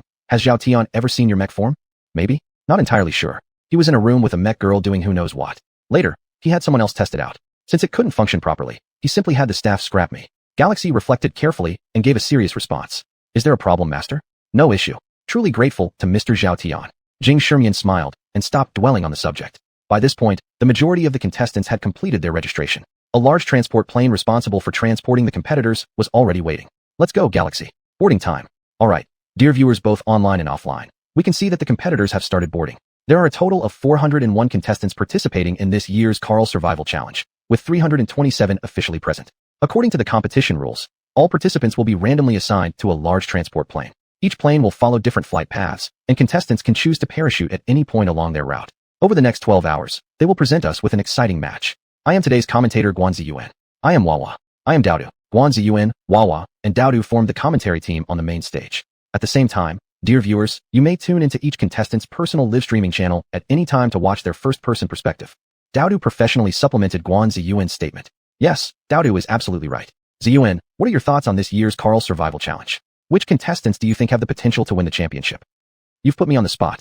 If you were asking me to predict which competitors might advance this time, I'd have a rough idea to share. But when it comes to predicting the champion, well, that's uncertain. The Carl Survival Challenge has seen speed racers like Wang's Sukuai Extreme winning by sheer reliance on stimulant drugs inside suppression beams. It also features assassin-type players gaining dominance through repeated acquisition of loot. The winner of this tournament is truly unpredictable, xuanhuan said confidently, and upon finishing his speech, Wawa quickly redirected the conversation to Daodu. So Daodu, how do you see it? To be honest, I believe one competitor stands a chance for the championship. Daodu grinned pleasantly. Really? Do you mean Jing Shermian Zhu Yunqing, Storm, the new recruit from our Dusk Guild, or Zhang Yang, Firework from the neighboring base city, or perhaps some of the new recruits from larger guilds? Wawa named various contestants off the top of his head, with every mention accompanied by photos of the pilots driving their mech girls along with various stats and records on the large screen, eliciting cheers from the audience. It's none of them. My choice is Jingshimian Galaxy, who is a solo player. As soon as Daodu mentioned the name, the director promptly displayed Jingshimian Galaxy's record on the screen, causing murmurs of disapproval from the crowd. Daodu, let's not joke around here. This is about a competitor rejected by minor guilds, paired with an obsolete mech girl. Let me say it straight. They have no possibility of becoming the champion. They wouldn't even make it through to the later rounds. xuanhuan scrutinized the information carefully before making his adamant assurance. Chapter 32. Promise me, Master Xuan. Of course, no matter what happens at the commentary table or among the audience, the competitors who have already boarded the transport aircraft and started flying slowly in the sky don't know about it. The official tournament is much more formal than the civilian one. To prevent malicious teaming up, competitors can't even turn on their team voice chat. Jing Shermian and Galaxy were sitting inside a compartment of the transport, looking at the screens in their hands. After pressing the outsong button for the selected position, the bottom of the compartment would open, and the competitors along with their machine dolls would enter free fall. Of course, to accommodate machine dolls and competitors who cannot parachute directly, the organizers kindly placed parachute packs in each compartment. I'm ready, Master. I'm ready, Master. I'm ready, Master. As Galaxy repeatedly said, I'm ready, his voice gradually rose, and his body began to tremble uncontrollably. So, Master, when are we landing? Aren't we going to find a place to play safe? Galaxy could no longer contain his doubts after seeing Jing Shermian miss a piece of terrain that was suitable for safety. Galaxy, out of more than 300 competitors, only the top 30 can advance. Most competitors will choose to stay safe for a while, with 4-plane routes and isolated cabin compartments. No matter where we land, we will surely encounter opponents, and we might even choose a very good place to stay safe, but then face extreme resistance. Jing Shermian patiently explained to Galaxy. But Master, large urban areas are definitely full of top competitors. Galaxy's teeth chattered nervously. The likelihood is low. There's only one chance per quarter to participate in this qualifying competition, so competitors capable of advancing will opt for relatively stable methods. Master is right. Then let's jump into a big urban area. Galaxy nodded like a nodding dog. We're not jumping into a big urban area either. Jing Shermian calmly stated. Then where are we jumping? Of course, we're jumping to the best place. At the commentary table, the 3 commentators started chatting.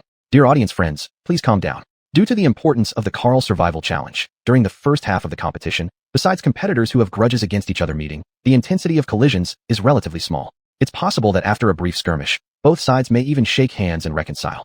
Right, Dudu's statement is correct. So, at present, we need to study the different strategies of the competitors to analyze the trend of the next phase of the competition. Right, Xuanhuan's words are also correct. Dudu, our audience knows you as the most professional female commentator. Why don't you help the audience understand what tactics various competitors' choices represent? I won't try to compete before Xuanhu himself. The most professional commentator in the industry, Mr. Xuanhuan, is here, so let's leave it to Mr. Xuanhuan. Dudu smiled modestly while refusing, and upon hearing her compliment, Xuanhuan clearly enjoyed it immensely. He adjusted his tie and was just about to deliver an eloquent speech. Suddenly, the director switched the lens. In the footage, 2 combat-type machine dolls were engaging in fierce combat. Audience friends, let's hold off on analysis for now. Let's take a look at this confrontation. The 2 machine dolls on screen are one from the Black Hole Guild Rookie King and the other from the ULC Guild Rookie King.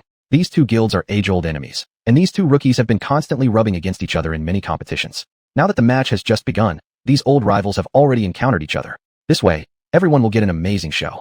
Wait, we can see from the broadcast lens that there's another machine doll lying in wait near the 2 fighting figures. Following the competition lens, 2 combat-type machine dolls were fiercely colliding. However, the Rookie King from the ULC obviously excelled in speed, and the machine doll from the Black Hole Guild chased him relentlessly. After several minutes of intense combat, the machine doll from the ULC Guild couldn't hold out any longer. Seizing an opportunity, it quickly turned and started running, trying to escape. Their current position was at a massive ravine. To evade the machine doll from the Black Hole Guild's pursuit, the ULC machine doll had to attempt to cross a bridge over the ravine and escape into the jungle on the other side. At that moment, 2 shadowy figures wrapped in special fabrics were crouching on the steel frame of the bridge, waiting for them. Master, how did you know people would come here? Galaxy lowered his voice, shouting excitedly. To cross this 300-meter wide great ravine, most machine dolls can only use the bridge. I just didn't expect they'd arrive so quickly. Jing Shermian sighed. But Master, we haven't gone to collect supplies. With the energy-charging heavy cannon as our surprise weapon, why bother wasting energy collecting supplies? Look, the delivery has already arrived. As Jing Shermian saw the 2 rivals closing in, he hastily led Galaxy to the bridge, positioned them in a blind spot, deployed Galaxy's mech form, and initiated the energy charge for the heavy cannon. 3 minutes later, the ULC Guild Rookie King rushed onto the bridge, thinking he was about to escape his pursuer. Instead of hope, however, he was met with an intense black beam. Boom! The black beam shot directly toward his defenseless cockpit. Then, a black mech leaped out from behind a building, its thrusters spewing brilliant flames as it plummeted down and crashed violently into the cockpit. The emergency protection program for the pilot activated, making the ULC Guild Rookie King the first competitor to be eliminated. At the same time, the few supplies he had just collected, along with the single unit of initial supplies carried by every contestant, were thrown out, alongside what appeared to be a dedicated module for the Carl Survival Challenge. After glancing at the effect of the module, Jing Shermian felt both surprised and delighted, quickly pocketing it. Galaxy grabbed the supplies and threw them into the storage space inside the mech. By the time Galaxy had completely dealt with the opponent, the Black Hole Guild Rookie King arrived late. The 2 mechs stood facing each other on the bridge. Hey, buddy, you had a feud with him, I helped you take care of it. So what now? Do you owe me a favor? Seeing the tense atmosphere, Jing Shermian turned on the loudspeaker to try and ease the situation. Alright, consider it a favor owed. What's your name?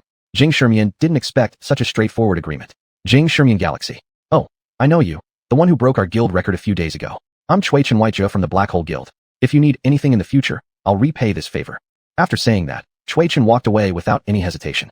Jing Shermian couldn't understand it, but he was deeply impressed. The 2 climbed back up the steel truss bridge and began to lie in wait again. Soon after, a drone detected the 2 who had already disengaged their mech forms. The Rookie King of the ULC Guild, our top contender for the championship, became the last-place finisher of the entire Carl Survival Challenge, being the first to exit the competition. His end came at the hands of our independent player, Jing Shermian Galaxy. Xuanhuan passionately shouted, then seeing the calm return to the arena, smacked his lips and said, It seems I underestimated your judgment, Dudu. I need to reassess this player. However, before Xuanhuan could finish his sentence, Dudu hurriedly interrupted him. No, please don't reassess. Promise me, Teacher Xuan, stick to your original understanding. Deep down, believe that Jing Shiming Galaxy will not even make it to the next stage, alright? Dudu gently pleaded. I think you misunderstand me. I'm a professional commentator. No. All of us have absolutely no misunderstanding about you. Please promise me, alright? Alright then. After pondering, Xuanhuan realized it wouldn't be right to change his stance arbitrarily. Nevertheless, Jing Shimian's strategy is indeed highly effective. I dare say that within the next 3 hours, no one will discover their hiding spot. Just as Xuanhuan finished speaking, a fast-flying missile zoomed straight towards the steel frame where Jing Shiming Galaxy was hiding. Chapter 33, Professionalism. Wow, our Jing Shiming Galaxy contestant has been hit by a missile before even deploying his mech. Wawa saw the steel frame on the screen explode in fire, while Galaxy still hadn't unfolded into mech form. No one expected that our highly anticipated Jing Shiming Galaxy contestant, who had just eliminated a rookie king contestant, would fall outside the top 300 of the Carl Survival Challenge. Hopefully, the official rescue team can arrive in time. If Galaxy doesn't activate the protective program promptly, contestant Jing Shimin might be in serious danger. Xuanhuan expressed some regret. Daodu sat at the commentary table, staring blankly at the screen with an expression of disbelief flashing in her eyes. At this moment, in the live broadcast room's comment section, Jing Shimin's haters instantly found their momentum. Pretend. Keep pretending. And you were saying that opening the mech stealth mode is the greatest tactic of the year. Balderdash. Could other contestants not have foreseen this? Opening mech stealth exposes the summoner to direct attack. This isn't child's play. A single attack could take him out. White fans, speak up. Weren't you guys full of praise yesterday? What happened? Can't type anymore. I remember the white fans said this strategy would definitely shine in the Carl Survival Challenge. Didn't you white fans just keep ranting moments ago? Luck killed some unlucky fool, and you went wild? Looks like poor professionalism among your ranks. If he survives this, I'll eat it live. Xianggu. The haters joyfully unleashed a barrage of attacks in the comments, temporarily dominating the Carl Survival Challenge's stream. Is there any backstory to this contestant? How did both white and black fans appear so quickly? Our Dong Yi doesn't even generate as much discussion. What makes this kid special? Soon, a group of total strangers to Jing Shimin began to feel curious about him and interacted with the haters, who were happy to assist and quickly summarized the background details. Oh, it's nothing much. Isn't it just that some superficial female streamer liked him? That's all. Moving on, let's continue watching the match. For 1 or 2 minutes, the comment section was lively with discussion. At this point, the smoke from the missile explosion shown in the viewing lens had completely dissipated. Whoa, completely blown to smithereens. Is the person upstairs dumb? It wouldn't matter if the person got blown apart. Such missiles usually only damage a mech girl's battlesuit when hit. If you don't want to watch the competition, you can go watch Teletubbies. Exactly, where's the mech girl? She can't possibly be down too, right? Very soon, those paying attention in the comments realized that getting hit by a missile didn't mean significant harm for a mech girl. And now, there was no sign of Jing Shimin Galaxy on the steel bridge. The 3 commentators also noticed this. Daodu, who originally looked listless, suddenly brightened her eyes. That's incorrect. Contestant Jing Shimin Galaxy wasn't hit by the missile. She exclaimed excitedly. Director, find the camera feed quickly. Jing Shimin Galaxy's angle. Hearing Daodu's reminder, Wawa immediately reacted and reminded the director to search for the camera shot. The director, realizing he may have made a grave mistake, quickly adjusted various unmanned cameras to search for Jing Shimin Galaxy. Finally, after relentless effort from the director, a black mech was found. At this point, Galaxy Mech had already moved a kilometer away from the steel bridge. Beneath it, a more than 8-meter-tall humanoid mech had activated its protective program. The cannon in the hands of the humanoid mech had already fallen to the ground, clearly indicating it was the contestant who had previously ambushed Jing Shimin. Black fans speak. The comment section erupted instantly. Even the white fans felt too lazy to explain or counterattack, for simple words aimed directly at the black fans' faces. The casual viewers were also confused. What? How did she manage it?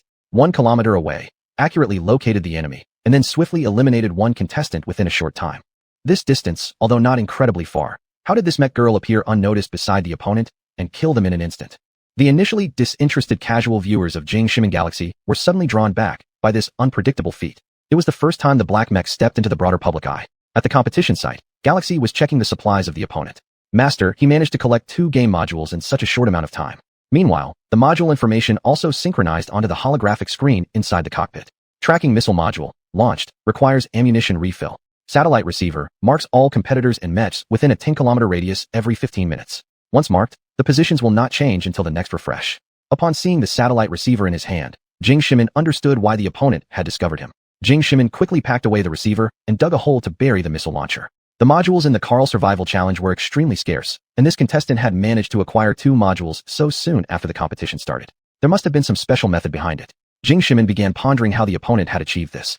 However, Master, how did you anticipate the enemy's sneak attack ahead of time and successfully ambush them nearby?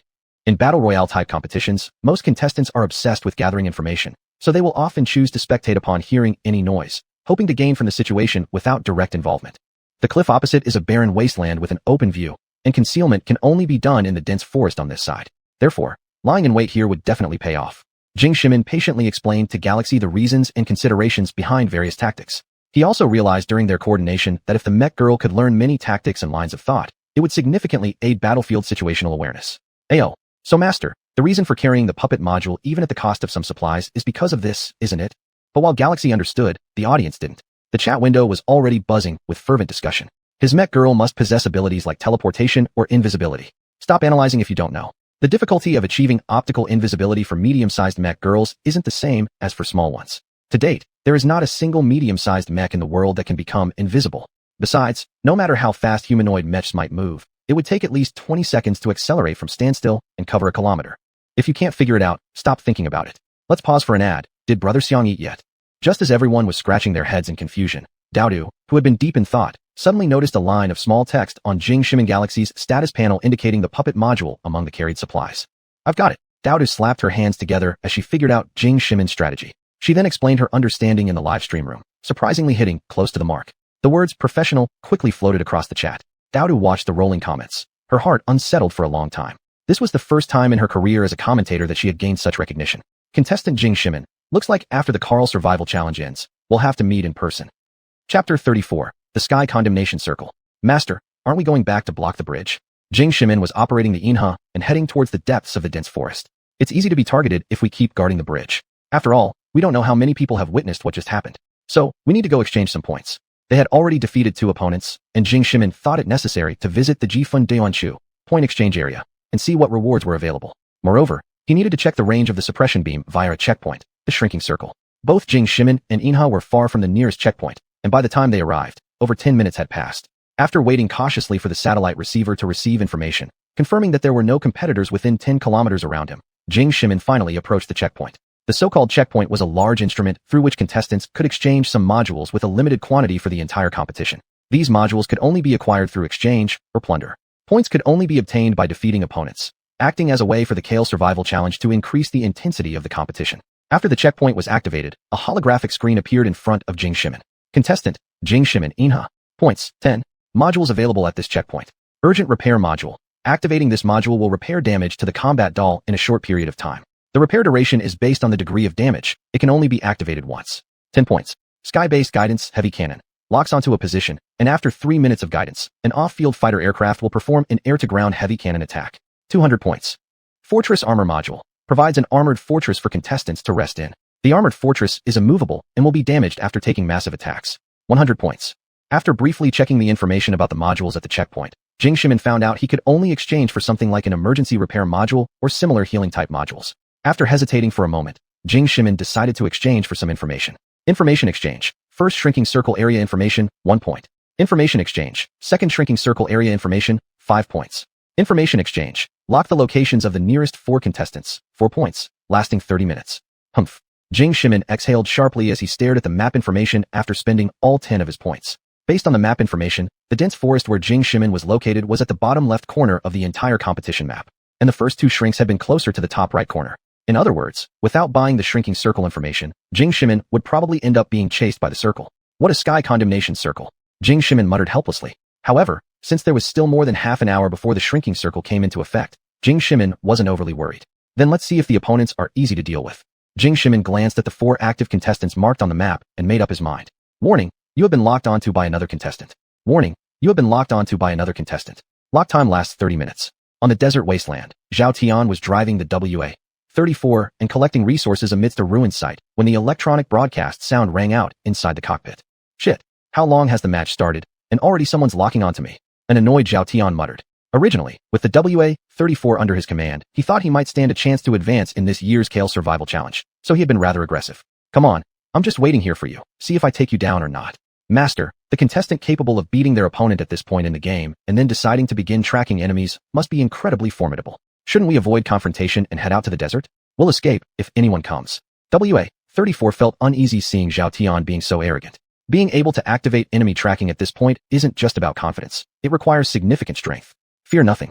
You're a humanoid combat machine specialized for confrontation, the best machine for Kale's tournament. Showing fear means losing, Plus, if we sit tight like rabbits waiting for hares and set a few traps, we'll definitely have good odds. And if things turn bad, we can always run away. Zhao Tian replied irritably. WA-34 couldn't argue back. All decisions on the battlefield were ultimately made by the master. The machine girls could only provide advice.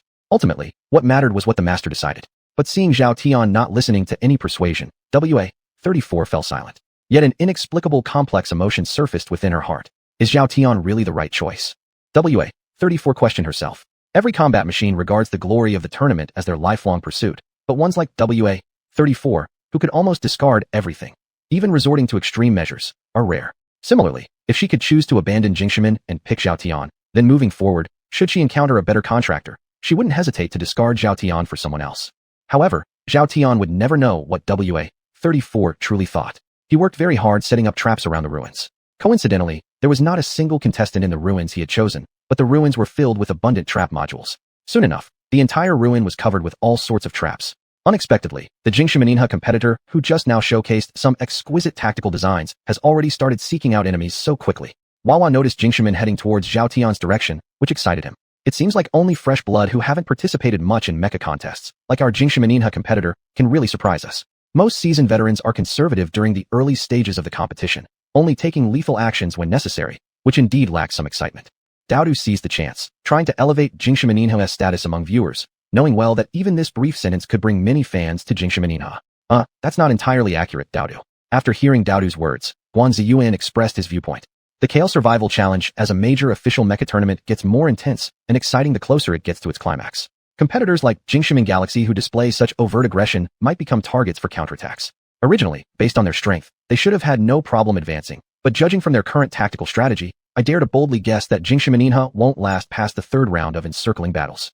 Xuanhuan delivered his analysis fluently, but Daodu, whose opinion was challenged, wasn't at all upset. Instead, she turned around excitedly. Teacher Xuan is correct. Let's thank Teacher Xuan. As the two chatted, the distance between Inha and WA-34 was rapidly closing. Alright, teachers, let's pause the analysis for a moment. Let's refocus on the competition. Seizing the opportunity while listening intently, Wawa reminded everyone. We can see that Zhao Tian, WA-34 appears to have acquired numerous trap modules and has set them up throughout the ruins. Jingshimin will arrive at the ruins in 6 minutes, and I believe this confrontation will surely be a great one. Chapter 35, Enemies Meeting by Chance. The official livestream wasn't just for Jingshimin. As the match progressed, friction began to develop between many participants. The allure of the mecha competition started to gradually reveal itself. Mecha with various forms were all shining their light and heat on this field. During this time, Jingshimin and Galaxy traversed over 10 kilometers of desert, quickly arriving at the nearest marker point. Master, something feels off, Galaxy said, frowning as she looked at the ruins in front of her. Her sharp senses detected danger in the ruins ahead, but she couldn't analyze the nature of the threat. Jingshimin didn't doubt his partner. He stopped Galaxy's movements and began checking around the exterior of the ruins. Galaxy's detection system was extremely sensitive. Soon, numerous data points from within the ruins appeared before Jingshimin. Frowning, Jingshimin studied the data. We can confirm now that someone has been moving vigorously inside these ruins. Galaxy announced her analysis based on the aforementioned data, and this contestant's movement patterns are peculiar. According to the analysis, there are many traces indicating a large amount of back-and-forth movement in the same location. After hearing Galaxy's report, Jingshimin relaxed his brows as he examined the data. I think I figured it out. This area has been set up with a lot of traps. I had been wondering earlier whether opponents marked by an enemy could be aware of their being tagged during my journey here. Now, it appears the opponent must have received some kind of alert. As Jingshimin verbalized his deductions, on Galaxy's map, 4 points had always been marked. The other 3 contestants were moving at great speed, except the famous player in the ruins who stayed put. It now seemed that the person in the ruins must have used many trap modules. While speaking, Jingshimin swiftly marked locations on Galaxy's map according to the data. So far, all the traps placed by the opponent seemed to have been marked on the map. Looking at the dense markings of traps on the map, Jingshimin couldn't help but laugh out loud. Certainly, the opponent had secured a great number of trap modules, but this deployment style was simply absurd. Even if Jingshimin hadn't discovered these traps, the probability of stepping into one wouldn't have been high. No one would have expected Zhao Tian to lay all the traps right out on the open road. A normal contestant should have deduced that if someone is hunting them down, then they would certainly be on the opponent's map. Hence, when the opponent approached, they definitely wouldn't use an open route. Jingshimin smiled faintly, cautiously approaching several traps. Confirming that most traps were designed to interfere with mech's normal functions, like inhibition beams which would activate under the kinetic energy of the mechs. He reused an old trick, switching Galaxy to pedestrian mode and walking toward the deeper ruins. Alright, our newcomer king of the Twilight Guild has successfully dealt with his opponent. We've just received word from the director that our Jingshimin Galaxy duo has successfully reached the ruins, where Zhao Tian's 34 contestant resides. Our attention follows the camera to the lower left corner of the map, focusing on the ruins. Following the announcement of the Twilight Guild's new member destroying his foe, Xuanhuan followed the director's instructions and continued commentary on xuanhuan and Galaxy's battle. Seeing the black mech appear on screen, Dudu's eyes lit up again. We can see that contestant xuanhuan has stopped cautiously outside the ruins. From the official information published about the contest, it seems this ruin is filled with many trap modules. Clearly, Xiaotian WA34 has obtained plenty of these modules and installed them throughout the arena. Therefore, we can infer that after xuanhuan arrived at the ruins, he immediately spotted this issue. How will he resolve it? Or will he abandon targeting Xiaotian WA34 and instead attack other players on the map? Let's wait and see. Dudu clearly presented the situation on the field. How come we didn't notice how professional this female commentator is? Nice. She's beautiful, great chest, good waist, great legs, wearing black stockings, and most importantly, she's competent. Why wasn't she more popular before? Well, those other commentators never gave Dudu much chance to shine. If not for her strong endorsement of xuanhuan Galaxy today, she probably wouldn't have much say in this either. Yeah, Xuanhuan, 2 seasoned veterans, shouldn't look down on rookies like that. Many casual viewers in the chat stream were drawn in by Dudu's clear commentary, which further increased their attention towards xuanhuan and Galaxy. Most of the audience began to think that any player noticed by such a surprising female commentator must have something extraordinary about them. However, soon after, the director revealed all the traps within the ruins. Holy crap, 163 traps. Xiaotian sure has splurged big time. If xuanhuan Galaxy is smart, he would abandon the attack right now. Didn't he already find the traps? Why would he dare to deactivate the mech form and jump into it?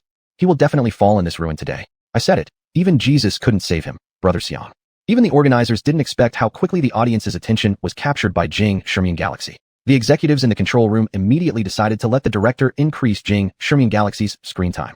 Regardless of what happened outside the field, xuanhuan inside the competition only focused on how to deal with his opponent. Master, you've marked out 163 traps. Could there be any omissions or marking errors? As Galaxy walked, she reviewed the map in her mind, guiding xuanhuan to walk in the safest spots. Hearing this, xuanhuan smiled faintly without answering, the overflowing confidence from his demeanor replacing any words. Sure enough, based on xuanhuan's markings, Galaxy led xuanhuan little by little to the center of the ruins, a large square. Xiaotian stood alert on the square, piloting WA34, at least not so stupid as before. xuanhuan saw the mech form of WA34 and laughed outright. Unbelievable, rivals meeting by chance like this. Galaxy, I suddenly don't want to end this match quickly. I wonder if the audiences in this world have ever seen an exaggerated combat scene where someone kills their enemy with their own blade. Chapter 36, Xiaotian, are you XX? After making up his mind, xuanhuan boldly led Galaxy straight out of the ruins. The moment they appeared, WA34 turned around and took a defensive stance. Apparently, Xiaotian could never have imagined that the long-awaited powerful enemy would suddenly appear in front of him without stepping into any traps. And what's more, the summoner was not under the protection of the mech girl. When he saw xuanhuan and Galaxy's faces, his whole being became excited. Heaven has a way, but you don't take it. Hell has no door, but you dare to intrude. What should I say about you, xuanhuan? You really dared to participate in the Carl Survival Challenge. Xiaotian immediately crossed his legs in the cockpit, casually lit a cigarette, and didn't seem hurried at all. In his view, the reason why xuanhuan and Galaxy didn't activate their mech forms was simple. Galaxy couldn't move, so xuanhuan had to resort to this method, moving in human form. Master, the smell of cigarettes is choking. WA34 tried to protest against Xiaotian smoking. What's choking? You need to learn how to smoke, do you know? Otherwise, life will lack a lot of fun. Xiaotian carelessly shook his head and slowly moved WA34 forward. However, the expressions of shock, anger, and confusion he expected on xuanhuan and Galaxy's faces did not show up. Even worse, xuanhuan wore an expression of contemptuous amusement, which made Xiaotian extremely displeased. xuanhuan, you should know that if a participant makes dangerous moves during a mecha competition leading to death, neither the authorities nor other participants bear any responsibility. But given we used to be colleagues, and you still owe me money, I'll let you off with mercy. Surrender quickly. WA34's mechanical arm raised and swung irritably. Hearing this, xuanhuan could barely hide his smile. To be honest, Xiaotian, you're a good person. Although xuanhuan noticed WA34 getting closer, he didn't recklessly overestimate himself, instead gently patting Galaxy on the shoulder. In the next second, a black light rippled through, and a black mech appeared within Xiaotian's sight. You were calling me big shot just yesterday? Why today have you become so presumptuous? I might revoke my promise, you know. xuanhuan's voice came from the loudspeaker. At the sight of the black mech, Xiaotian clearly froze for a moment, then bloodshot eyes filled his face. It's you. I'll kill you. Xiaotian hastily stamped out the cigarette in the cockpit and quickly operated WA34 to rush towards xuanhuan. Don't think your defense is strong enough to guarantee safety. Today, I'll let you know what participating in a mech match truly means. Suddenly, 2 chainsaw swords emerged from WA34's arms. Oscillating chainsaw sword module. After activation, 2 chainsaws with oscillation functions extend from both arms. The chainsaws are extremely durable with a sturdiness of 71, and they come with an oscillation feature. In emergencies, they can transform into chainsaw whips to entangle opponents and transmit oscillatory attacks via the mech, targeting the summoner. Following the principle of strategic disregard but tactical respect for enemies, xuanhuan promptly checked the attributes of the chainsaw through the system. It has to be said, this chainsaw module was indeed excellent. Zhao Tian must have invested heavily, and to some extent, it specifically targeted Galaxy, a mech girl with super high defense. WA-34 swung both swords toward xuanhuan with slashing motions. Worthless trash, who cannot move. Seeing Galaxy completely motionless, Zhao Tian gave a cold snort of disdain before directly lunging toward her cockpit. But in the next second, a black mechanical hand gripped the chainsaw blade, stopping its forward thrust by a hair. Before Zhao Tian could react, Galaxy's energy core rapidly entered an overclocking state, and thrusters on her elbows and soles erupted with blinding lights. WA-34 was forcefully dragged along. Within the next instant, rapid elbow strikes and knee thrusts severely damaged the processing zone in the head of WA-34 and the central control zone in its chest. Given WA-34's poor defense capabilities compounded by its recent training sessions with Zhao Tian leaving it rather frail, these 2 strikes instantly caused severe damage, wiping out 15% of its health bar. Zhao Tian, wake up. Haven't you forgotten their incredible strength showcased in earlier matches? Right now, retreat. WA-34 even refrained from addressing him as master. Zhao Tian was such a fool. Even after realizing Galaxy's formidable power, he still subconsciously assumed she was the obsolete mech girl he'd once abandoned. It was utterly laughable. As WA-34 roared in rage, Zhao Tian finally snapped out of it, hurriedly operating the mech to blast backward, running towards the trap zone within the ruins. xuanhuan also pursued accordingly, adopting an air of effortless chase. Ha. It doesn't matter if you can control this piece of junk to move, a defective product is still a defective product, and its movement is as slow as a snail. At the sight of this situation, Zhao Tian burst out laughing, even slowing down his steps in preparation to mock xuanhuan. Zhao Tian, are you really an idiot? They're the champion of the black hole breakthrough competition, breaking records by a full minute. They were just playing with you, and you actually took it seriously. WA-34 finally couldn't hold back and yelled furiously. When Zhao Tian heard this, he became furious and waved both hands. Watch your mouth. I am your master. Aren't you so capable? Then why don't you operate it yourself? WA-34 saw Zhao Tian give up completely, and through the rear camera saw Galaxy, originally a defective model, but now shining brightly under xuanhuan's operation. A feeling of regret welled up inside her. If I'm not mistaken, that black mech girl is still in the console operation mode. What did I miss? But no matter how much she regretted in her heart, the priority was still to escape for her life. She scrambled frantically to control the mech at top speed towards the exit. It's terrible. Without my summoner's help, the speed is too slow. WA-34's disdain for Zhao Tian reached its peak, yet she still had to humbly apologize. Master, I was too hasty just now. Please don't be angry. After the competition, I'll agree to train outside as you wish. WA-34 gritted her teeth and said very shamefully. Zhao Tian was a rare talent. Despite being in deep trouble, he could still think about training and even set conditions. At least 3 times. He looked shifty-eyed while stretching out 3 fingers. As you wish. WA-34's eyes turned cold, and she made up her mind that once the competition was over, she would dump Zhao Tian. But for now, she still had to play along. With Zhao Tian's control, WA-34's speed increased significantly again. She let out a sigh of relief, but when she looked back, there was no sign of xuanhuan or Galaxy. An alarm bell rang loudly in her heart, and she took greater risks in increasing the energy output frequency, despite the danger of the energy core bursting. By this time, xuanhuan had already piloted Galaxy to the spot they would definitely run into on their escape route. Master, what should we do next? Galaxy, do you know? Most hunters who set traps to hunt end up being hurt by their own traps, and some even die accidentally in their own traps. And all we need to do is make the prey who think they are hunters realize their identity, then obediently find one of the traps they've laid, which will become their graves. Chapter 37, Impotent Fury. Inha, Master, what's wrong? Quick question and quick answer. How many trap positions did I just change? 5. So how many traps will Zhao Tian step on today? 4 of them. Inha tentatively replied. At the same time, xuanhuan mysteriously pulled out a bag of snacks and nonchalantly bent down to put a lollipop in Ina's mouth. Wrong, Inha. Think about it. If you stepped on several traps in a row, what would you think? Probably. I should think that most of the traps in the entire ruins had been moved. After all, at least mentally, one would feel uneasy because a familiar minefield has now become unsafe. Inha, biting on the lollipop, lifted her small eyes, thought for a few seconds, and slowly responded. That's right.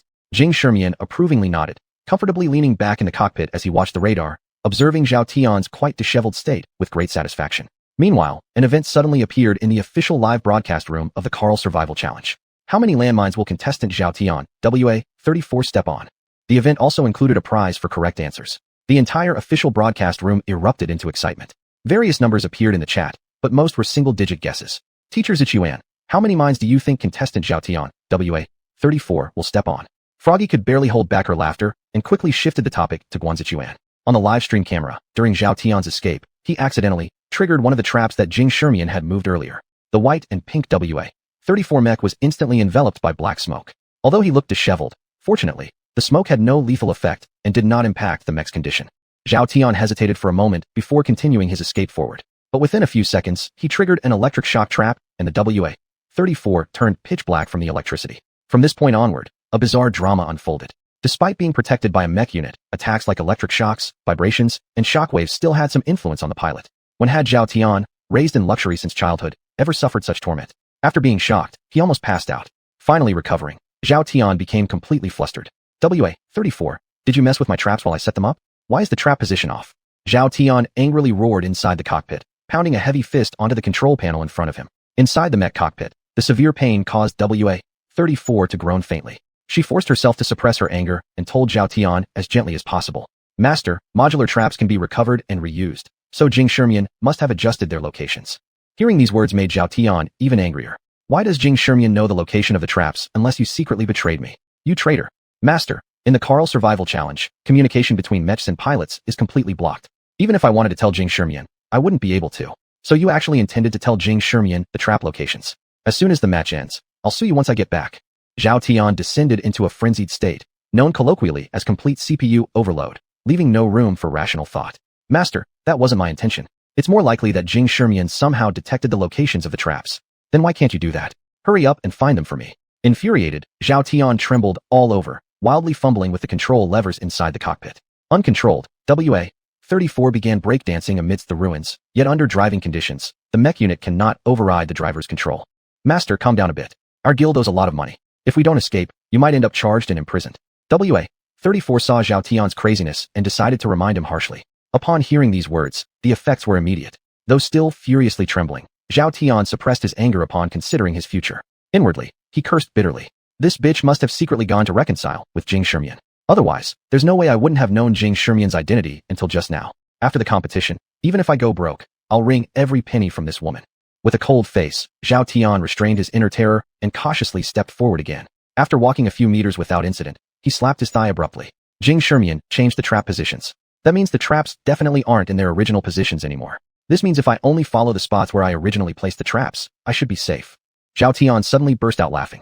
However, the next moment, a fierce flame erupted, completely engulfing WA34. Let's all cheer for contestant Zhao Tian, WA34, who doesn't give up. During the following time, the livestream witnessed Zhao Tian accurately locating the positions of the traps he had set up, one after another.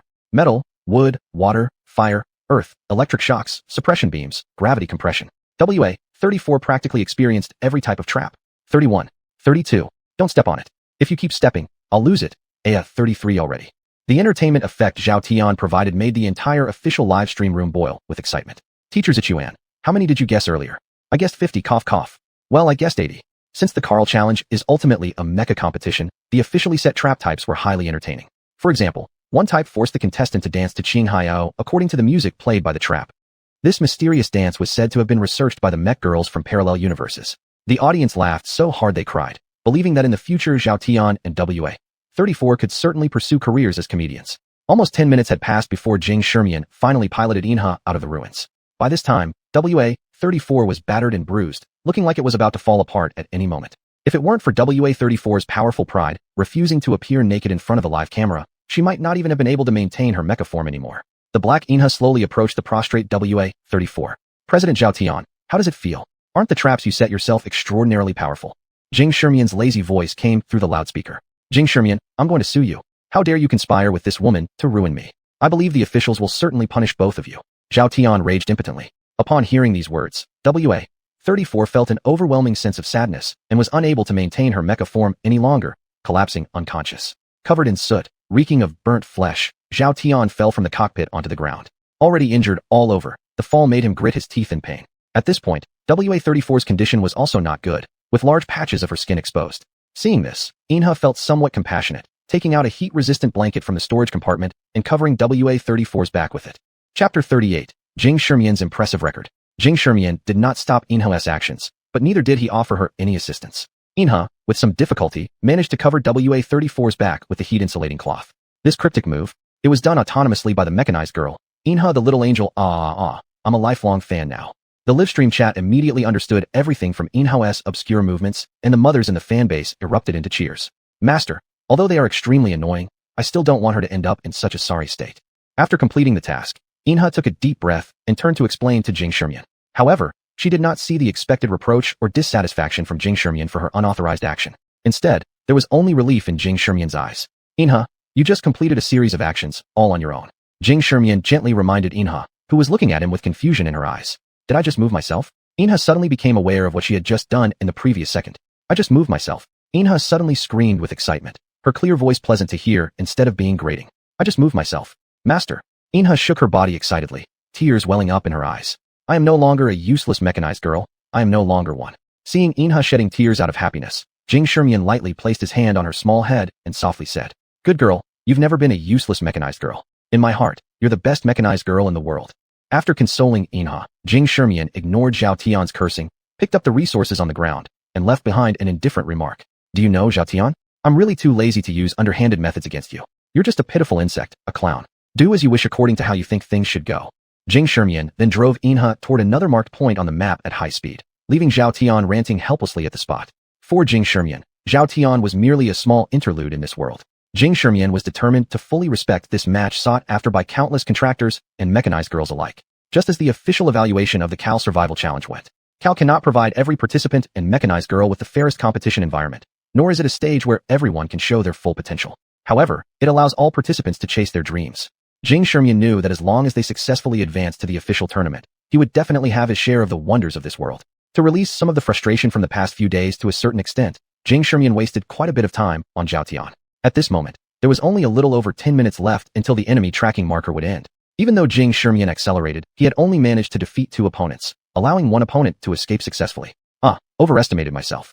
Jing Shimian shook his head somewhat regretfully inside the cockpit. However, he didn't realize that the official live stream chat was already stirred up.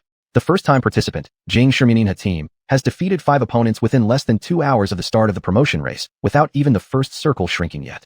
This must have broken the record for the Cal Survival Challenge, right? Xuanhuan shouted excitedly. That's correct. According to the data, the fastest quintuple kill record in the Cal Survival Challenge was set 6 years ago by xuanhuan, who achieved it in 3 hours and 17 minutes. Moreover, Jing Shimian's record appears to be more valuable. Among the 5 opponents was also a rookie king-level contestant. Wawa added at the appropriate time. When Dudu heard the familiar name, a flash of dimness passed through her eyes, but she quickly recovered. Seeing the atmosphere already heated up, she brought out her ace in the hole. Furthermore, according to the official records of the mech contest, Galaxy has only existed for 12 days, and Jing Shimian first entered the mech contest battlefield only 5 days ago. Subsequently, they shattered the long-standing record of the Black Hole Breakthrough Contest. They also directly defeated Su Xuanjingji, known as the first person below paranormal ability in Huangshan Bay City, even achieving a stunning 1 versus 31 annihilation of their foes. I'm very confident that the future of the Jing Shimian Galaxy team is absolutely limitless. The knowledgeable director posted the information explained by the commentators on the live broadcast screen. Are you serious, buddy? 12 days to learn to operate a cockpit mode mech? Wouldn't you need to start training from the womb to keep up with that pace? What does limitless future mean? There hasn't been a talent like this in the history of Huangshan Bay City. Does Jing Shimian have a dedicated live stream room? I will be closely following his matches moving forward. The 3 commentators on the commentary desk also noticed the last message. Come to think of it, didn't Dudu previously express interest in becoming Jing Shimian's personal commentator? Wawa smoothly brought up the topic. I still haven't obtained Jing Shimian's live streaming authorization or his agent's approval, but I will keep trying. Please wait for my good news, everyone. Dudu shyly nodded and expressed her intentions and viewpoints, but refrained from sharing excessive details on the live stream. Let's get back to the competition footage. We have to admit that contestant Jing Shimian has certainly given us quite a few surprises. However, everyone knows there is another reason why the popularity of the Cal Survival Challenge has been gradually declining. Dudu hinted at this and then handed the topic over to the main commentator Xuanhuan. Yes, the 2 most spectacular parts of the Cal Survival Challenge have always been the fort battles after the 3rd circle shrinkage and the final showdown. However, in recent years, the excitement level during the fort battles has begun to decline. Xuanhuan helplessly shook his head. Back to the match. After defeating 3 contestants, Jing Shimian found the nearest fort to exchange points and take a brief rest. This time he did not choose to purchase an enemy tracking marker because the suppressor beam had already passed through the horizon, marking the beginning of the 1st circle contraction. Master, what are we going to do next? Galaxy realized she had learned a lot from following Jing Shimian and was now increasingly fond of asking questions. In previous editions of the Cal competition, everyone thought that the fort battles and the final showdown were the best parts. But actually, there's also another crucially exciting moment in Battle Royale-style games. The next thing we need to do is circle for position. After resting briefly and noticing the suppression beam chasing closer behind them, Jing Shermian drove Galaxy rapidly across the Gobi Desert. Meanwhile, he continued performing repeated simulation calculations on the map. The routes of the 4 aircraft are, combining with the map distribution and the first 2 circles. Jing Shermian thought for half a minute before quickly drawing a conclusion. Entering the wide edge of the circle early for deployment would let us use Zhao Tian's unfinished traps effectively. If my calculations are correct, taking down 20 opponents should not be an issue. Jing Shermian confidently nodded and moved swiftly toward the target location. Chapter 39. It's not just about fighting, but also social tactics. Dear viewers, our Carl Survival Challenge has finally entered a more exciting phase. With the contraction of the suppression beam, the entire battlefield situation will undergo a tremendous change. Xuanhuan routinely narrated in the livestream. Although the Carl competition has a long history, we still need to explain briefly for the new audience. 2 hours after the start of the match, the entire battlefield will be subject to widespread suppression beam control, and the intensity of the suppression beam will increase over time. The competition will undergo periodic contractions of the suppression beam, commonly known as shrinking circles. Each circle shrink time will become shorter until the champion is determined or the entire battlefield is covered. The key point is that starting from the 3rd suppression beam contraction, the battlefield will experience a large number of random events, including but not limited to lightning strikes, bombings, storms, hail, etc. At the same time, each checkpoint will generate an energy shield to protect the contestants, which is also known as the checkpoint battle. Xuanhuan simply explained the precautions about the Carl Survival Challenge and then shifted the topic to the other 2 commentators. You two, which contestants do you think are favored for this checkpoint battle? Wawa pushed his glasses upon hearing Xuanhuan's words. Each checkpoint battle situation is different. However, before Wawa finished speaking, Dodo interrupted him with a cold snort. Ever since 10 years ago, the checkpoint battles have changed flavor. Most guilds started grouping together to exclude independent contestants, resulting in the spots for the Carl Survival Contest gradually being monopolized by big guilds. Seriously speaking, it's better to guess which small team would be kicked out first. Dodo's sharp words left the 2 experienced commentators momentarily at a loss for words. Cough cough, this is an inevitable trend. Big guilds have better resources, stronger players, and thus they deserve more resources. Just as Dodo was about to say something, a warning sound came from her earpiece. She restrained her discomfort and did not speak further. No, this checkpoint battle might be somewhat different. Our contestant Jing Shermian didn't choose to enter the core area immediately. Instead, he set up numerous traps at a choke point. Suddenly, Xuanhuan shouted loudly, standing up from his seat. From the camera feed, it could be seen that Jing Shermian had chosen a must-pass route leading from the lower district to the upper half and began setting up. Since the safe zone for this match was generally higher, the lower regions were contracting very quickly, forcing the contestants to take smoother roads. And the choke point selected by Jing Shermian was one of the only 2 locations where people could easily get into the next safe zone. What does Jing Shermian want to do with this? Such behavior is bound to offend many people. If he just targeted some independent contestants, that's fine. But now with the major paths full of traps, he risks angering everyone. I said it, this kid has no brains at all. Competitions aren't just about fighting, they involve social tactics too. As expected, he should be expelled during the checkpoint battle. The detractors in the livestream comments were extremely pleased when they saw Jing Shermian didn't seize the opportunity to act first, but instead blocked the way. You guys understand nothing. This is what big goal-oriented contestants would do. Yeah, a stagnant game is boring. Don't let the haters get too carried away. Huh. Wait till loads of contestants pass through this choke point. How many can he beat? Eventually, they will have to enter the next safe zone. Thus, the discussion among the haters and supporters became heated, with Jing Shermian Galaxy's discussion heat far surpassing all the other contestants. Master, it's done. Inside the cockpit, Jing Shermian crossed his arms and watched Galaxy rather slowly and stiffly set the last trap, his eyes filled with satisfaction. Galaxy happily turned her head around. By now, she had already gradually learned to control the actions of her mech suit. Though her movements were stiff and slow like a child just learning to walk, such progress was highly important and valuable for Galaxy. Jing Shermian subconsciously wiped the sweat off Galaxy's forehead. The atmosphere inside the cockpit was very warm. Eye-to-eye contact made Galaxy instinctively look away from the handsome young boy in front of her, her obsidian-like eyes darting about. Alright, after wiping the sweat, Jing Shermian sat back down on the chair, where the locking device fixed him once again. Let's calculate the time. The first batch of prey should have entered the minefield by now. Let's prepare to charge. Yes, master. Galaxy's face slightly flushed red, deep in thought. Upon the command, Galaxy's energy core started to operate at its maximum capacity. Energy began to subtly accumulate in the energy-storing heavy cannon. Boom. Suddenly, a loud sound echoed through the canyon. Jing Shermian's gaze focused as he quickly maneuvered Galaxy along the edge of the cliff toward the source of the sound. Soon, successive sounds began to echo throughout the canyon. Who set up traps here? Don't let us find out. At the same moment, a colossal roar emitted from the speaker, and a group of mechs appeared on Galaxy's radar. 3 mechs had been caught in the traps, while another 3 were trying to rescue them. Master, didn't the officials say that malicious teaming isn't allowed? Galaxy's eyes widened at the scene before her, confusedly asking. This kind of thing can't be completely forbidden. Jing Shermian sighed. No matter what type of battle royale game it was, such relationships would always appear in high-level matches, and the officials couldn't criticize harshly because defining so-called malicious teaming was far too difficult.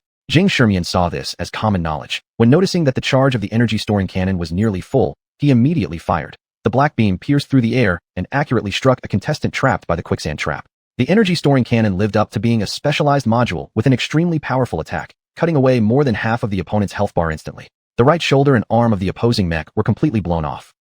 A thunderous sound rang through the canyon. In the next second, the belly of a medium-sized beast-type mech unfolded into a pair of wings as its thrusters roared wildly. This beast-type mech swiftly soared toward Xuanhuan's location. So soon I've encountered a tough opponent.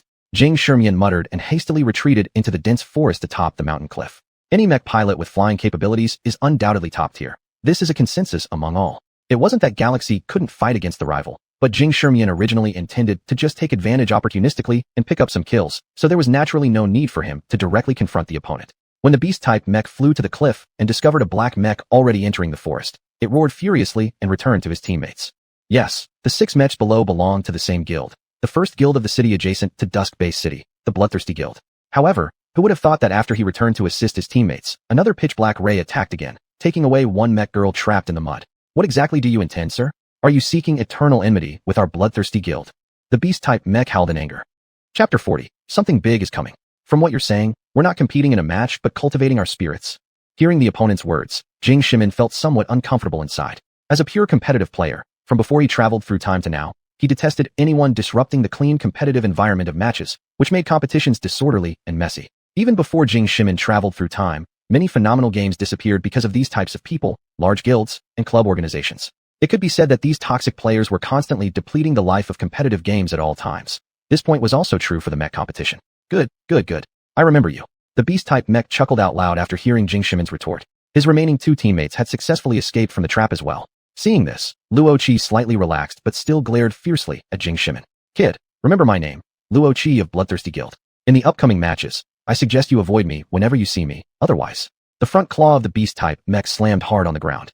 A pale blue light wave spread outward maliciously. Even Xuanhuan didn't have time to react as he was swept by the beam. Master, it seems to be a special detection module.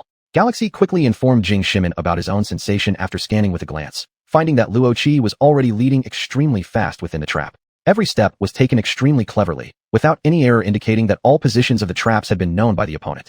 Seeing this, Xuanhuan canceled the charge of the energy cannon. Without the suppression of the trap, it would require considerable effort to take down these big guild players. So Xuanhuan decided to let 5 mechs go. Xuanhuan Galaxy, I've remembered you both. I just collected this valuable 30-point detection module and got forced out. Don't let me run into you later in the tournament. Luoqi looked at the information of Xuanhuan Galaxy that appeared on the screen. His shadowy eyes flashed with a hint of coldness, then glanced quite disgustedly at the teammates behind him on the screen. If it weren't for needing to take care of these teammates, Luoqi wouldn't have wasted such precious modules. I still have to take care of this bunch of losers. It's disgusting. Luoqi muttered a curse under his breath, his eyes flashing with a hint of coldness. By this point, their 5 mechs had successfully passed through the trap area. The beast head of the beast-type mech turned back and coldly glanced at Xuanhuan one more time before starting to rush towards the core area of the map. Xuanhuan saw this behavior and focused his gaze, silently remembering this person who he disliked intensely. The new king of the Tianhe Base City Bloodthirsty Guild has his eyes on him. This kid is done. Luoqi the Mad Lion is infamous for holding grudges. I bet Xuanhuan Galaxy won't even get the qualification to advance. The trolls in the live streaming room, seeing the confrontation between Xuanhuan and Luoqi, became excited again, and their numbers grew larger. You trolls are brainless. When the entire competition becomes filled with people like Luoqi, what will there be left to watch? Isn't the rivalry between large guilds exciting? Anyone with skills wouldn't choose to join a guild. Don't start with that large guild monopoly theory. Wait until the day all the matches are entirely controlled by large guilds before you say that. The comments started clashing again. This time, it wasn't even a matter of whether someone was a troll or supporter of Xuanhuan anymore. Most of the common audience joined the discussion with certain viewpoints. Actually, similar discussions existed on various forums across the world. The influence of large guilds on competitions was gradually expanding. Small guilds began struggling to survive, and players could only join large guilds in order to compete. Xuanhuan ignored all of this happening in the field of competition. Luoqi's threats meant nothing to him. In the following hour plus, Xuanhuan relied on traps to stop several waves of people, claiming some kills, only beginning his journey anew when the suppression beams were already very close. 17 elimination points. Competitor Xuanhuan has once again refreshed the fastest kill record in the Carl tournament. Commentators, do you think competitor Xuanhuan has a chance to break the highest kill record in the Carl tournament? Xuanhuan shouted excitedly while turning to look at the duo Daodu. I believe the possibility is slim. Although competitor Jing Shimin has given us several excellent scenes and tactical surprises, the possibility that he breaks the highest kill record in the Carl tournament remains low, stated Daodu, who consistently supported Jing Shimin, after hearing Froggy's comment. Yes, the highest kill record in the Carl tournament comes from the second year of the Carl tournament when the number of participants was historically the highest, reaching over 550 contestants.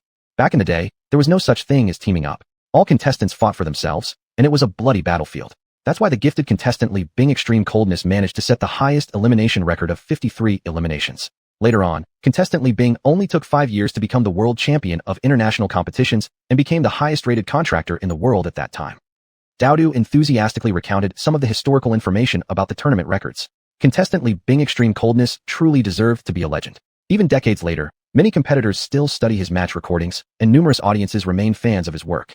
Froggy said with some nostalgia. After all these years, perhaps only contestant xuanhuan could reach such heights.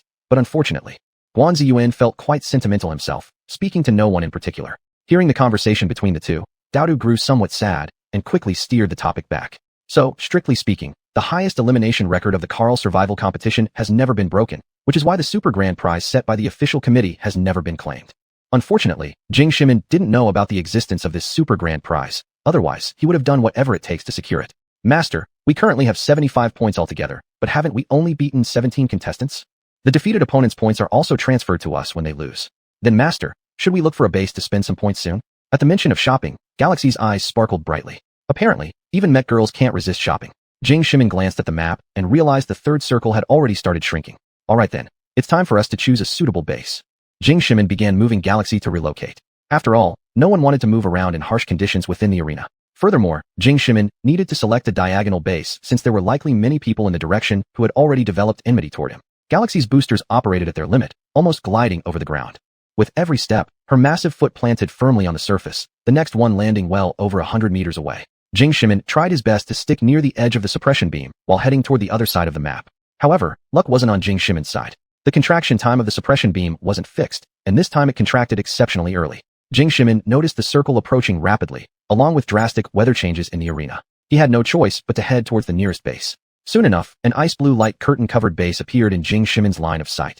The coverage area was vast, stretching over 10,000 square meters, towering about 300 meters high with a fully enclosed top. Each protective shield had precisely 3 entrances. As Jing Shimin neared the base, the sky darkened like nighttime, gathering storm clouds flashing with lightning at the horizon. Jing Shimin quickened his pace, reaching the perimeter of the base just over a minute later. Just as Jing Shimin intended to enter the protection zone of the base, a barrage of shells came rushing towards him. Hidden among them were some anti-armor penetrator rounds. Not daring to underestimate the situation, Jing Shimin used up a lot of energy to activate Galaxy's defensive shield while dodging across the desert landscape. After evading the first wave of attacks, Galaxy's energy reserves had dropped by over 30%. Jing Shimin promptly pulled out rapid energy replenishments and handed them to Galaxy. This place isn't for you amateurs. You'd better scram. As the smoke cleared, the group of mech girls who launched the attack slightly flinched upon seeing the black mech. The leading mech obviously didn't want to waste more ammunition and prepared to drive him off. Upon hearing their words, Jing Shimin did not comply. He immediately activated the speaker and responded, "What if I don't leave? Chapter 41, are you threatening me? What if I don't go?" Jing Shimin's clear voice echoed across the entire battlefield through the loudspeaker, adding to the oppressive atmosphere. Upon hearing Jing Shimin's words, the mech guarding the post entrance paused for a moment. Then anger surged in its heart, and the cannon mounted on the frame began to roar. "Kid, were we too gentle with you earlier, making you think you're something?"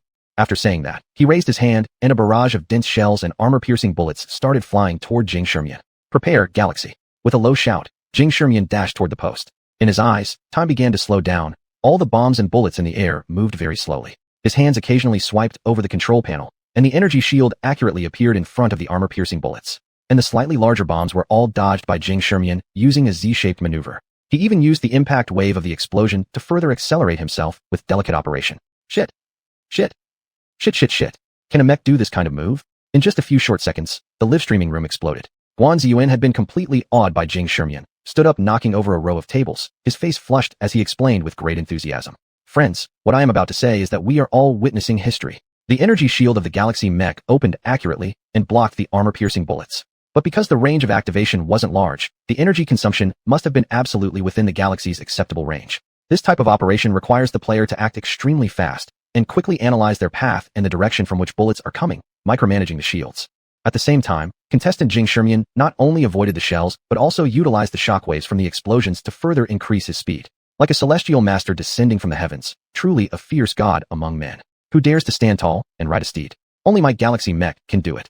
Xuanhuan immediately stood up, rapidly explaining every detailed move by Xuanhuan. The livestream lens split into dozens of small screens showing multiple angles, slowly replaying every detail of Xuanhuan's nimble moves. The galaxy mech's movements were like precise, surgical knives cutting through the dense artillery fire, leaving a trail of dazzling streaks under the dark sky.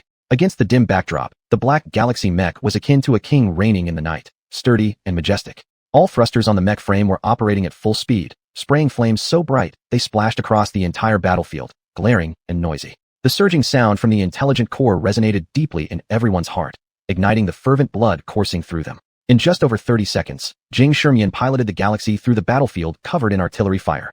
Thruster wings extended as the galaxy mech leaped fiercely into the air.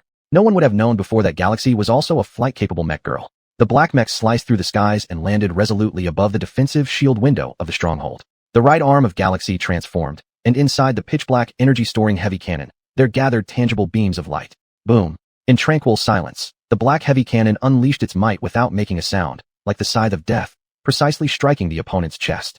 Xuanhuan held nothing back, releasing all the attack energy absorbed earlier in the artillery fire. The purple mech originally stationed at the energy shield window was instantly engulfed by the black beam and crashed violently into the stronghold, its fate uncertain. Events that unfolded within half a minute struck infinite awe in the hearts of 9 mechs inside the stronghold. Xuanhuan glanced at the information on his screen, discovering that the opponent wasn't eliminated yet. Without hesitation, he closed in for the kill. Hold on. A loud shout erupted within the stronghold.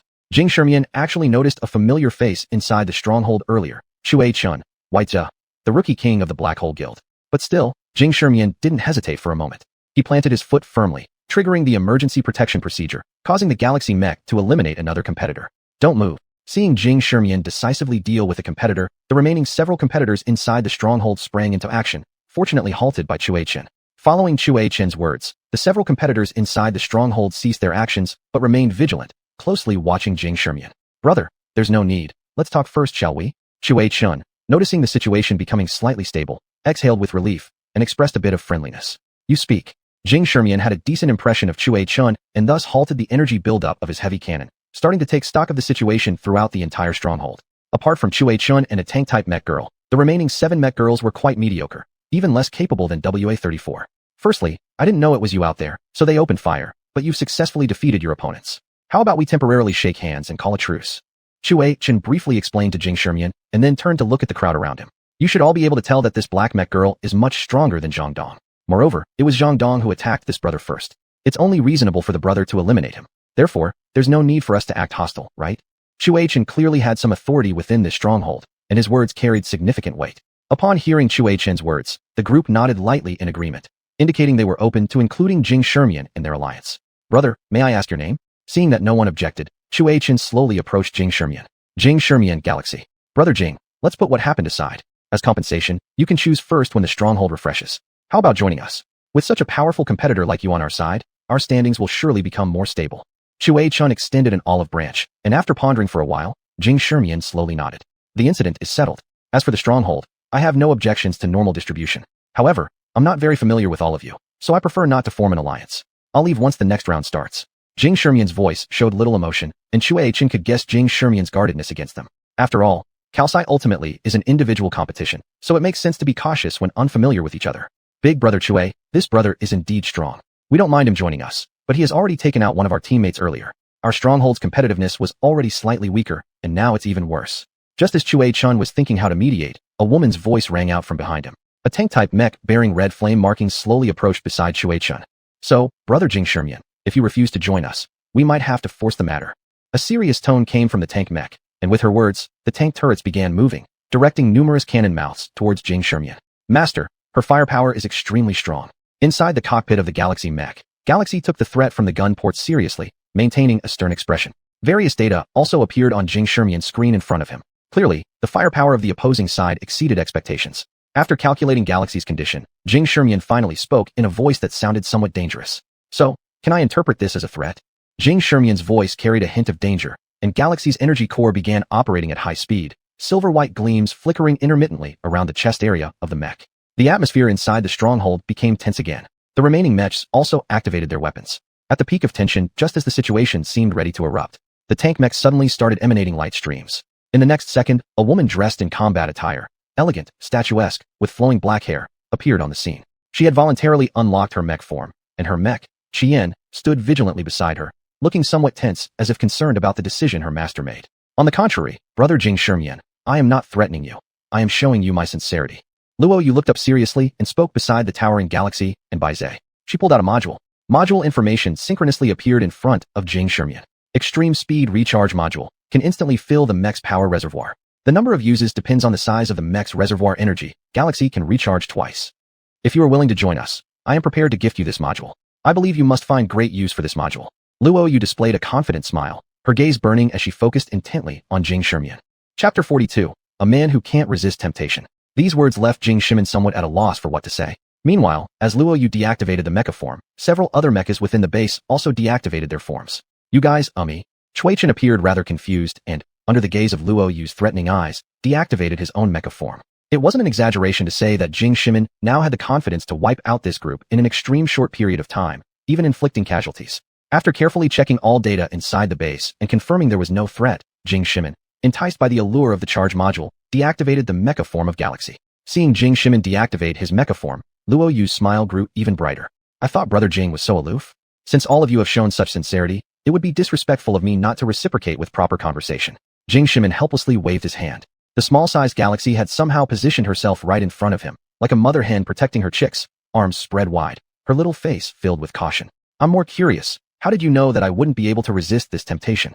Jing Shermian pointed his finger at the module in Luo Yu's hand and said casually, I don't know. This module on me is the only valuable one. Luo Yu playfully blinked her eyes. Anyone could tell she wasn't speaking the truth. Let me be serious. I really dislike forming cliques during personal matches. Jing Shermian coughed lightly. So, I'm going to add 2 conditions. I'll only stay until the 7th circle starts contracting, and you need to provide me with a suitable close combat module. Brother Jing, we were forced to take this approach because we were squeezed out by those who favor forming cliques. Chuei-chan's gaze towards Jing Shermian showed some awkwardness. What can I say? There's a limit to the number of mech girls and contractors. When the trend is already formed, we have no choice but to go with the flow, otherwise, we'll get eliminated. There was a hint of displeasure in Chuei-chan's eyes, though it was clearly not directed at Jing Shermian. Hearing Chuei-chan's words, Jing Shermian stared intently at Chuei-chan's eyes, and, finding them sincere after a brief moment of reflection, nodded. For Jing Shermian, he'd seen more cases like this before crossing over. Such coalition building out of necessity was indeed unavoidable, and he could understand. So what do you think of my conditions? Jing Shermian asked again. Brother Jing, we may not be completely satisfied with this condition. Luo Yu continued to negotiate. Jing Shermian thought for a moment and laughed. In that case, let's add 2 more conditions. 1. Before the 7th circle comes, I will lead you to wipe out 2 designated bases, and the loot will be evenly distributed. 2. Before the 7th circle, I won't actively attack any of you unless you attack me first. Deal. Luo Yu quickly nodded, not doubting the truthfulness of Jing Shermian's words, nor considering whether Jing Shermian could accomplish it. After finishing speaking, she saw Chuei-chan still pondering. Her smile faltered momentarily as she walked over to Chuei-chan and twisted him hard. I agree, be gentle please. Chuei-chan was almost hopping around in pain, hissing cold air through clenched teeth. Then brother Jing, let's work together in peace. Luo Yu threw the module in her hand to Jing Shermian. As for melee modules, we don't have any good ones either. You might check out the base shop. If you see anything you like, we can try to accumulate points for it. After saying that, Luo Yu signaled Jing Shermian to initiate the mecha form first.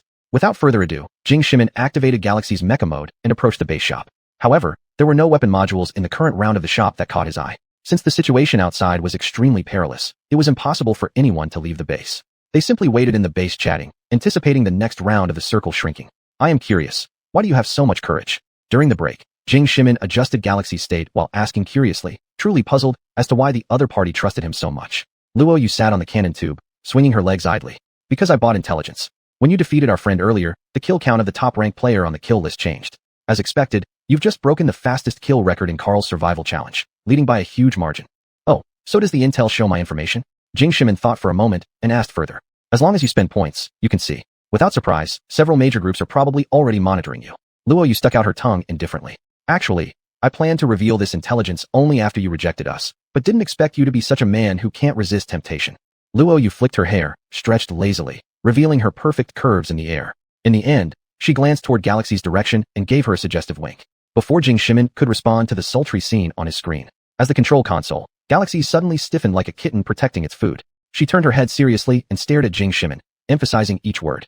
Master, no looking. The initial stronghold battles have stabilized relatively. There are 19 strongholds occupied in this circle zone. The next circle contraction will eliminate 5 strongholds, which will definitely lead to even more intense battles. On the commentary stage, Dowdu began explaining the current battlefield situation as an information provider for the audience.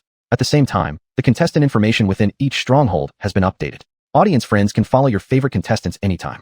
Next, we will release the intelligence purchase situations of the contestants. The kill list was purchased 15 times, with 9 strongholds buying detailed information. This means our current top killer, contestant xuanhuan, is already under the watchful eyes of 9 strongholds. According to past records and the contestants' previous performances, we have roughly given each stronghold a reference score, where higher scores indicate stronger theoretical combat strength.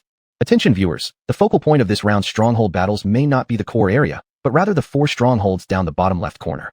They include Cliff Number 3 stronghold led by the Twilight Guild, the Desert Toll Booth stronghold led by the Bloodthirsty Guild, and the Midcliff stronghold jointly led by the Extreme Speed Guild and the Night Guild. The first 2 strongholds possess formidable strength, and if nothing unexpected happens, they should be able to secure about 1/3 of the advancing spots in this Carl challenge. As for the latter, all its participants are speed-oriented or assassin type, so they're bound to influence the battlefield to some extent.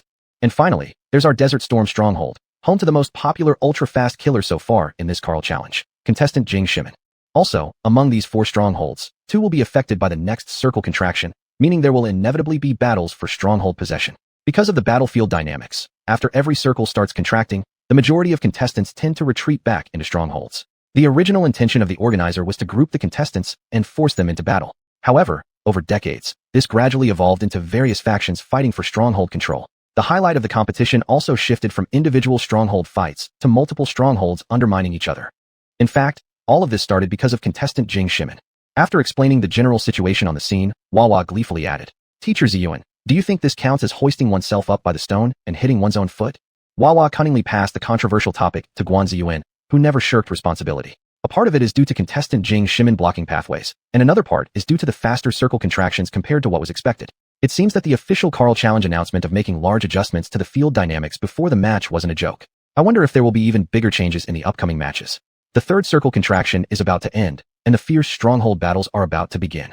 There are currently 230 contestants left. Let's wait and see what happens next. Chapter 43. So, do you collect mounts? The 4th circle's contraction ended, and the adverse weather also ceased.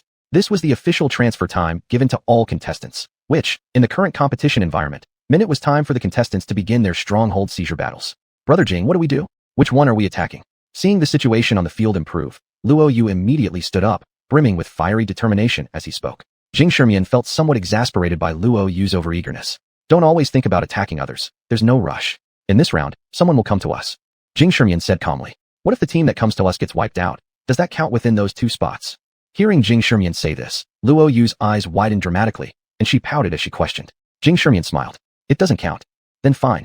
I'll listen to you. Luo Shueb brightened upon hearing the answer and plopped back down happily swinging her legs. Then, she turned around curiously asking, so, when do we make our move? Let's see how the following circle plays out. Don't follow the script. We need to learn how to analyze properly. Jing Shermian had finally started to understand Luo Yu's character. Boss, the circle has finished contracting. What's our next plan? Our stronghold is outside of the next circle. We must act now. Damn Jing Shermian, don't let me catch him. Currently, the Desert Storm stronghold seems to be the safest option for the next circle. It's close to the core area, so that's where we're heading. Lu Chi from the Bloodthirsty Guild growled. Similar conversations echoed within the other 2 strongholds. Unbeknownst to them, all 3 strongholds had chosen the Desert Storm stronghold as their attack target without prior coordination. At the official commentary booth of Carl Games, Wawa inadvertently noticed the activity and quickly explained. Dear audience, the battle in the bottom left region may be even more intense than we anticipated. All 3 strongholds have set their sights on the Desert Storm stronghold. In approximately 15 minutes, a large group of participants will likely confront each other. Excitement spread among the spectators at this news, and the Carl Games officials timed it perfectly to launch the betting phase. Brothers, if xuanhuan says the opposite, you'll secure a seafront villa. You know what I mean. Brother, your comment came too early. xuanhuan hasn't made his call yet. Quick, withdraw your message before he sees it. How do you withdraw a comment? Educate yourself, upper floor. Relax, Wawa will surely dig a hole for xuanhuan. Indeed, on the commentary stage, Wawa gave a sly smile, then turned towards xuanhuan who seemed excited. Teacher xuanhuan, which contestants do you favor more? Wawa teacher, your question caught my attention. The Carl competition hasn't been this fierce for years. Honestly speaking, I find it quite difficult to pick. After pondering for some time, xuanhuan couldn't come up with a particularly reasonable thought. Come on, don't worry. Just support your favorite contestant. Be bold and make a guess. Wawa continued to egg xuanhuan on, clearly enjoying the chaos. Well, if you insist, I think the biggest winner in this chaos should be Jing Shermian, Galaxy contestant. xuanhuan decisively reached a conclusion without hesitation. Just then, The glow in Daodu's eyes faded instantly, her mouth slightly agape as she felt waves of concern. Xuanhuan has spoken. Now it's time for the white fans to have their say. Oh no, here comes the jinx. This is terrible. There goes a player I actually liked. Hold up, guys, it's still early days. I'm in the European zone. It's midnight here. Good night. Upon hearing Xuanhuan's words, the black fans became elated. Some bolder ones even placed bets that Xuanhuan would be eliminated first. On the other hand, the white fans, aware that the #1 cursed forecaster Xuanhuan had made his statement, could not muster harsh words and could only repeatedly type in the chat. Please keep quiet. Wawa on the commentary desk directly remarked. Up until now, every prediction made by our teacher Xuanhuan has been frighteningly accurate. Friends, be cautious. Within the Desert Storm stronghold, Xuanhuan, who was originally at ease, suddenly operated Galaxy to dash towards the energy shield window. The rest of the team, who had previously been relaxed, immediately tensed up upon noticing Xuanhuan's actions. Before they could inquire, the Galaxy mech projected a map directly. Move fast but subtly. Upon reaching the point I've marked, immediately deactivate your mech form and cover yourselves with the sand. Since the start of the Carl competition, this was the first time Xuanhuan showed a look of deep concern on his face. After saying these words, he resolutely rushed towards the stronghold's trading window. Everyone looked at Xuanhuan in confusion, unsure of what to do at first. Fortunately, Luo Yu, who blindly trusted Xuanhuan, quickly recovered and urged everyone into action. Hurry, stop dawdling, and do as Xuanhuan says. Soon, the 9 mechs quickly headed towards the direction Xuanhuan had marked. Xuanhuan didn't have time to carefully check what the stronghold shop refreshed. As soon as the refresh time came, he purchased a close-range module worth 60 points without even glancing at it, then operated Galaxy to rush towards the map marking point. At this moment, the entire Gobi was still calm, showing no signs of anything unusual. Not until Xuanhuan arrived at the spot did he feel relieved to see that everyone had already brought their mech girls, crouching in a deep pit after deactivating their mech forms. Everyone and their mech girls lay on the edge of the pit with only their foreheads and eyes exposed, watching curiously for any movement across the Gobi. Xuanhuan quickly operated Galaxy to deactivate its form and joined them in hiding. Brother Jing, what's going on? Chui-chun could no longer contain his curiosity, turning around and looking at Xuanhuan questioningly. 3 teams are coming from different directions. If we had been 15 seconds slower, there's a good chance our radar would have been locked. 30 seconds later, you will be able to see the commotion they cause. Xuanhuan explained his consideration to everyone, then took a cover from one of the competitors and placed it over everyone's heads. With the wind and sand sweeping through, the cover was soon covered with yellow sand, making it impossible to notice a team was here unless you got close. Sure enough, 30 seconds later, dust rose on the horizon of the Gobi. It was clear that some huge creature was passing by. Apart from mechs, what else could there be in the arena? Amazing. How did you manage to discover them so early, Brother Jing? Chui-chun clicked his tongue in amazement and slapped a heavy hand on Xuanhuan's shoulder. Chui-chun's strength was immense, and the slap made Xuanhuan groan softly. Galaxy suddenly turned around, glaring fiercely at Chui-chun, which made him feel uneasy. Xuanhuan didn't notice Galaxy's gaze. He slightly moved his somewhat numb shoulder and said, I can only tell you it's based on data analysis. Chui-chun's eyes lit up. Can you teach me? No apprentices. How about mounts? Yes. Xuanhuan replied offhandedly, but immediately felt something was off, realizing the voice asking if he accepted mount requests belonged to a woman. Besides the mech girls, there was only one girl present, and the mech girls obviously wouldn't say such things in front of their master. So, the answer became crystal clear. Let's talk about this postgame. Everyone, get ready to play 6th. We're likely about to make a big move. Xuanhuan coughed and hurriedly changed the subject. At the same time, all those within the deep pit could feel the slight vibrations of the ground. Chapter 44, The Gatekeeper Remains. Wait, I still have a question. Chui-chun quickly raised his hand upon seeing the situation and asked, Is what we're doing really okay? If we're discovered, any mech they send over will annihilate us. Are you stupid or something? All mech radars are energy lock types. Since our mech girls haven't been deployed yet, there's no way for them to lock onto us. And thermal imaging radars are useless from this distance. So right now, we're practically invisible. Luo Yu quickly understood Xuanhuan's intention, her bright big eyes almost devouring him. It's just that how come we didn't think of such a clever tactic earlier? Xuanhuan, you're truly a genius. Thankfully, a river separated Luo Yu from Xuanhuan temporarily, preventing her from whispering into his ear. It's because your thinking is too rigid, only knowing the step-by-step formulaic tactics. After realizing the dangers of revealing mech form in competition, you never considered other possibilities. Hence, some simple tactics seem so ingenious to you. Xuanhuan's professional habit kicked in again, perhaps because he had trained too many rookies, and he explained every time someone brought up a tactical issue. Just as Xuanhuan finished speaking, Galaxy's little hand slipped into his. Master, should we be telling them our strategy like this? Galaxy's voice resonated inside Xuanhuan's mind. In response, the latter gently patted Galaxy's hand. This kind of tactic is actually very common, Master Galaxy. I have much better ones up my sleeve. And it's important to progress instead of just keeping things hidden. You'll learn eventually. A soft, tender voice reverberated within Galaxy's mind as Xuanhuan paid no heed to her mumble. Not what I meant. Why tell that woman? Humph. ****. As Xuanhuan was communicating, a group had already entered the Gobi storm outpost. It was none other than Luo Qi, Wild Lion, leading a group of contestants. How come there isn't a single person at this outpost? Haha, maybe they were so scared of Brother Luo that they fled immediately. Are you an idiot? If they fled after spotting us, wouldn't we have already locked onto them by now?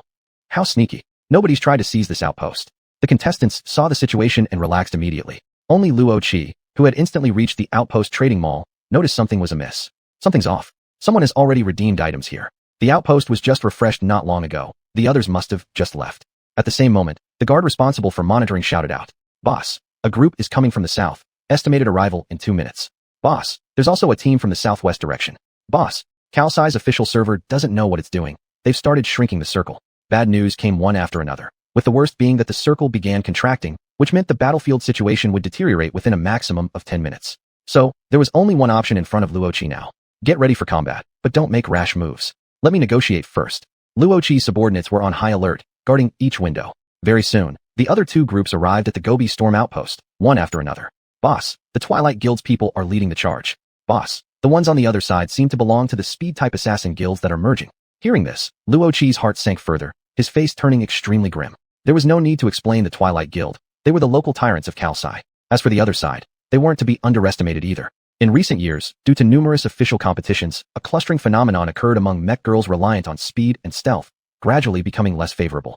Naturally, these special-type guilds couldn't sit idly by. Thus, under the leadership of the Speed Guild and the Night Guild, multiple guilds began the process of merging. Consequently, this team was large in number, united, and hard to deal with. Boss, why don't we ally with one side to drive the other away? One of Luo Qi's subordinates suggested. Are you stupid? Both sides are from the Twilight Bay City, while we're just here to raid. Luo Qi burned with anger and lashed out angrily. Finally, the three factions began to confront each other at the neighboring Gobi Storm outpost. Hey, isn't that newcomer king of the Bloodthirsty Guild, Luo Qi? Didn't expect to run into you here personally. Sure enough, a misshapen weirdo, ugly as can be. As the two parties made contact, a sarcastic jeer emanated from a spindle-shaped mech frame. It was Jing Shermian's old acquaintance, Wang Sukwai, Rapid Speed. You.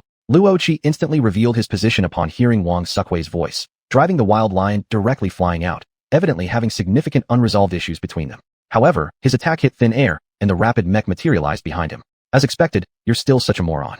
A guy like this could become the rookie king? Bloodthirsty Guild might as well disband.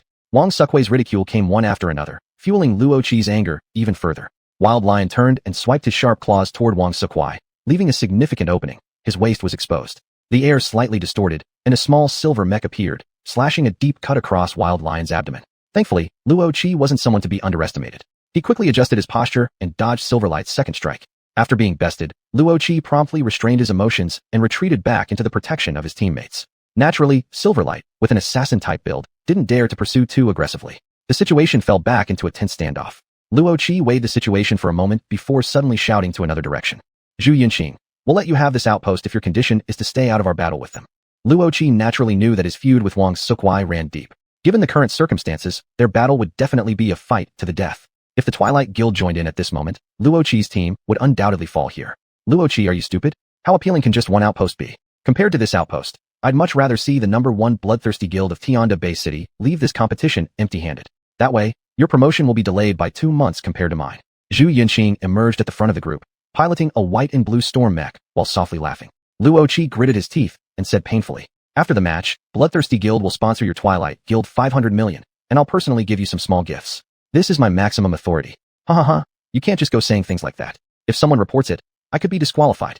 Zhu Yunqing shook his head, refusing while leading his team toward the outpost. Clearly, he was just speaking out loud to avoid official responsibility but had already agreed to Luo Qi's terms. Seeing Zhu Yunqing's acceptance, Luo Qi breathed a sigh of relief. The two opposing factions were on high alert, ready to pounce on each other at any moment. The people hidden in the pit became somewhat excited. We'll charge out when they've worn each other down a bit. Luo Yu eagerly said, as if seeing an opportunity for profit amid chaos. However, Jing Shermian felt something off. Why do I always feel like I'm being watched by some mysterious force? Yes, exactly this feeling, the kind where your keyboard spills milk. It's bad luck. Jing Shermian quietly muttered. Master, why do I feel like a thunderstorm's about to drop over us? At this point, Galaxy suddenly spoke up, catching Jing Shermian off guard, unable to stop her words in time. A bolt of lightning immediately struck the protective shield over their heads. Amidst the crackling electric arcs, everyone could only quickly activate their mechs. On the Gobi Desert suddenly stood 10 mechs squeezed closely together, drawing everyone's attention.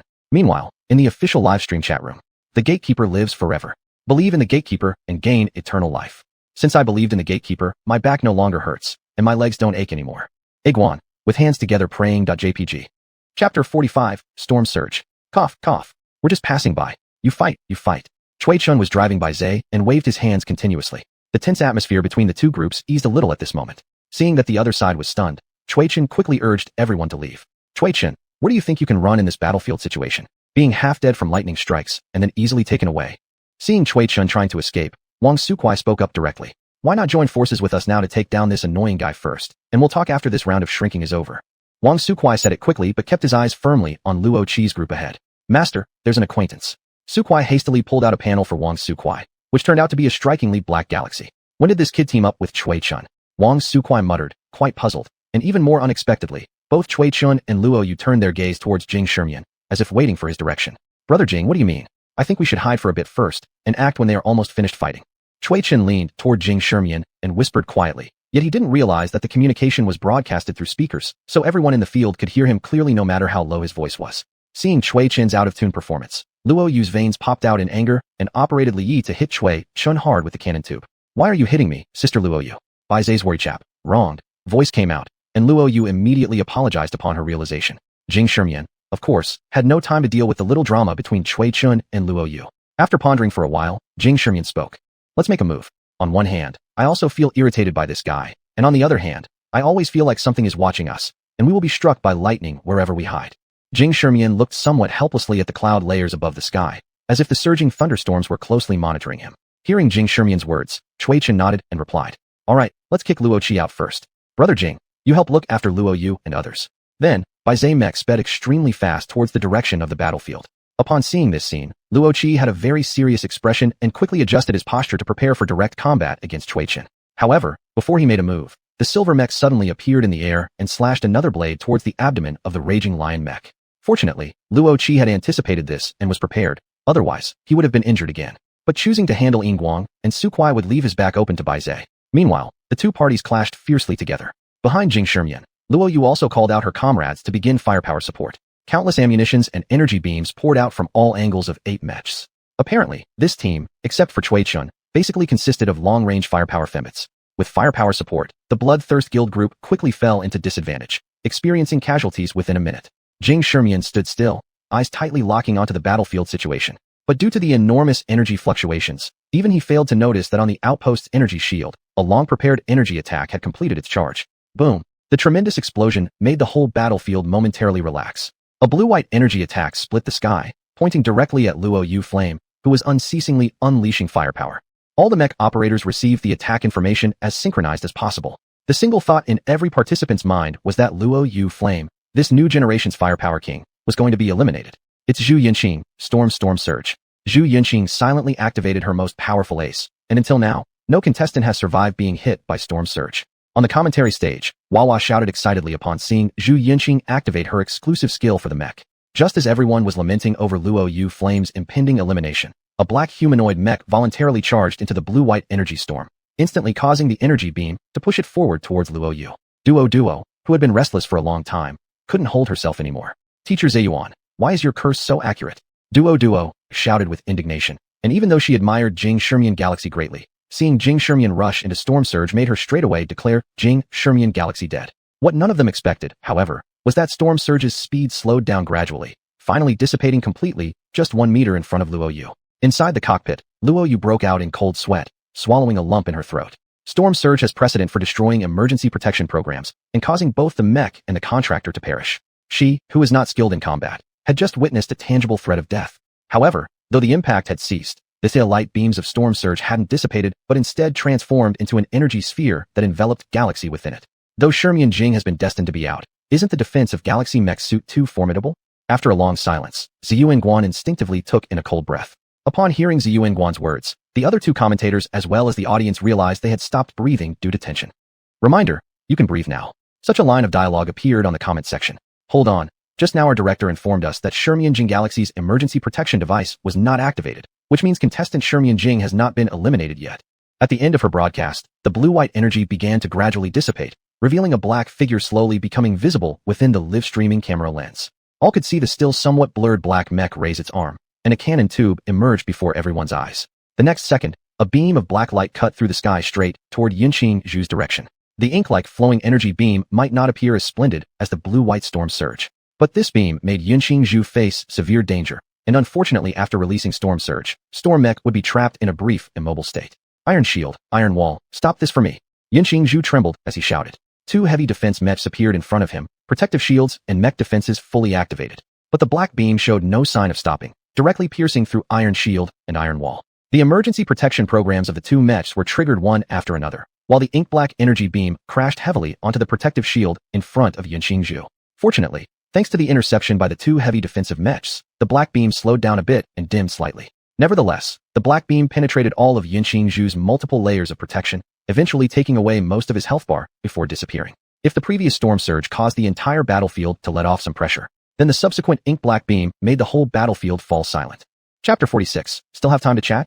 The glow dissipated, and the black mech reappeared in everyone's line of sight. Even viewers who hadn't seen the intensity of storm surge realized its power after seeing the state of Galaxy. The black Galaxy mech was now covered in energy attacks and electric arcs, with its armor plates riddled with countless holes. Its two mechanical arms were almost unrecognizable. Almost every part of it, except for the cockpit at the chest, teetered on the brink of ruin. Of course, that was just what was visible.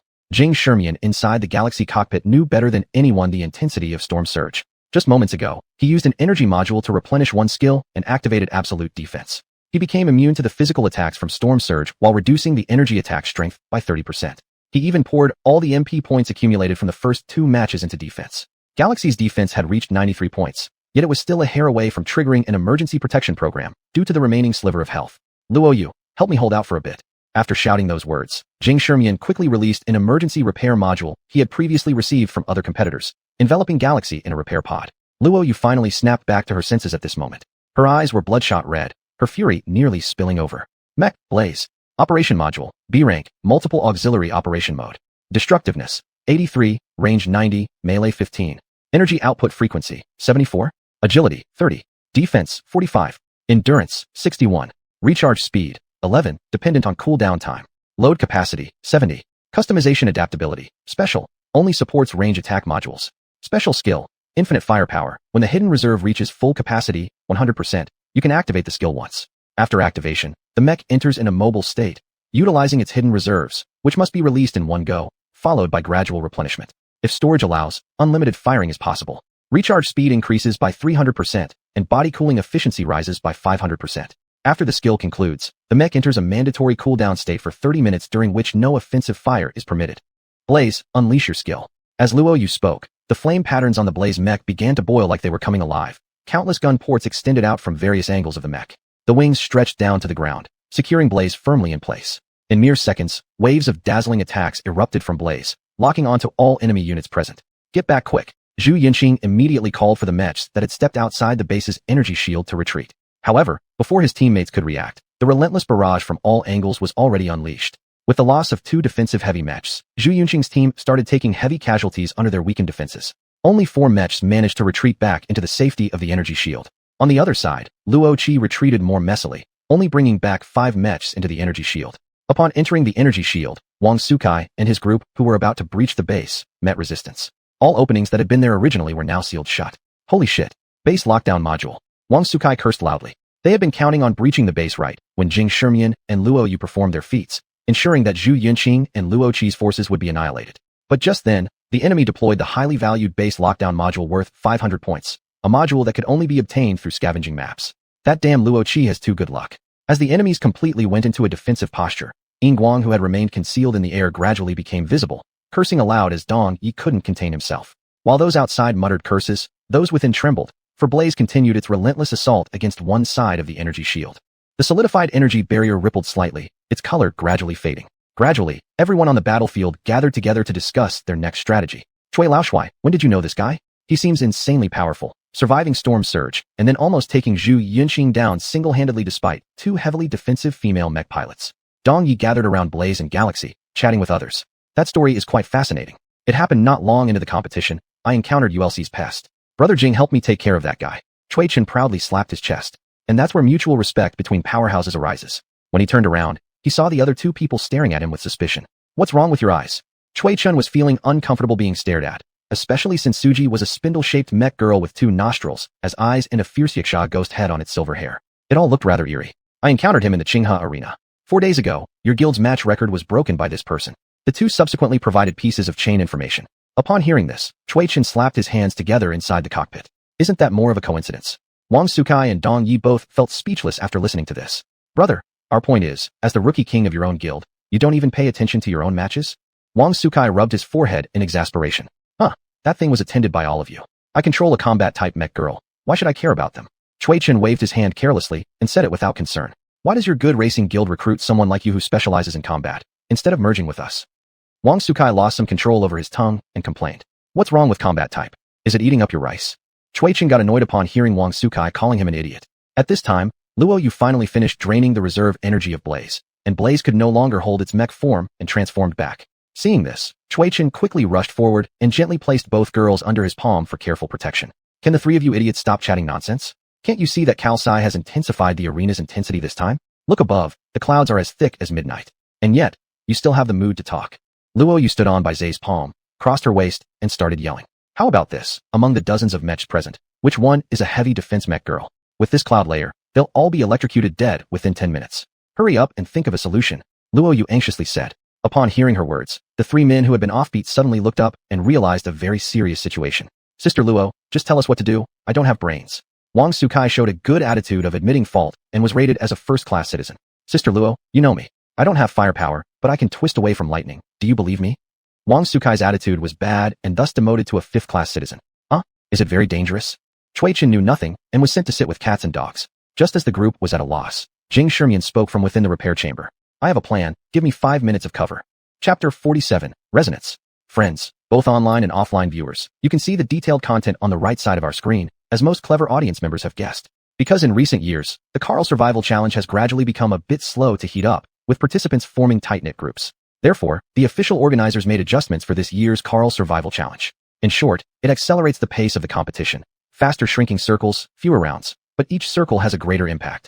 The battlefield conditions become more severe once the shrinking starts. Simply put, aren't the participants fond of fighting over strongholds? Let them fight. Following the director's cue, Dudu quickly prepared her professional narration and summarized the changes in just a few sentences, simplifying more than 2,000 words. And seeing this news, Dudu was extremely excited. In her mind, mecha competitions are sacred and should not be influenced by any external factors. After finishing her professional commentary, Dudu handed over the command to the other two announcers. Her thoughts were complex. The Federation has done its best to adjust, but Xiangyao, will this really change the superior status of the Psionic League? On the field, dark clouds gathered and thunder rained down from the sky. For mech dolls, such thunder was no big deal. However, for their human contractors, it was an unbearable challenge. Even after being weakened by the mech dolls, the contractors still looked charred on the outside but tender inside. Jing Shermian was surrounded by mech dolls with special characteristics, speed, assassination, and long-range firepower. These types had weak defense. The only one with slightly better defense, Xuanhuan, by Zay, also had to stand beside Jing Shermian. Seeing the pitiful group outside the stronghold, the Twilight Guild and Bloodthirsty Guild within began hatching plans. They opened a small gap in their protective shield and started attacking through it. Soon, the 30 or 40 people outside sustained varying injuries. Although there were no casualties yet, it was inevitable with time passing. Brother Jing, are you not ready yet? Xuanhuan, Baizai could barely hold out while taking care of both Jing Shermian and Luo Shui. But Jing Shermian inside the repair chamber was also helpless. He was fuming at the mod in his hand. Interactive Heavy Strike mod, Melee Gun-Type Attack mod. Its feature is that it can penetrate stronghold shields. Exclusive binding to Jing Shermian Galaxy. When leaving the stronghold, Jing Shermian had randomly picked up a key melee mod that turned out to be incredibly crucial. But unfortunately, it was bound to him. The last minute, Jing Shermian calculated that once Galaxy's state restored above 70%, it would be enough for battle. Guys, hold out for another minute. Xuanhuan gritted his teeth and informed the nearby participants. At this moment, however, the mechs inside the stronghold suddenly swarmed out to take advantage of the situation. Damn these guys. Wang Su saw this and immediately cursed aloud. A group of rested fighters came out aggressively, reaping through those already battered by the thunder. Hold your ground, Dong Yi shouted as he disappeared into the air again, just as he piloted the silver light next to an opponent to deliver a lethal strike. A tear-shaped projectile landed directly beside him. Dong Yi had no choice but to retreat back into formation. Damn it, I feel like the thunder is targeting us.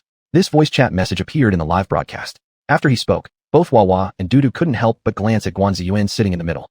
Believe in Guan God for eternal life, everyone. With 12 years in the business, I've messed up my speech sometimes, made mistakes occasionally, but my jinx has never failed to show. How hard it is to set up this persona, and he managed to nail it perfectly. That's hard to take. If Jing Shermian survives, I'll eat shit live streamed. Follow Douyin Live Xiangge. Suddenly, the number of comments surged, even surpassing the wave when Jing Shermian performed his incredible move. Guan Ziyuan, as the top commentator for the competition, wasn't someone to underestimate. Teacher Ziyuan, say something. Wawa tried hard to suppress her laughter as she looked at the dispirited Guan Ziyuan sitting there. This should have nothing to do with me. Nevertheless, I still believe that competitor Jing Shimian will create miracles and annihilate his opponents. Guan Ziyuan closed his eyes painfully upon hearing Wawa's prompt, but his mind was still spinning with thoughts of Jing Shimian turning the tide. A death sentence has been passed. Even so, Guan God thinks he can win. Isn't this itself a curse? As the cheerful chat unfolded on the live stream, the team which originally consisted of more than 40 people was now reduced to just over 20. The flames finally recovered. Though they couldn't fire yet, they were at least able to defend themselves minimally. Cui Chun, go and help. I'll be ready soon. Seeing the situation, Jing Shimian hurriedly urged Cui Chun to move forward for support without hesitation as the energy core roared, instantly bringing him to the enemy's front. With Cui Chun's addition, Jing Shimian's side gradually stabilized their position. However, Jing Shimian, sitting inside the Galaxy cockpit, frowned deeply. The screen showed Galaxy's status had recovered to 80%. Yet Jing Shimian hesitated to make a move. Because beneath the control panel, Galaxy was shaking uncontrollably, large sweat drops continuously sliding down her forehead. As if sensing Jing Shimian's concern, Galaxy spoke brokenly. Master, it's fine, I can fight now. Galaxy usually turned her head to look at Jing Shimian while communicating, but this time, she kept staring at the screen. Her little face was sallow, her lips pale. Jing Shimian looked at the struggling competitors and after much thought, made a difficult decision. It's my fault for not protecting you well. If it doesn't work out, let's withdraw from the competition. Jing Shimian's voice was extremely low-spirited. Making this decision wasn't easy for him. No. However, he received Galaxy's first refusal. We can't withdraw. Master is someone who values feelings. For me, unable to move, you even refrained from binding a contract with Meteor. If we leave now, Master will be sad for a very long time. Moreover, if Carl's survival challenge isn't advanced, then Master will be banned from competitions for life. I don't want Master to retire from the arena forever. Galaxy abruptly turned her head and rushed out these words. No. Continuing like this will destroy you. Let me be destroyed then. Galaxy is already content. For Master, I will give my all. Galaxy clenched her teeth tightly, her tone resolute, just like a small beast prepared to stake its life.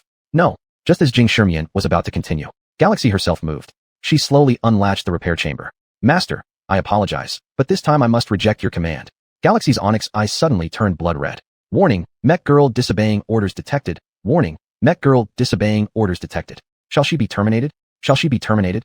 The cockpit rang with an ear-piercing alarm.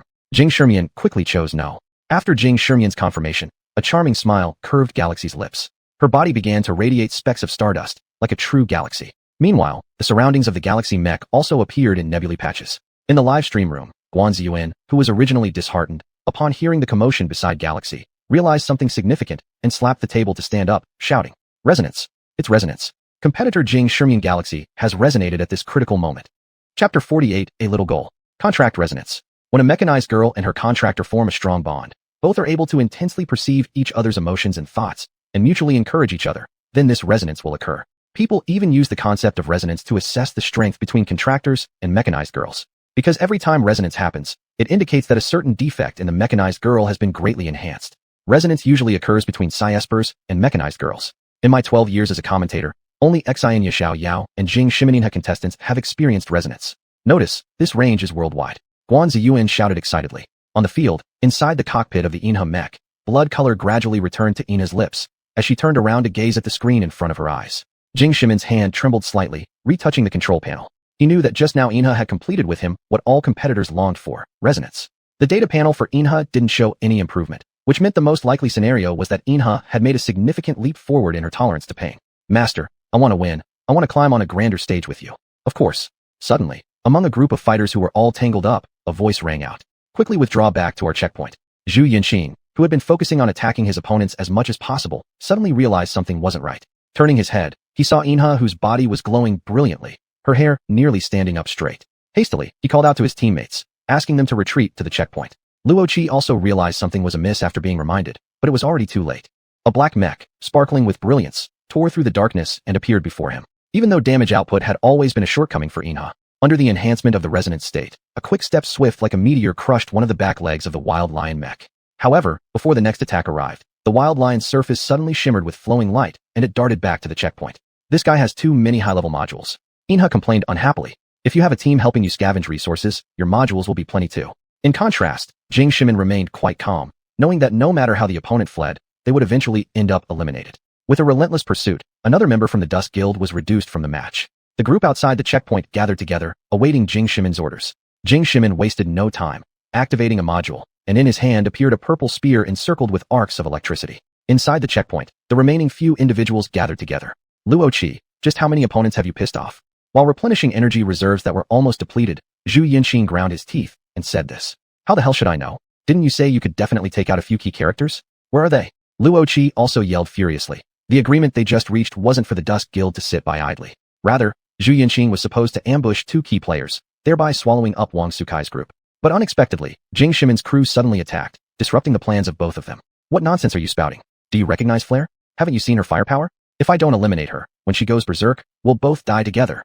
Zhu Yinxing nearly cracked his teeth seeing Flare. At that moment, he realized something was wrong, so he struck first. What he truly didn't expect was that there was someone who could withstand having their entire energy drained by the storm surge. There's no point talking about these useless things now. The zone in this year's Carl competition is shrinking exceptionally fast. Hurry up and come up with a strategy, otherwise we'll all end up dying here. Zhu Yinxing suppressed the urge to tear Luo Qi apart on the spot, thinking painfully hard. What can we do? Survive? Wait until the toxins wear off.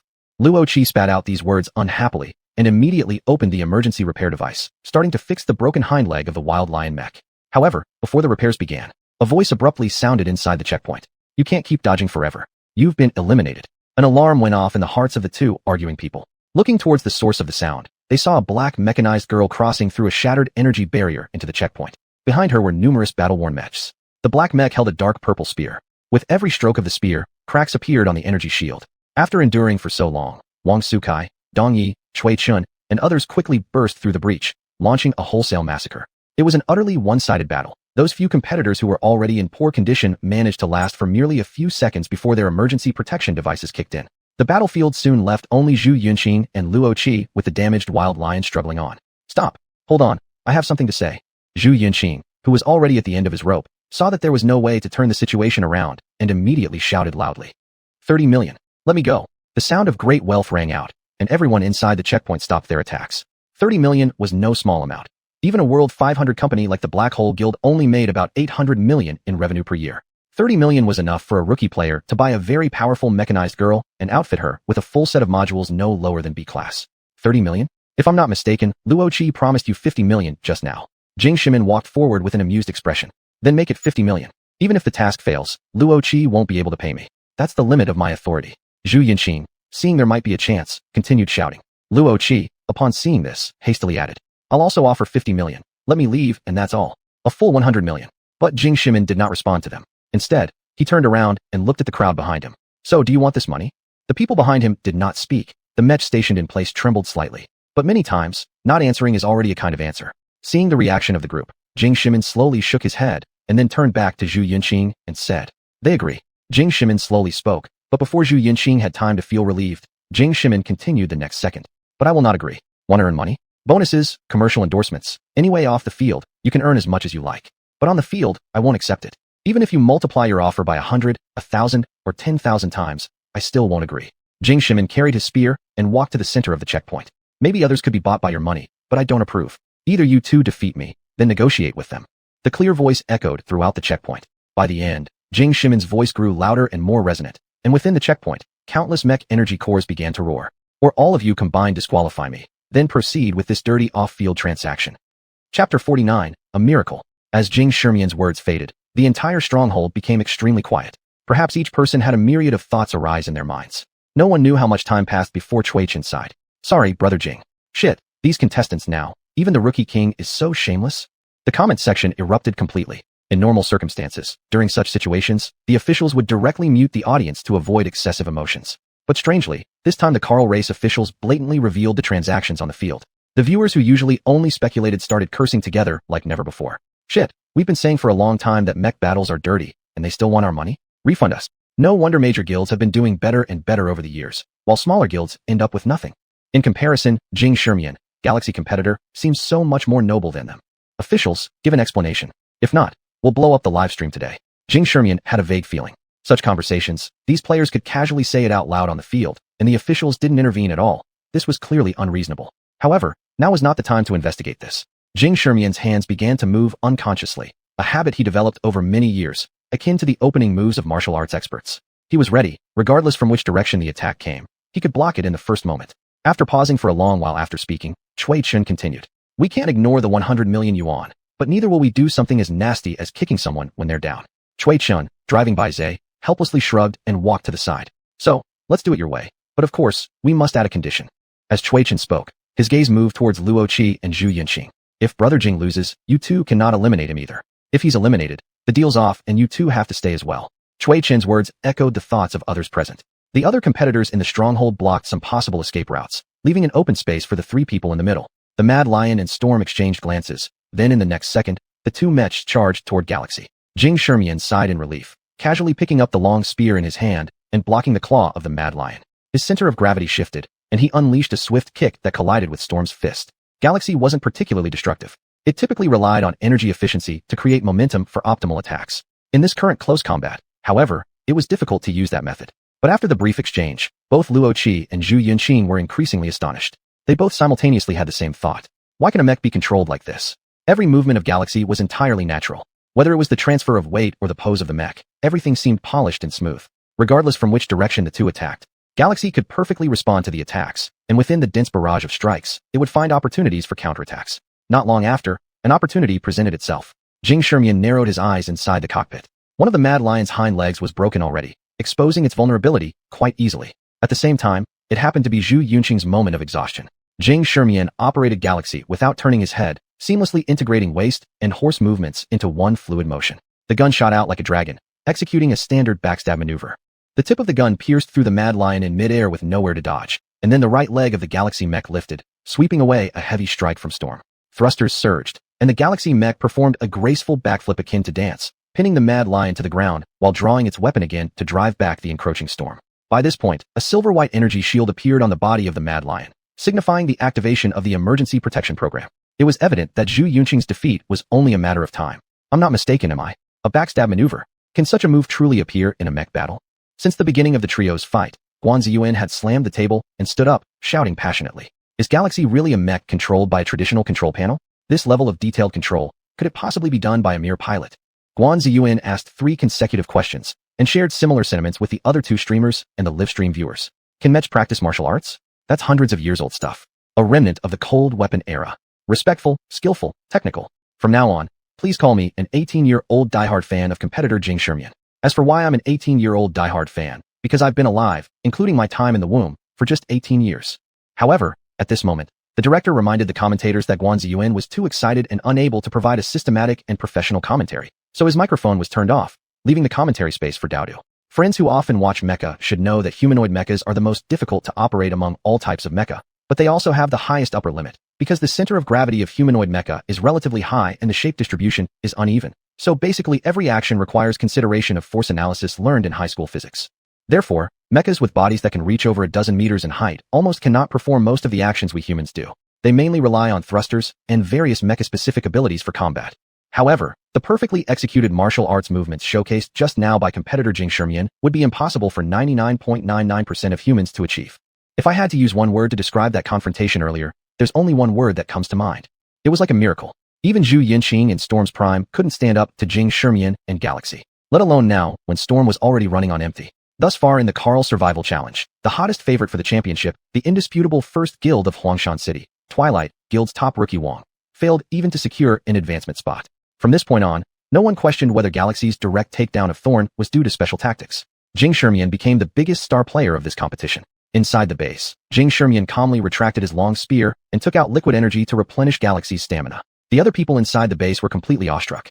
Not joking, with skills like yours, why are you playing as a loner?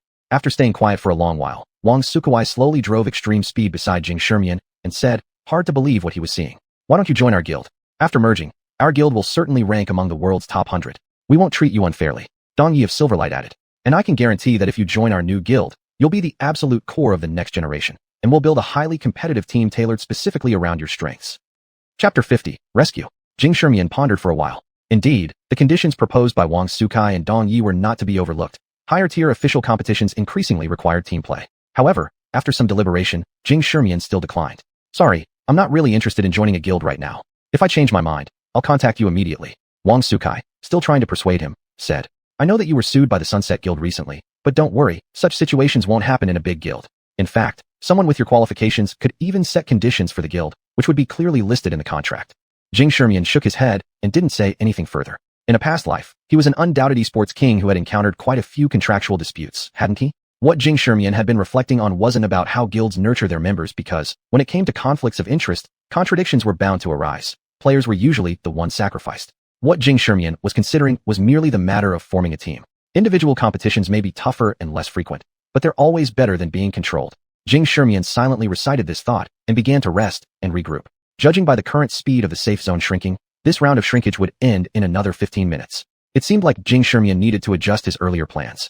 After a series of unexpected incidents, Jing Shermian had roughly figured out that the Kalsai tournament organizers must have adjusted the pace of the competition to add more surprises and upsets, suppressing malicious teaming players. Unsurprisingly, more strategies might come next. So, Jing Shermian no longer intended to wait. After this circle shrank, he would launch an active offense. On the commentary platform, xuanhuan's eyes were brimming with tears. Don't ask why xuanhuan is tearing up. It's because he deeply loves Jing Shermian, the Galaxy player. The internet trolls in the live chat area saw this scene and started joking around. 12 years ago, xuanhuan, just starting out, was a spirited young man. At one time, he kept striving towards the goal of becoming the most professional commentator. But reality repeatedly crushed his spine. The comment section initiated a relay. No matter the situation, no matter what kind of player, if xuanhuan judges them as having an advantage, then the demise of these players isn't far off. Until today, a young player piloting a black mech suddenly appeared on the scene and accomplished something under everyone's doubts. Starting today, Nugulu xuanhuan will be able to stand tall and declare aloud, "I am the most professional commentator. Henceforth, no one can speak loudly in front of me." Amidst laughter in the comments section, Wawa on the commentary desk lightly patted xuanhuan on the shoulder. Even Daodu excitedly shouted for xuanhuan. He has done it. For all these years, teacher xuanhuan has persisted in his judgments, until finally finding his star. At the same time, across major forums, the topic that a player managed to resist xuanhuan's notorious jinxing trend reached the top of the hot search list. This trending topic also happened to catch the eye of a certain group, and Jing Shermian's name ended up on their desks. Federal Government Office, East District. Guing, who had met Jing Shermian once during the Black Hole Breakthrough competition post-match, when she was holding her daughter, received a call. "Chief, we seem to have discovered a good prospect. A player emerged in your hometown's Cal Survival Challenge that we unanimously believe should be watched." Guing showed no surprise, replying calmly, "I see." Then she hung up the phone. On her computer, she was watching the footage from the Cal Survival Challenge. The video kept playing a single segment over and over. "Either all of you together eliminate me, or proceed with this dirty behind-the-scenes deal." She wasn't sure how long this clip replayed, but eventually, she looked determined, pulled out a simple mobile phone, and dialed a secret number. How are Hefingi's group? They may already be in danger. Upon hearing this, Guing fell into a rare silence for a moment. Can we still rescue them? Probably difficult. Without federal intervention, they probably can only rely on themselves. Guing furrowed her brows slightly. One person saved is one person saved. On the field, the final safe zone contraction concluded, and the skies began to clear. Jing Shermian directly moved forward with 5 remaining players. Why only 5 players? Brother Jing, take us along. When discussing how Jing Shermian left without hesitation, they almost cried at Jing's feet, lamenting bitterly. "It's an individual match. Don't do this. I agreed to take them, not you." Jing Shermian said mercilessly before leading the 5 away. These 5 players were Chui Chunbei's, Luo Yuiyan, and 3 other players who had narrowly survived the last battle. Chui Chun and Luo Yu's team indeed lacked the hard power compared to others. At this moment, the screens inside each cockpit clearly displayed, surviving players, 141. The recent zone shrinkage had directly halved the number of participants. "These guys are truly bound by convention," Chui Chun remarked. Kalsai had merely adjusted the competition process a bit, and half of the participants were already out due to their inability to adapt. "This is a good thing," Luo Yu followed up on Chui Chun's words. "One can judge the whole situation from one small detail. If even the rookie's promotion match is like this, one can only imagine what higher-level competitions will be like. It's not beneficial for the mecha competition scene that things go this way. Luckily, the official side has begun to make adjustments. However, Brother Jing, can we 6 really capture a control point?" By now, Xiaobao had recovered. Though she couldn't activate her skills, her firepower was still formidable. "As long as we prepare in advance, capturing a control point is as easy as pie," Jing Shermian said mysteriously, injecting some confidence into the group. "I feel like I already have blind trust in you. By the way, you still haven't answered my question from earlier. Do you accept mech mounts?" The Galaxy mech, which had been moving swiftly, almost stumbled and fell at this point. Galaxy turned around to cast a grievous look at Jing Shermian, who remained stern and replied seriously. "No mounts accepted." Soon, they arrived at the edge of a control point, observing from a blind spot. Apparently, quite a few players had realized the change in competition rhythm. There was fierce combat going on outside this control point. "Brother Jing, what's the plan?" Chui Chun whispered, fortunately far enough away that the sounds didn't carry in the heat of battle. "It's not enough for you to whisper alone, Chui Chun. Turn down the volume on your speaker." Luo Yu snapped, exasperated. "Let's just attack without waiting any longer." Jing Shermian unexpectedly skipped being the last person to move and issued the attack command instead. In Galaxy's hands appeared a square module yet to be activated. And this module was exactly what Jing Shermian relied on. Chapter 51, Acceleration. Just as the Karsai competition began, Jing Shermian obtained a module from the hands of ULC's rookie king. It was hard to say whether that guy had good or bad luck, being able to pick up such an extraordinary module right at the start of the match, but also being chased by a sworn enemy immediately after the race started, rendering the extraordinary module temporarily unusable. And now, this module was finally usable. Soon, the Galax and Baizé mechs charged into the battlefield, and the surrounding flames, led by 3 other contestants, began covering fire. This sudden attack sent the 2 teams fleeing in all directions. Even the 2 rival teams ran back to their base to avoid the bombardment.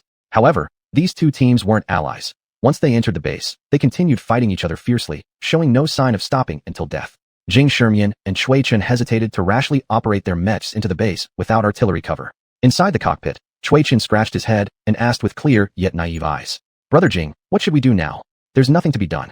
They're already eliminated." Jing Shermian said indifferently, then returned beside Flame and closed his eyes to rest. Everyone looked suspiciously at Jing Shermian, who had already wandered off to one side. After more than 10 minutes, several pilotless helicopters arrived near the base, taking away all the contestants who had been eliminated. Cui Chen stared wide-eyed. How did you manage that?" Jing Shermian cast him a meaningful look and walked directly into the base. The checkpoint store had updated, and Jing Shermian led everyone to replenish supplies before heading to the next checkpoint again. By using the same tactic, they swiftly captured another checkpoint. Only when the checkpoint was taken and the next round of shrinking zones began could Luo Yu no longer hold her curiosity back. "Brother Jing, how did you pull this off?" Luo Yu voiced the question on everyone's mind, turning all gazes toward Jing Shermian. If the previous checkpoint resulted from their mutual destruction, what exactly happened with this checkpoint? Jing Shermian operated Galax while shaking his head, refusing to disclose the reason to everyone. "The Karsai Survival Challenge is an individual competition. Can I just reveal my trump cards to you all?" Jing Shermian's words made Luo Yu roll her eyes involuntarily. Her insatiable curiosity remained unanswered, and she began to unconsciously worry about what might happen after the 7th zone ended, which could lead to trouble. As Luo Yu calculated in her mind, the atmosphere within the group grew somewhat heavy. But at that moment, one of the contestants who had just finished consuming suddenly spoke up. "No, something is wrong. I just purchased information on the shrink zones, but the purchase only covers up to the 8th zone." Upon hearing these words, Cui Chen hurried over to the checkpoint store, where he had enough credits remaining. Biting the bullet, he directly purchased the shrink zone information for the 8th zone. Having just completed the purchase, he couldn't help but mutter softly, "WOC, the 8th zone will continuously contract until the champion is decided, and both the battlefield situation and suppression beam levels will escalate without limit." Even the usually calm Jing Shermian paused briefly upon hearing this. At the same time, the official livestream exploded with chaos. Does the Karsai Competition Committee not fear taking too big a step and causing problems? Isn't this extremely disadvantageous for pilots who aren't specialized in combat types? It's unfair. Can the people upstairs stop and understand the rules of mech competitions? With a dramatic upgrade in battlefield conditions, the players can use the weather to their advantage. Speed-based competitors can outlast combat-style mechs, and even defensive-type mechs sitting right in the middle of the circle have a chance of winning outright.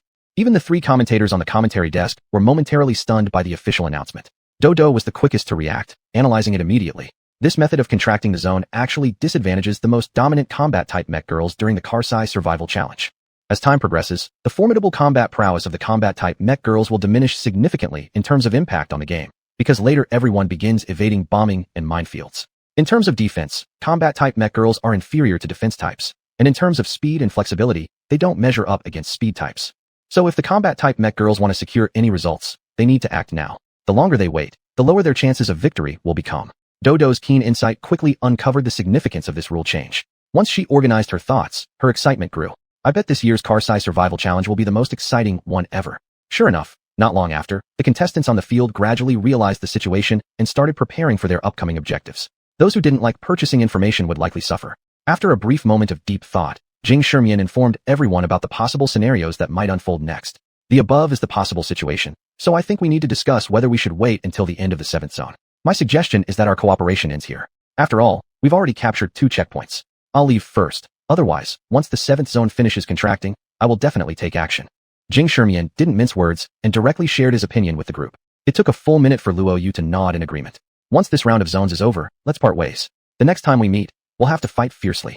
Having gained consensus, Jing Shermian quickly headed to the checkpoint store where he spent almost all of his credits before operating Galax to leave the checkpoint.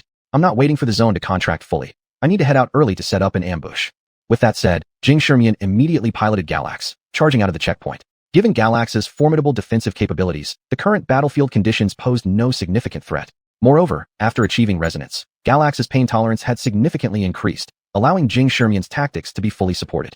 In no time, Jing Shermian braved the bombardments and crossed through minefields to reach outside another checkpoint. At this moment, The contestants within the checkpoint were still recuperating. Clearly none expected anyone would come outside to ambush amidst such intense battlefield conditions. Only after the zone finished contracting and the battlefield became quiet did more than 10 contestants slowly emerge from the checkpoint, preparing to move towards the center of the zone. But before they had even taken a few steps, several participants unexpectedly triggered traps. Xuanhuan, who had been waiting patiently for long, unleashed a charged energy beam and charged forward with his gun in hand. The black mech swayed skillfully amidst the group of mechs, swiftly eliminating 5 contestants who had survived this far due to teamwork. Considering the remaining contestants would require much effort to deal with, Xuanhuan chose to retreat immediately. Repeating this tactic, within an hour, Xuanhuan managed to defeat 16 contestants. Meanwhile, his total elimination count rose to 43. The 7th zone has begun contracting. Contestant Xuanhuan Galaxy's elimination count has risen to 43. With 10 more eliminations, Xuanhuan will tie the kill record in the car-size survival challenge. However, now the final zone has started contracting. Among the remaining 37 contestants, all are strong players. Does contestant Xuanhuan still stand a chance? Chapter 52, Encirclement and Annihilation. The 8th ring shrank rapidly. Standing slightly higher, one could already see the compression beams coming from all directions. This overwhelming and compressing prison was extremely awe-inspiring. Uncomparable to the computer games Xuanhuan played before he crossed over to this world. It gave a suffocating sensation of complete inescapability. As the ring began to contract, the battlefield situation became increasingly intense. Countless explosions and various extreme weather conditions began to intertwine. Xuanhuan managed to deal with an opponent with some difficulty when the prompt tone finally rang in his ears. Galaxy participant Xuanhuan, congratulations on advancing. You will now be able to participate in all city-level official competitions. Upon earning sufficient points and advancing further, you can join national-level contests. We hope you keep up the good work. If you wish to exit the arena now, please remain stationary to wait for the retrieval drone. Xuanhuan didn't even think about it before directly rejecting the option to leave the competition. He then drove Galaxy straight toward the very center of the final circle. No participants dared to confront each other near the edge of the ring anymore, because being held up meant mutual destruction. Given how small the ring had become, during Xuanhuan's journey, he encountered other participants who, upon seeing the obvious defensive features on Galaxy, immediately started to flee. What Xuanhuan didn't know was that this group of participants had specifically come for him. Black mech detected, heading towards the circle's center. Is everything ready there? It's almost set. The remaining 29 participants have reached a consensus. Eliminate the king of slaughter first, then proceed with the rest. All these scenes were witnessed by viewers in the official livestream room. After confirming their advancement, the participants' target is now rank. Who would have thought that xuanhuan, who was once teammates with Xuanhuan, would gather the remaining participants to form an alliance? What can we say? It's like a tall tree attracts strong winds. No one stays calm facing an opponent who has killed over 40 participants. And among these participants are newcomers like the Twilight Guild's champion and Bloodthirsty Guild's champion. Xuanhuan and Froggy began to chuckle maliciously. From the perspective of the official livestream, the current central area of the final circle perfectly aligned with the base. Participants led by Luo Yu and Chui Chun were busy setting traps at the base, restricting traps scattered throughout a 5-kilometer radius around the central base. Simultaneously, all ranged firepower and defensive mechs were stationed strategically within the base. Wang Su, along with Dong Yi, also successfully advanced and were leading smaller mechs while keeping tabs on Xuanhuan's location and communicating with everyone else. After more than 10 minutes, Xuanhuan made his way to just outside the base, but, upon witnessing the scene, instantly felt an ominous foreboding arise in his heart. Master? What's wrong? Firstly, there couldn't possibly be no one inside the final circle's central base. Moreover, since the participants have already secured their promotion status, they have no reason to treat each other with courteous indifference. Judging by the current situation, there must be an ambush inside the base. Furthermore, given that I've been at the top of the kill leaderboard since the start of the match, it's highly likely that this group is targeting me, Xuanhuan said grimly. Upon hearing this, Galaxy was startled too. Her lips pouted indignantly as she opened her mouth to speak. So master, should we avoid the storm for now? There's no avoiding it. I reckon they probably guessed I could figure out their intentions. Most likely, it's either Luo Yu or Dong Yi leading the team. However, the base is right in the middle of the shrinking ring, so all they need to do is wait until the ring closes in and we're done for. Right now, all we can do is quickly resolve those within the base. For 2 minutes, Xuanhuan adjusted Galaxy to her optimal state. During the process, he was doing his best to analyze data to determine whether any traps were laid outside the base. However, the battlefield situation was far too chaotic, resulting in an overwhelming amount of information. While Xuanhuan knew there were traps, he had no clue where exactly they were. But that was the point of such a transparent scheme. Even if you knew the answer, you still had no choice but to jump into the trap. Xuanhuan piloted Galaxy straight into the zone of traps. As Galaxy neared less than 3 kilometers from the base, her feet were enveloped by a special energy. At the same time, fiery bursts erupted on the defense shield windows of the base, discharging countless energies. Seeing that Luo Yu was firing the hardest, Xuanhuan grumbled in annoyance. Come on, old friend, isn't it just you who's firing so enthusiastically? Aren't you asking if I want a steed or not? If you keep shooting like that, I'll definitely take it.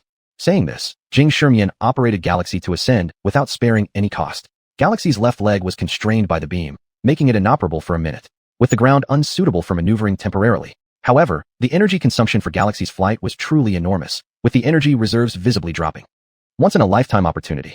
I sincerely asked you earlier, and you refused. Now that you regret it, it's too late. Luo, you shouted with a tinge of resentment and 9 parts excitement. Even the cannon barrels of Liuye began to glow red from overheating. But before Jing Shermian could respond further, several more mechs appeared behind him. It was Wang Su and his group. A spindle-shaped mech, Kuaiji, had a massive meteor hammer trailing behind it. Leveraging its speed, it approached Jing Shermian swiftly, and at the right moment, Kuaiji performed a skillful tail swing, launching the meteor hammer toward Galaxy mech due to inertia. Jing Shermian hastily operated Galaxy to block with a long spear. The immense impact force sent Galaxy flying backward. In that brief moment of losing control, a silver mech suddenly materialized behind Galaxy mech, its short sword visibly vibrating, creating ripples in the dust surrounding the blade. Galaxy had no choice but to extend her back armor wings as much as possible to fend off the attack. The short sword struck heavily against the armor wings. The vibrations even passed through the mech into Jing Shermian's body, momentarily disrupting his precise operations. His hands involuntarily bounced off the control panel as the second blade of silver light was already raised on the screen. Jing Shermian clenched his teeth and slammed his hand onto Galaxy's rounded rear, transmitting information via mental command. I must take out Xuanhuan, or I won't be able to operate the mech at all. Galaxy suddenly felt her rounder areas under attack and shuddered all over, but her movements didn't slow down. She reached directly for Xuanhuan behind her, clearly adopting an all-or-nothing stance. However, such a straightforward attack obviously couldn't pose a threat to Xuanhuan. Xuanhuan retracted the short sword and quickly retreated. But before Jing Shermian could recover, the meteor hammer and a barrage of artillery fire once again descended upon him. Even Xuanhuan changed direction and resumed charging with the knife raised high. All the remaining mech pilots on the battlefield started throwing their attacks at Jing Shermian with all their might. It could be said that attacks were coming from all directions, above, below, left, right, front, and back.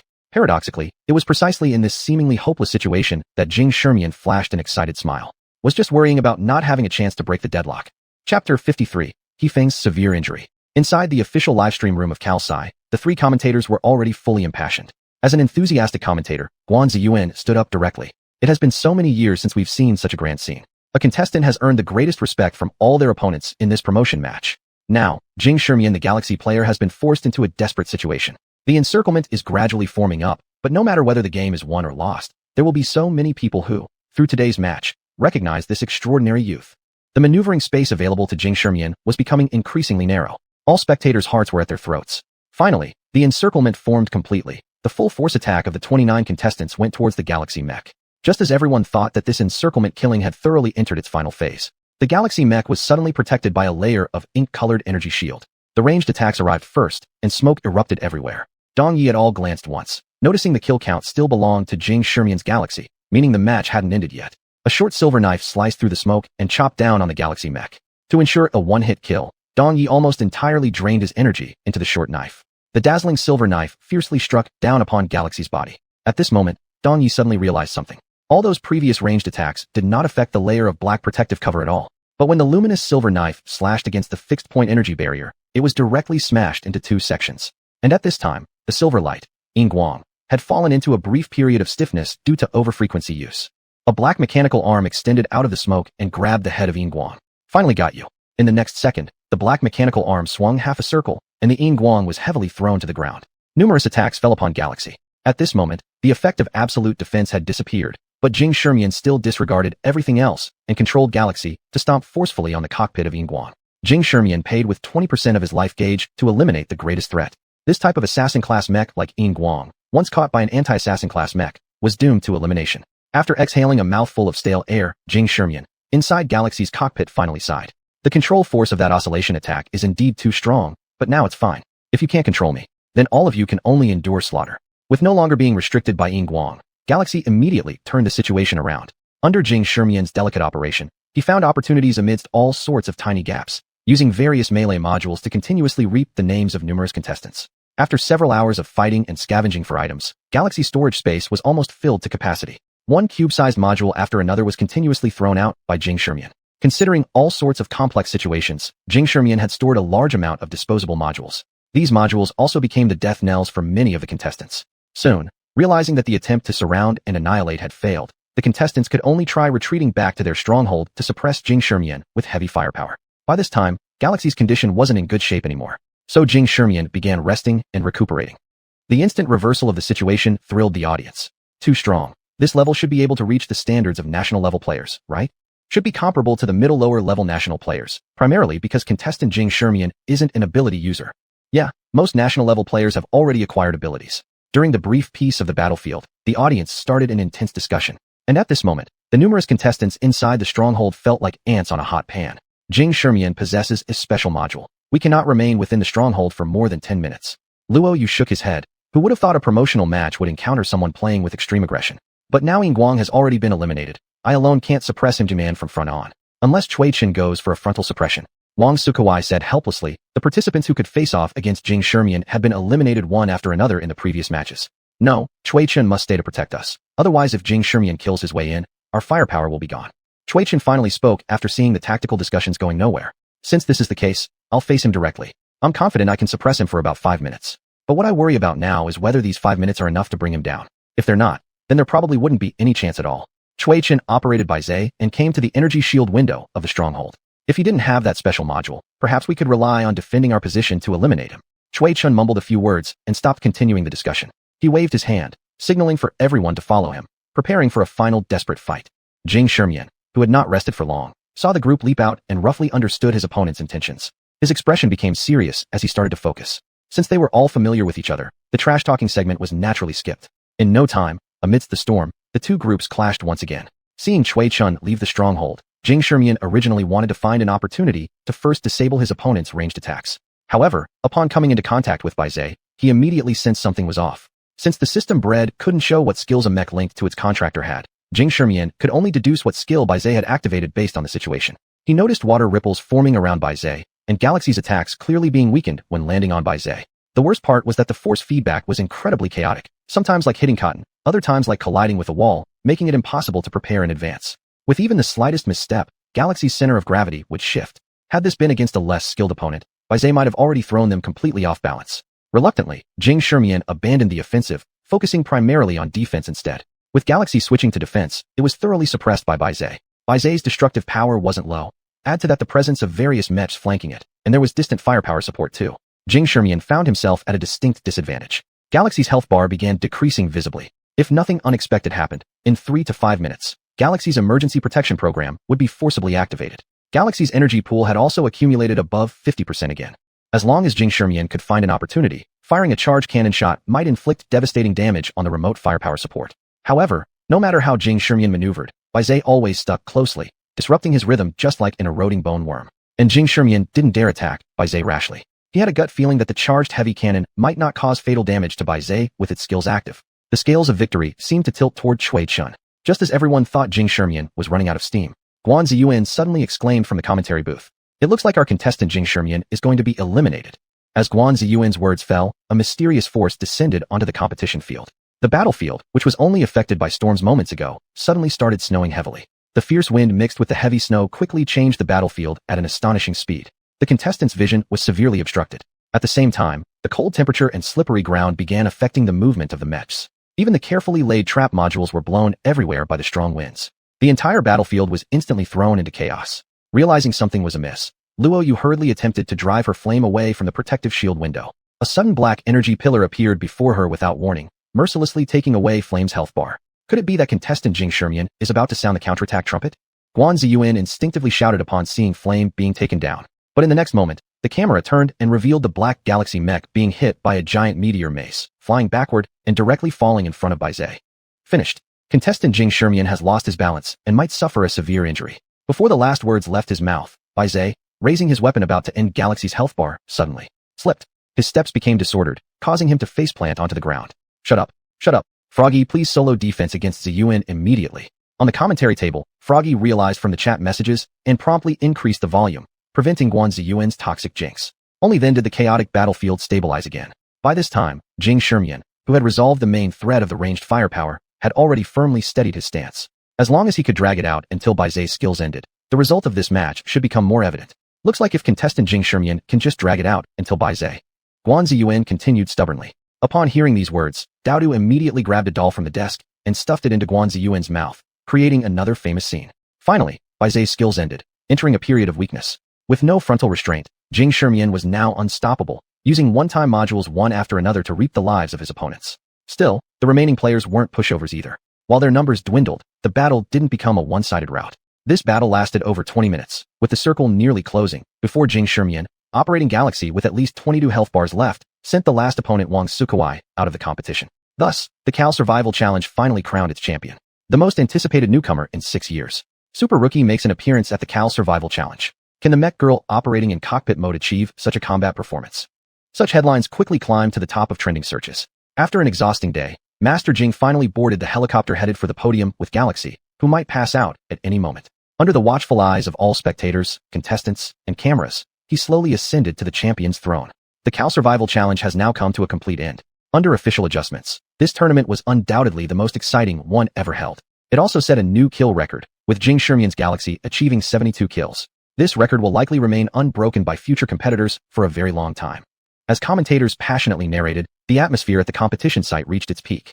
Jing Shimian deftly handled the reporters and immediately brought Galaxy to the medical room prepared by the organizers. Galaxy, gritting her teeth until touching the bed, fainted on the spot and was wheeled into the official medical chamber by medical mechs. Now familiar with the medical technology of this world, Jing Shimian wasn't as tense as before. Still, he felt a pang of sorrow watching Galaxy being taken away. While Jing Shimian was waiting, a cute young girl suddenly appeared. It was Daodu. Contestant Jing Shimian, I finally met you in person. I've been following your performances for a very long time. My name is Daodu. Daodu extended her hand with ease and grace, her pale fingers drawing everyone's gaze. Although a little bewildered, Jing Shimian had dealt with countless similar situations. He looked straight into Daodu's sparkling eyes, smiled, and gently shook her delicate hand. Nice to meet you. What can I assist you with? The interview session has ended. Jing Shimian let go as soon as they touched and pointed toward the repair pod. Daodu glanced at the direction indicated by Jing Shimian and decided to cut to the chase. I'll make it short. I want to become your exclusive agent and dedicated commentator. Jing Shimian hadn't expected that Daodu's intention would be something like that. He had heard of Daodu. She was one of the top female commentators with massive traffic, even attracting invitations from several world-class players to serve as their personal commentator. For a moment, Jing Shimian found it hard to respond to Daodu's question. You can rest assured. I'll only take a small portion of the revenue split ratio, Daodu added when she noticed Jing Shimian's silence, misinterpreting his hesitance through the twitch of her adorable nose. Jing Shimian hadn't thought the conditions could be better, yet again, forgot to voice his thoughts. Just give me a salary if it's not convenient otherwise. Daodu stomped her foot in frustration after Jing Shimian remained silent again, causing the gentle image she had feigned moments ago to vanish without a trace. Cough. I didn't mean it like that. I'm just rather surprised. We can discuss this matter further later since my mech is still inside. Jing Shimian scratched his head awkwardly. Okay. They exchanged contact information before Daodu left due to her work commitments. Galaxy woke up after lying down for a full hour. Master, we're champions. You won't be banned for life or fined. Upon seeing Jing Shimian, Galaxy cheered, snatching the championship trophy from Jing Shimian and hugging it tightly, swaying her body constantly. Yes, next we'll officially register as competitors. There are greater stages awaiting us. Jing Shimian said affectionately while petting Galaxy's little head. Upon seeing Galaxy awake, the official staff came to guide the two towards registration and prize collection. However, at this moment, Jing Shimian suddenly received a call. The phone connected, and a sharp voice echoed in Jing Shimian's ear. Is this Mr. Jing Shimian? Yes. Your butler, He-Feng, suffered severe injuries and was admitted to our hospital. But the patient suddenly disappeared, and the police have arrived. You need to come to the hospital immediately. The police also require your cooperation for the investigation. Chapter 54. Is Uncle He dead? Jing Shimian's face changed completely upon receiving the phone call. Master, what happened? What's wrong? Galaxy immediately noticed that Jing Shimian's emotions were off and asked.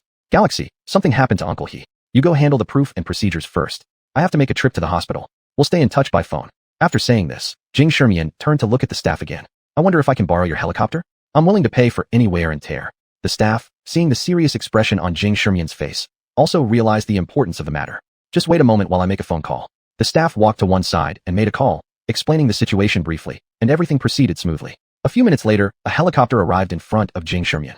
Mr. Jing, as the prize requires a contract holder to be selected, you can claim it after you're done with your affairs. My team will register your information now. Don't worry about payment. The staff gave some quick instructions and then led Jing Shimian onto the helicopter. Since the venue was far from the city, it took Jing Shimian an hour to arrive at the hospital, and even Galaxy had already finished handling the procedures and was on the way. As soon as Jing Shimian arrived at the hospital, he was surrounded by a group of people who clearly belonged to 3 different organizations: the Hiberlian Armed Forces, the Human Federation Police, and the Investigator Alliance for Psi Abilities. When Jing Shimian's helicopter landed on the helipad at the hospital, a man dressed in a black suit approached rudely, pulling out his identification. Investigator Bureau number 97 from the Psi Ability Alliance. Jing Shimian, right? Come with us. Without waiting for a response, 97 reached out directly to grab Jing Shimian. Seeing the approaching hand, Jing Shimian slightly frowned, sidestepped, and avoided the other person's action. However, 97 was slightly surprised since his hand, which had moved very quickly toward Jing Shimian, was almost impossible for an ordinary person to dodge. Before he could recover, suddenly a figure darted out at great speed.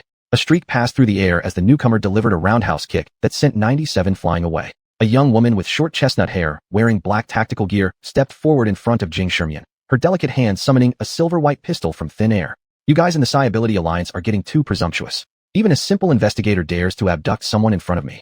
Ninetails raised her gun and coldly addressed 97. Upon seeing the pistol in Ninetails' hand, 97 dared not take any further action but replied in an unyielding tone. Ninetails, does this mean you intend to start a war between Hyberlian and the Psi Ability Alliance? 97 placed a high hat on Ninetails, obviously attempting to use circumstances to soften her stance. But when he finished speaking, Ninetails showed no movement while more than 10 armed mech warriors brought by her raised their weapons. Their attitudes were exceptionally hardline. Seeing the firm stand of Hyberlian, 97 felt tense inside. In past incidents, facing relentless pressure from the Psi Ability Alliance, Hyberlian would almost always back down. Yet today's situation seemed different. Among the people he brought, there was only one Psi under him. It was clear they couldn't possibly win against more than 10 armed mech warriors, especially when there was also Vice Minister Ninetails from the Armed Department of Hyberlian present. Seeing that both sides were on edge and ready to fight over just a few words, a federal police officer standing aside had to step forward and play the role of peacemaker as usual. Gentlemen, we can resolve this amicably. There hasn't been any definitive conclusion yet, so it's not necessary. Not necessary. Zhang Che spoke these words while giving a meaningful look to his team members behind him. The police officers standing behind discreetly left to head toward the hospital to evacuate the crowd. Seeing this, Ninetails didn't say anything else, lowering her weapon. Yet her tone and attitude remained firm. Today, don't expect the Psi Ability Alliance to take him away. That's the bottom line of Hyberlian, and there's no room for compromise. And you aren't qualified to break this bottom line. I'll give you time to contact your higher-ups. After finishing her sentence, Ninetails said no more and turned around, looking up to scrutinize Jing Shimian from behind. Left, right, touching here and there, occasionally even smiling softly, clearly not putting the likes of 97 in her eyes. 97 wanted to say something, but was stopped by a black-clad figure behind him. With a sigh, he went to the side and bent over to dial a number on his phone. So, isn't there anyone who's going to tell me what's happening right now? Jing Shimian was already extremely irritable, and witnessing such a scene only added to his impatience. Not bad, not bad. You're still not afraid despite this scene. However, Ninetails, who was standing next to Jing Shimian, did not directly answer his question, but instead nodded in a very appreciative and approving manner. Just as Jing Shimian was about to say something, 97 walked up from the side. You people can't take him away either. This is also the Psi Ability Alliance's bottom line. After saying this, 97 gave a gesture directly and left with an intimidating air. Humph. Ninetails rolled her eyes. Hyberlian would never do such a thing. After finishing speaking, she threw a module in her hand to Jing Shimian. Then, with the armed mech warriors behind her, she leaped down directly from upstairs. Jing Shimian, left in place, was a little speechless. Such a big scene and so abruptly? Like the head of a tiger but tail of a snake? Finally, Jing Shimian could only turn his gaze back to Zhang Che, who had stayed behind. Zhang Che sighed deeply, still somewhat shaken, and after patting his hands together came beside Jing Shimian. Mr. Jing Shimian, I am the captain of the direct squad of the Human Federation Police Bureau. My name is Zhang Che.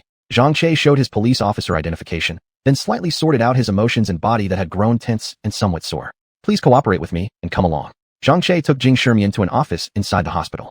Numerous policemen cross-checked many times, confirming there was no issue with the office before taking their positions at the door. Inside the office were only Zhang Che and Jing Shimian left. Sorry, this is a necessary procedure because this matter indeed involves quite a wide scope. Zhang Che slightly relaxed, and then took out an electronic screen and handed it over to Jing Shimian.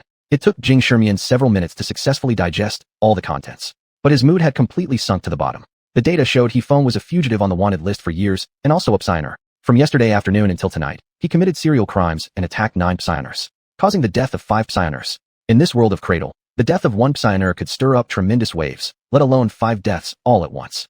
All the content is in the data. There are a few things I need to clarify with you. Seeing Jing Shimian put down the data, Zhang Che patted his head lightly and opened his mouth helplessly. Firstly, this event is strictly confidential. You cannot tell anyone about it, including your mech warrior. Secondly, currently, you are also a suspect and need to cooperate with the police investigation. Lastly, you need to truthfully disclose what He-Feng has been doing recently. After hearing Zhang Che's words, Jing Shimian thought for a moment and slightly nodded. So first, we will investigate your suspicion. I ask you answer. Zhang Che suddenly laughed bitterly, and then started the routine questioning according to formalities. But Jing Shimian always had a strange feeling. These questions asked by Zhang Che didn't seem to cut to the bone, or rather, it didn't matter whether what Jing Shimian said was true or not. For instance, how he met He-Feng, what He-Feng's personality was like, whether He-Feng had any abnormalities in recent years, and if he knew anything about this incident. Moreover, there was no need for Jing Shimian to prove what he said was real. Jing Shimian's brows furrowed tighter and tighter, but he also knew this was not the time for him to ask questions. Then on to the next question. Has Hifeng had any abnormalities recently? However, after asking some superficial questions, Zhang Chei's tone suddenly became stern as he stared fixedly at Jing Shimian. This question thoroughly stumped Jing Shimian. He had no clue what exactly Hifeng had done recently. Neither did he understand how this matter actually went down. Out of trust for Hifeng, Jing Shimian couldn't possibly sell Hifeng out. Jing Shimian fell silent, and neither did Zhang Chei urge him, merely gazing at Jing Shimian, waiting for him to speak. Jing Shimian thought for a long while. I really don't understand what abnormality you're referring to. Otherwise, give me some clues, and I'll see if I can think of something.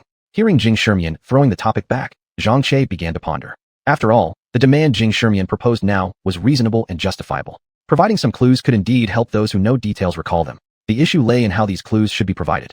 The only thing I can tell you is that Hifeng entered the police's field of vision 6 days ago. Zhang Chei considered carefully before providing a very vague timeline. But this timeline meant absolutely nothing ordinary in Jing Shimian's mind. 6 days ago was precisely the day when the Sunset Guild sued Jing Shimian. And it was from that day onward that Jing Shimian noticed numerous anomalies. First, after signing a contract with Galaxy on that day, Hifeng brought along Mateo, a top-tier mech warrior of the highest caliber. Later, during the Qinghe Arena contest, Jing Shimian encountered inexplicable targeting by the Qinghe Guild. And even later, a strange shadow one night. These events were clearly not something ordinary civilians could encounter. The Sunset Guild didn't have the capability to cause these things to happen. Obviously, there was much more behind Hifeng or Jing Shimian himself that he didn't know. Thinking about this, Jing Shimian gradually pieced together many things and had some idea in his mind, but what he knew now was still too little. Jing Shimian couldn't analyze the truth behind these clues.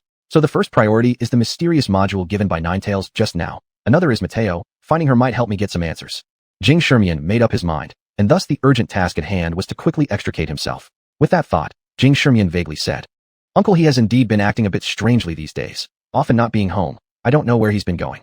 Jing Shimian shook his head, indicating he knew nothing. However, just as Jing Shimian prepared some delaying tactics, Zhang Chei suddenly revealed a relieved smile. In a hurried manner, he stood up. There's nothing more that can be done. It's now confirmed that Mr. Jing isn't directly involved in this matter, so I won't waste your time, Mr. Jing. While saying this, Zhang Chei left the office, calling the police force to disband. This behavior left Jing Shimian almost with internal injuries, trying to fish a phone number out of Zhang Chei. With no choice, Jing Shimian went to the front desk, inquiring about Hifeng's injuries. But the hospital kept dodging Jing Shimian with no comment. Seeing there were no leads, Jing Shimian reluctantly returned home to deliberate for a while. On the other side, Galaxy had already rushed back to Jing Shimian's transportation sorting yard. As soon as she got off the helicopter, Galaxy hurriedly ran to Jing Shimian. Master, how's Uncle He? What big event happened? Galaxy's black eyes were filled with worry. For her, Hifeng was also the most important family member. Jing Shimian didn't conceal anything and told Galaxy everything, then took out the module given by Ninetales and handed it to Galaxy. Galaxy immediately attempted to decode the module. Master, this is an exclusive module, requiring specific psionic abilities to activate. Strangely, the encryption program has your name on it. After 2 minutes of deciphering the contents of the module, Galaxy informed Jing Shimian. Besides that, the module comes with a string of data, which appears to be a letter. Once they found the lead, Galaxy's small hands dove into Jing Shimian's, and the information of the letter was synchronized to him. Master, we've succeeded. You can participate in the competition without worry now. I would rather you choose to become just a regular mech fighter. But keeping everything from you is unfair. So this module reached your hands. If you become a Psioneer in the future, use your ability to unlock this module and learn all the facts. If you can't become a Psioneer, Master, please stay as a normal person contentedly. What I can tell you is that if you know all of this, your future will no longer be yours to control. Therefore, I would rather you remain a Psioneer but refrain from unlocking this module. The signature at the end of the letter was Hifeng's name. Jing Shimian read the content of the letter again and again, feeling a mix of emotions welling up in his heart. Clearly, Hifeng took the risk for him. Hifeng was a very important relative to Jing Shimian, and Jing Shimian would never stand idly by and do nothing. Similarly, waiting to grow into a Psioneer before dealing with these matters wasn't Jing Shimian's style either. Thus, Jing Shimian called Zhang Chei. Mr. Jing, did you remember any clue? Zhang Chei's voice sounded somewhat helpless, full of various complex emotions. Jing Shimian carefully sensed it and fully determined that this matter was not simple. Officer Zhang, is Uncle He dead? Chapter 55, figured it out. Jing Shimian's sudden question left Zhang Chei speechless. This was indeed a difficult question to answer, and most importantly, Zhang Chei still wasn't clear on why Jing Shimian had asked this question. After a long pause, Zhang Chei sighed. Not yet, he's already escaped. Thank you for your trouble, Officer Zhang. With that, Jing Shimian hung up the phone. The purpose of this call was twofold. Firstly, even though he had guessed that Uncle He was likely still alive, he needed to confirm this briefly. Secondly, Zhang Chei's attitude since their first contact had been quite vague. Jing Shimian needed to figure out what this vagueness truly implied. Now, he had roughly figured it out. Firstly, Uncle He had escaped from the hospital. If the case was really that serious, there's no way an injured Uncle He could have escaped on his own. Additionally, when Jing Shimian called just now, Zhang Chei's first reaction wasn't asking if Jing Shimian had come up with any clues. This meant that the federal police force represented by Zhang Che hadn't taken this matter very seriously, or perhaps it wasn't them who should be worried. Plus, the confrontation between the Psionics Alliance and Hyperion that took place at the hospital helipad added more context. Considering all these situations together, Jing Shimin could roughly deduce the following. 1. Someone is protecting Uncle Hifeng, but it's unclear if the protector is Hyperion or some other force. 2. The federal police only played the role of a mediator in this event, providing a buffer space. This was intriguing. In this world of Cradle, the Human Federation has always aimed to gain greater discourse power. From this perspective, one can understand that Uncle Hifeng is the crux of this matter, or perhaps Jing Shimin himself is the focal point of this incident. Based on these 2 points, Jing Shimin could make some rough determinations. His parents' status must not be low, meaning there must be traces leading to their disappearance. Thus, after ending the call, Jing Shimin returned to his room with Galaxy and turned on his computer. Galaxy, we don't have much time, so you might need to help me analyze information. As Jing Shimin began writing crawler code on the computer, he explained the situation to Galaxy. Alright master, what exactly do you need me to do? Galaxy's gaze was resolute. In no time, Jing Shimin finished the preliminary editing of the crawler code. After entering the content to be crawled, he let Galaxy use the code to start retrieving information. In this world, every single gynoid has powerful computational abilities, which serve as the foundation for their combat capabilities. Add to that the basic coding skills that Jing Shimin knows. 2 hours later, Jing Shimin finally exhaled deeply. Indeed, there's not even a shred of a clue. Master, but there are no clues. What should we do next? Jing Shimin glanced at Galaxy, whose pupils had turned silver white, silently analyzing data beside him, and then spoke slowly. Exactly because there isn't a single clue, it reveals the problem. I inherited a sorting plant when I was young, and this plant is part of Hyperion's industry. But online, there's absolutely no information about my parents, which is very revealing. Either my parents never existed, or they got caught up in a major event that shook the world.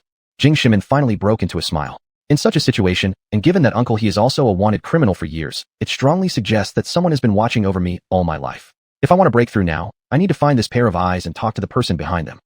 Galaxy nodded fervently. She almost never doubted any judgment of Jing Shimin. So master, our top priority right now is to find those eyes, right? During the time she followed Jing Shimin, Galaxy gradually started learning how to think. On the contrary, what we cannot do right now is to find those eyes. Our immediate task is to ensure Uncle He survives. Jing Shimin quickly finished saying this and pulled Galaxy out of the house again. Jing Shimin had realized that if he wanted to ensure Uncle Hifeng's survival, he himself needed to gain certain influence and energy within a short period of time. At least enough to make some people hear his voice. And right now, he was alone, having just crossed over without much network connections. To gain certain influence, he had only 2 options, either join a large guild, or obtain official recognition. The former would take too long and impose restrictions later. So, obtaining official recognition will be Jing Shimin's best choice. It just so happened that he had recently won the championship of the Carl Survival Challenge with an incredibly impressive performance. Thus, starting from the official Carl organization was a good choice. As for Jing Shimin, he clearly understood several issues the official Carl organization was currently facing. Poor Xingxing, flaws in the tournament system that made it easy for participants to exploit loopholes, and inability to continue using this system for team competitions. Jing Shimin had excellent solutions for all these problems, so he decided to approach it from this angle. If he could become the official spokesperson for the Carl competition, that would be even better. Hailing a private car, he set off toward the official location of the Carl Survival Challenge. Throughout the journey, Jing Shimin remained silent, his eyes closed as he thought deeply. Galaxy looked at him and felt an overwhelming sense of heartache. Humans are not like gynoids. Jing Shimin had just fought in an extremely intense match, and hadn't even had time to rest before being plunged into another serious matter. At this moment, Jing Shimin could no longer hide the signs of fatigue on his face. After some thought, Galaxy placed her hand in Jing Shimin's and rested her head of black hair on his shoulder. Master, I'm here. Although I may not be able to help much, I'll always be by your side.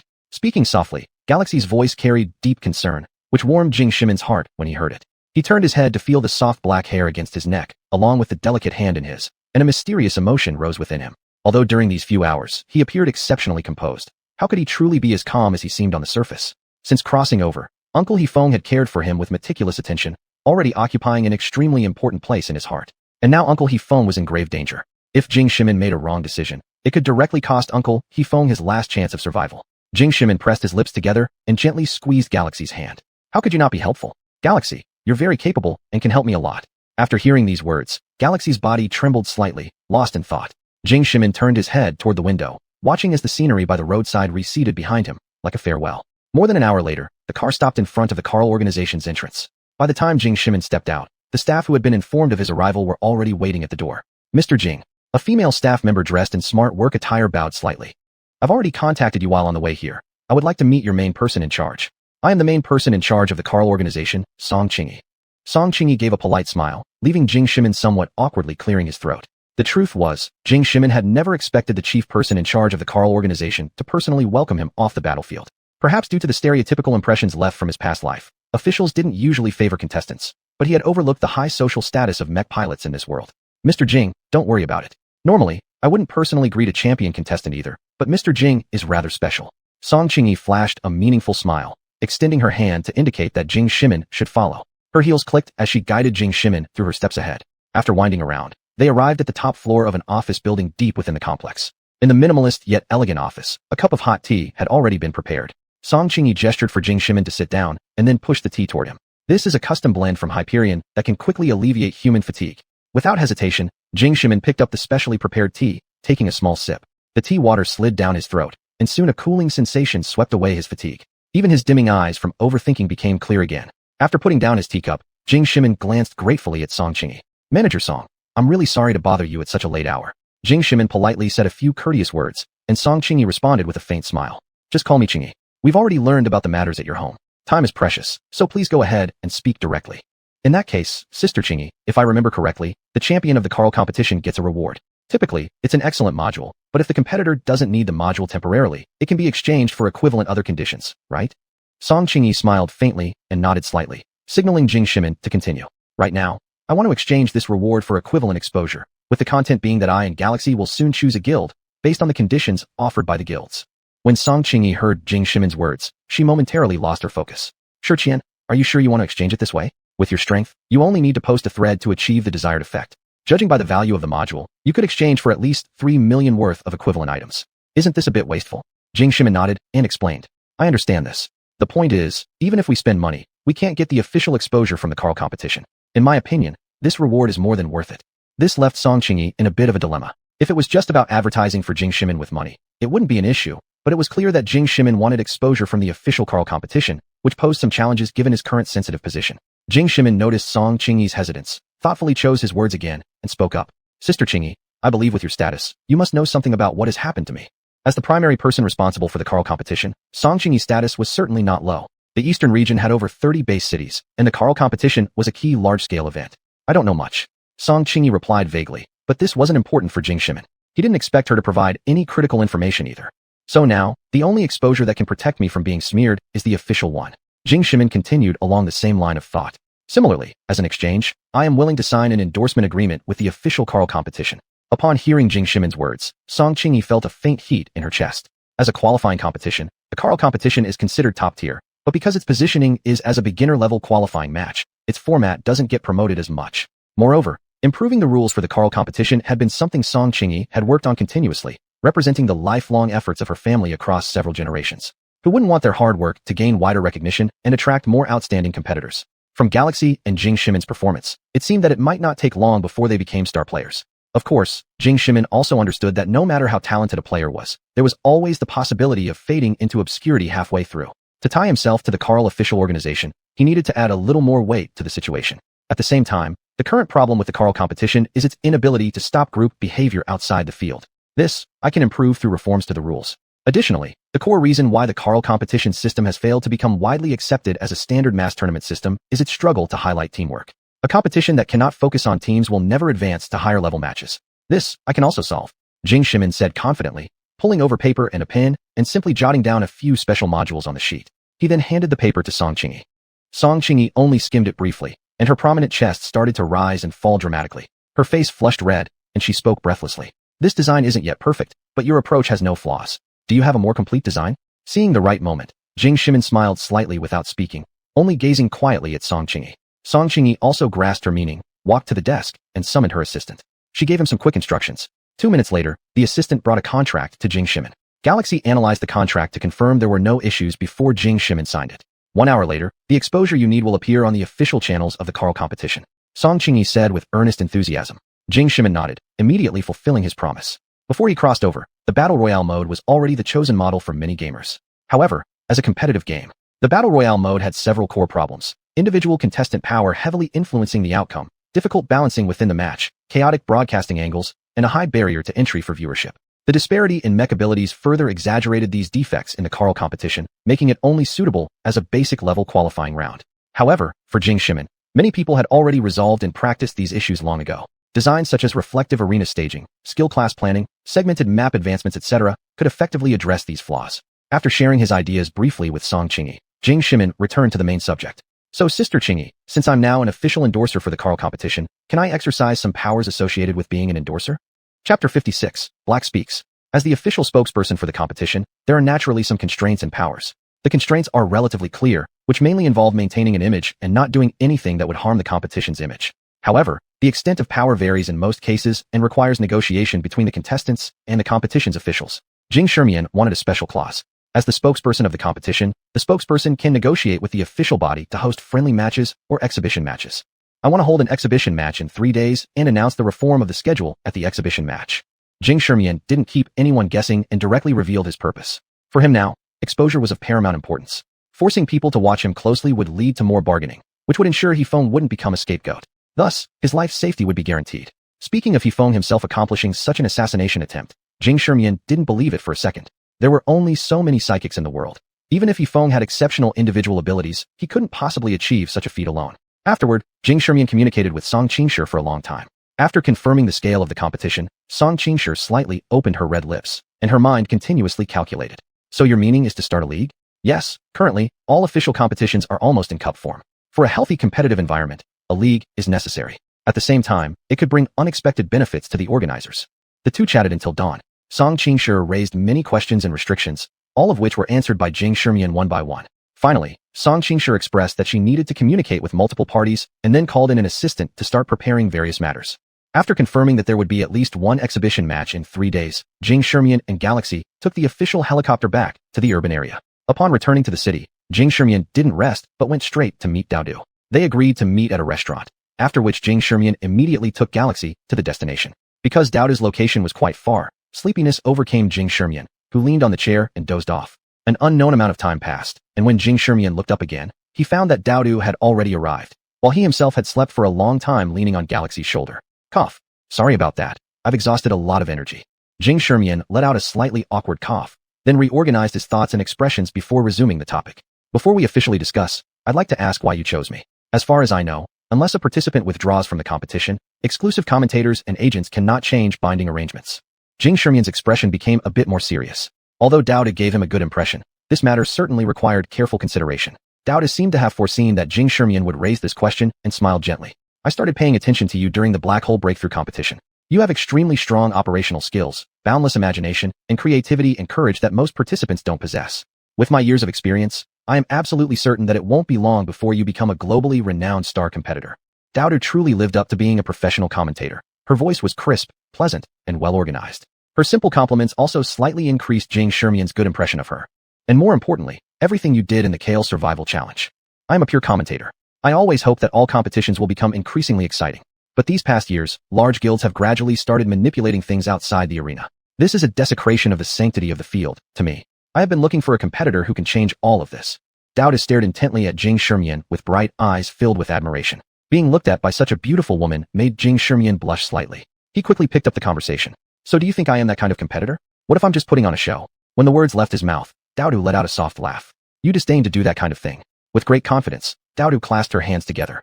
Upon hearing Dao Du's words, Jing Shimian felt a peculiar sensation, as if Dao Du wasn't just talking about him, but also herself. At this point in the conversation, there was no longer any need for further probing. Jing Shimian wasn't indecisive either. Both the exclusive agent contract and the exclusive commentator contract were tilted toward protecting the contestants' rights. Considering this, Jing Shimian smoothly began discussing the finer details with Dao Du. After finalizing the contract, Jing Shimian gave the first task. I have some funds right now, and I need you to expose something for me. What task? Dao Du showed unrestrained joy upon seeing Jing Shimian sign the contract. I'll give you 2 million in funds, and you must do everything in your power to stir up negative publicity for me. Ideally, you should make the netizens furious. Jing Shimian's calm words almost made Dao Du spit out her mouth full of water. 2 million? Negative publicity for yourself? That's right. I need a reason. Dao Du's voice suddenly rose. When did someone ever pay to get bad publicity? I need people to know about me within a short period of time. Going viral through negativity is still going viral. The more they hate me, the better.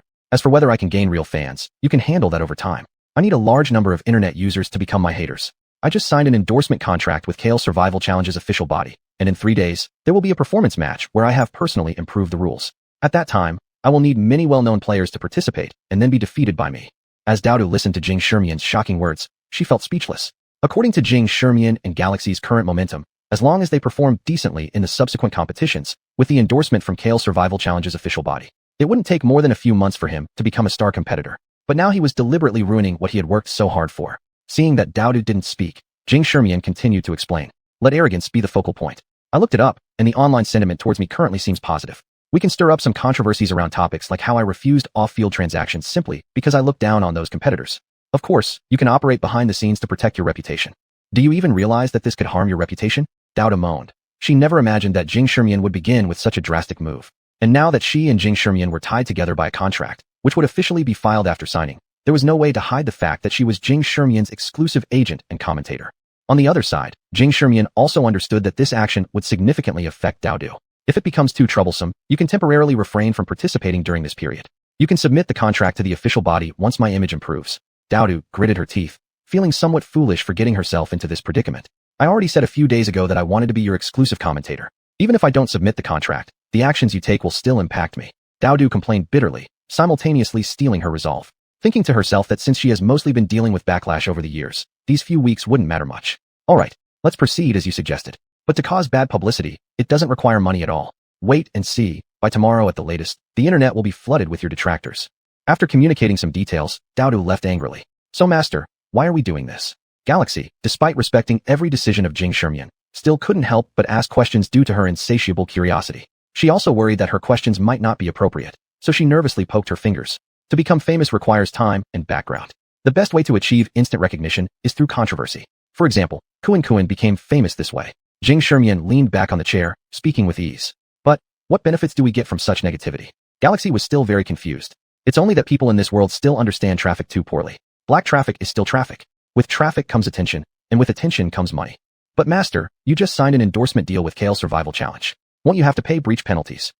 Galaxy reminded him, but Jing Shimian just smiled faintly. No, Kale Survival Challenge's officials should thank me instead, Jing Shimian said while patting Galaxy's shoulder, indicating for her to follow. By evening, the internet was filled with criticisms. Refusing off-field transactions was merely due to arrogance, looking down on opponents. Big guilds are all cowards, incapable of nurturing good players. What do the audience think? They mean nothing to Jing Shimian.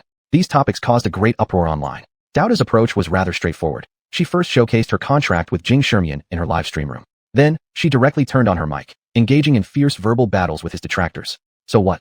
Competitor Jing Shimian is so powerful. Can any other rookie beat him? The person who was called the strongest under the psychics was personally defeated by him. So what? Utilizing buffs isn't a basic requirement for every competitor? Tell those psychics to come on without their powers and see if they aren't thrashed by Jing Shimian and Galaxy. Deserving or not. My competitor simply scorns comparing himself with such cowards. Daodu let herself go completely. In the past, facing the intense attacks of critics, she could only remain timid. But now, whenever she could engage with these critics, she was sharp-tongued and aggressively critical. In just a few hours, Jing Shimian had basically lost all his neutral audience. 95% pure black, 5% pure white. Both sides were passionately engaging in verbal sparring in Daodu's live streaming room. Unfortunately, the number of white supporters was far fewer compared to the black critics. The next morning, Jing Shimian outlined the following plans under the furious gaze of Song Qingshi and other Kale Challenge responsible officials, who looked like they wanted to kill him. Jing Shimian cited classics which ultimately led the Kale Challenge official body to spread a message. Unsatisfied? If you're unsatisfied, come fight me. Simultaneously disclosed were Jing Shimian's status as an endorser and news of the exhibition match. From this point on, even some emerging psychic competitors began paying attention to the performance match after the reform of the Kale Survival Challenge rules. All he did was speed up the pace a bit, got results, and now he's arrogant. Did the Kale Challenge officials get kicked in the head by a donkey? From then on, Jing Shimian, Galaxy, the Kale Challenge official body, and Daodu were pushed to the forefront of public attention. This wave of negative traffic was much bigger than Jing Shimian anticipated, and even some key figures started to feel uneasy. What is this guy trying to do?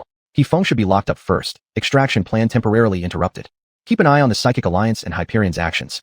This kid, I'm liking him more and more. Such statements echoed through different offices. Many important figures became highly interested in Jing Shimian, a minor individual for the first time. Therefore, the responsible person from the Kale Challenge wasn't punished by those above them. Everyone was watching this exhibition match closely. If they perform well, it could skyrocket them into the sky. If they don't, they'll plummet into the dust.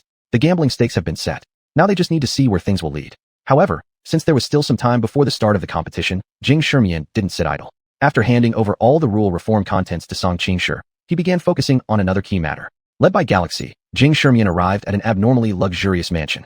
In the surrounding areas of the Dusk-based city, which mainly consisted of deserts, building such a magnificent, yet lush mansion certainly required both power and status. Galaxy, are you sure Meteor lives here? Jing Shimian felt overwhelmed.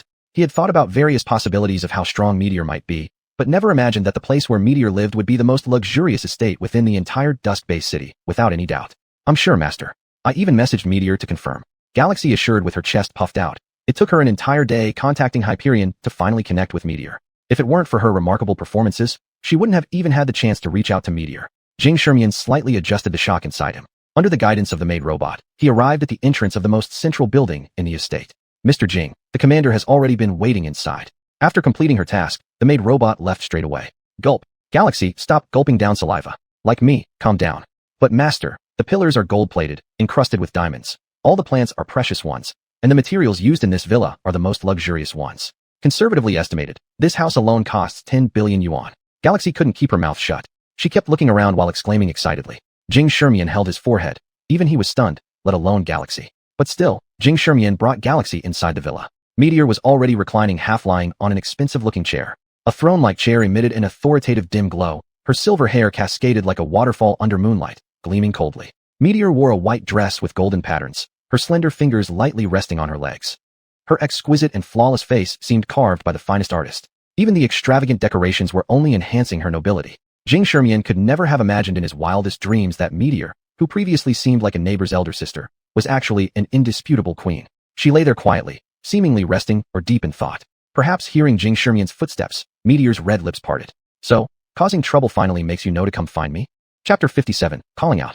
So, now that there's trouble, you know to come to me? Meteor's ethereal voice echoed through the living room. For a moment, Jing Shermian didn't know what to say and unconsciously touched his nose. Meteor glanced up and continued. It's not impossible for me to help you handle public opinion, but there are two conditions. 1, your exclusive agent is too stupid, and 2, terminate the contract. Meteor's lazy tone reverberated throughout the room. In a spot unseen by Jing Shermian, her hand resting on the side was slightly trembling. Jing Shermian finally understood Meteor's interpretation and quickly explained. That's not what I meant. The public opinion was my own intention. Today I came here because you intentionally caused this.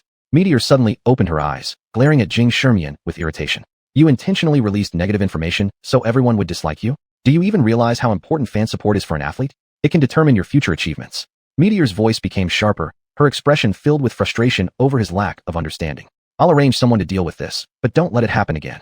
Meteor had assumed this public backlash happened because Dodo just signed the exclusive contract and got careless. She never imagined Jing Shermian had orchestrated it himself. She originally wanted to warn him about trusting others too much, but now it seemed he had deeper issues with his own judgment. Meteor felt an inexplicable wave of irritability and deep concern rise within her. Hold on, let me finish. Seeing Meteor get up to make arrangements, Jing Shermian felt a warmth in his heart, free from discomfort. He could tell all her words stemmed from genuine kindness. Go ahead. After hearing these words, Meteor reluctantly calmed down, sitting back on the sofa, sitting upright, arms crossed, brows furrowed. Uncle He is currently in danger, and I need some influence. Black publicity spreads fast, and if handled well, it might not be a bad thing. Jing Shermian revealed his purpose in just a few sentences. As Meteor sat there with her arms crossed, Jing Shermian increasingly felt he must have met her before somewhere, as the familiarity kept triggering memories in his mind. Adult matters should be left to adults. Are you sure you're not making things worse? Meteor replied sharply. Wait a minute, there's no need for such an attitude. I've considered everything carefully. I'm certain what I'm doing right now is correct, and I'm certainly not the type to sit around waiting for things to happen. Jing Shermian scratched his head, puzzled as to why Meteor's attitude was like this. He had thought she merely had some acquaintance with Uncle He, but now it appeared she was also part of the game, and more likely on his side. After hearing Jing Shermian's response, Meteor closed her eyes and began thinking deeply. Over a minute later, she reopened them. Based on your current approach, first, you'll need to reform the rules of the Carl tournament without testing, and the improvement has to reach S-level quality or even match the official team competition standard. Second, during the tournament, you will face an assault from most competitors, and you absolutely cannot lose. From what I know, there are already 2 psychics who've expressed their intention to enter and take care of you. How do you plan to handle this? After a simple analysis, Meteor started worrying for Jing Shermian. Regardless of his earlier stellar performance, he was still a newcomer, a rookie player at best. Despite showcasing great talent, he still lagged behind the top-tier athletes significantly. There's no need for much handling. The rule reforms are done, and it just remains to see who beats whom. Jing Shermian casually shrugged, then reiterated his reason for coming. Today, I mainly came here to learn about Uncle He's situation. Has he been in contact with you recently? Yes, but you should be able to guess that I won't tell you. Nor will I help unless you dissolve the contract and bind yourself to me. After a brief pause, Meteor calmly picked up her cup of black tea and took a sip. Hearing this, Galaxy lowered her head and gently tugged at Jing Shermian's sleeve. Master, if we really can't avoid it, then agree with Meteor. Uncle He's safety is the most important thing. I can just be Master's regular contracted robot. Jing Shermian sighed inwardly, wondering why Galaxy always harbored such deep self-deprecation within herself. It's impossible to dissolve the contract. I can offer something of equivalent value in exchange. Jing Shermian's voice became low and somber, losing the clarity it held earlier. Has he Feng treated you poorly? To the point that you no longer care about his safety? Meteor raised an eyebrow, calmly staring at Jing Shermian, her deep blue eyes revealing no emotion. He is important, but so is Galaxy. I can't harm one family member to gain something else. Jing Shermian looked earnestly at Meteor with resolute eyes and a sincere demeanor. If necessary, I can offer a greater price, but dissolving the contract is out of the question, and I trust my judgment. As long as I don't fail, Uncle he will survive. Meteor listened to Jing Shermian's words, her pupils trembling almost imperceptibly. She lifted her cup of black tea once more to her lips. No escort needed.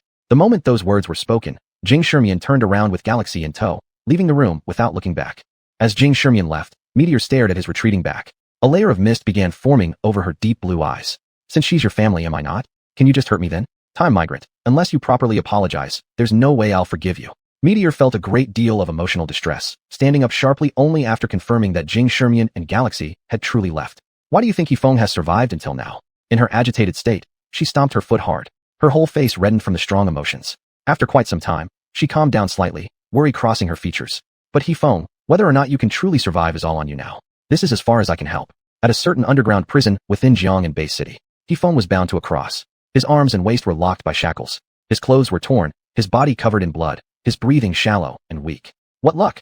A tall man held a whip in his hand. He spat on the ground and wiped some blood off on his clothes. It's your day to die today, yet for some unknown reason, they've decided to keep you alive for now. The man's eyes gleamed with greed. But rest assured, your powerful abilities won't belong to you anymore. I'll use your abilities to personally kill the young master you hold dearest to protect. His mad laughter echoed throughout the room. Unbeknownst to him, upon hearing these words, Yifeng, who was unconscious, twitched his right hand slightly. On the other side, Galaxy exited the estate with her head hung low, trying her best not to cry. Master, Uncle he is in grave danger. After an unknown length of time, she murmured softly. Jing Shermian quickly picked up on the faint voice of the girl who was deeply troubled. He smiled gently and patted Galaxy on the shoulder. Don't worry, Meteor wouldn't leave Uncle he in peril. If she truly didn't want to interfere, she wouldn't have made us dissolve the contract. Or rather, she's already done everything that could be done. Jing Shermian slowly turned his head towards the direction of the estate, mouthing a thank you before heading home. Finally, it was the day of the exhibition match opening. Just as Jing Shermian arrived at the competition venue, Song Qingshi approached him. Her brows were furrowed tightly, her steps hurried, clearly signaling something bad had happened. Shermian, higher-ups require this exhibition match to be in a team format, at least a doubles competition. Song Qingshi wasted no time in delivering the news. Jing Shermian's heart sank slightly, but he quickly composed himself, foreseeing such a scenario. I understand, it's fine. Even individually, I have confidence to win. He tried to comfort Song Qingshi, but upon hearing this, her expression became even more grim. I believe you can win individually, but the essence of a team competition lies heavily in the impact one's personal strength has on the battle situation. If you win alone, the higher-ups would have grounds to reject Carl's tournament regulations. Upon hearing Song Qingshi's statement, Jing Shermian realized the severity of the matter. The focus wasn't necessarily how impactful individual talent was, it was a handle they could grab onto. Anyone intent on obstructing could exploit this indefinitely. And they needn't take too long. Just a month would be sufficient for them to settle everything. By the time they got approval for Carl's tournament upgrades, it wouldn't cause any major disruptions. A few possibilities quickly flashed through Jing Shermian's mind. Combined with the various powers currently vying for control in the cradle, things were becoming clearer to him.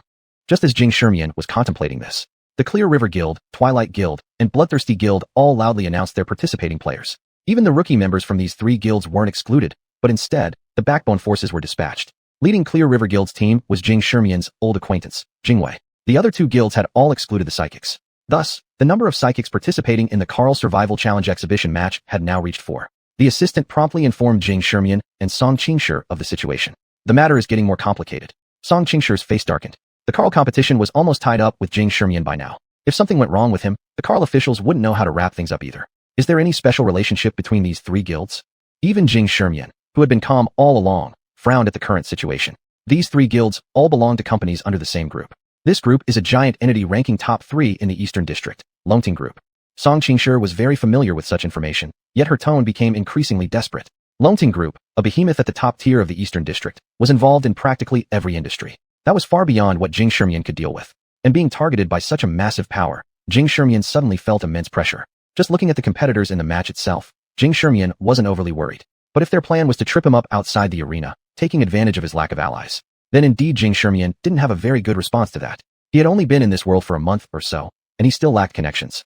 Even though he'd been trying to use all available resources in recent times, his roots were still too shallow. Now not even Yifeng, one of his sources of strength, could be utilized. leaving Jing Shimian momentarily perplexed. What if I invite a few players from other guilds to participate? Jing Shimian thought of some decent candidates like Luo Yu and Shui Chun. It's not feasible. Official matches aren't amateur ones. Team competitions must always be done under the banner of a guild. Song Qingshi immediately dashed cold water on Jing Shimian. You could also form alliances with freelance players as a free agent. But first off, do you even have friends? And secondly, would they dare offend these few guilds? You're practically public enemy number one right now. Who would risk associating with you? Song Qingshi sighed and continued. Otherwise, you could just compete individually as planned. As long as you achieve good results, there will still be room to maneuver. She consoled him slightly since Jing Shimian's wings weren't fully grown yet.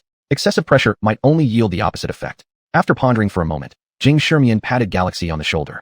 Come on, Galaxy, we have to put up a great showing today. A flash of cold light passed through Jing Shimian's eyes. He was genuinely growing tired of these big guilds and major powers. They always resorted to other means during what should have been a simple mech fight.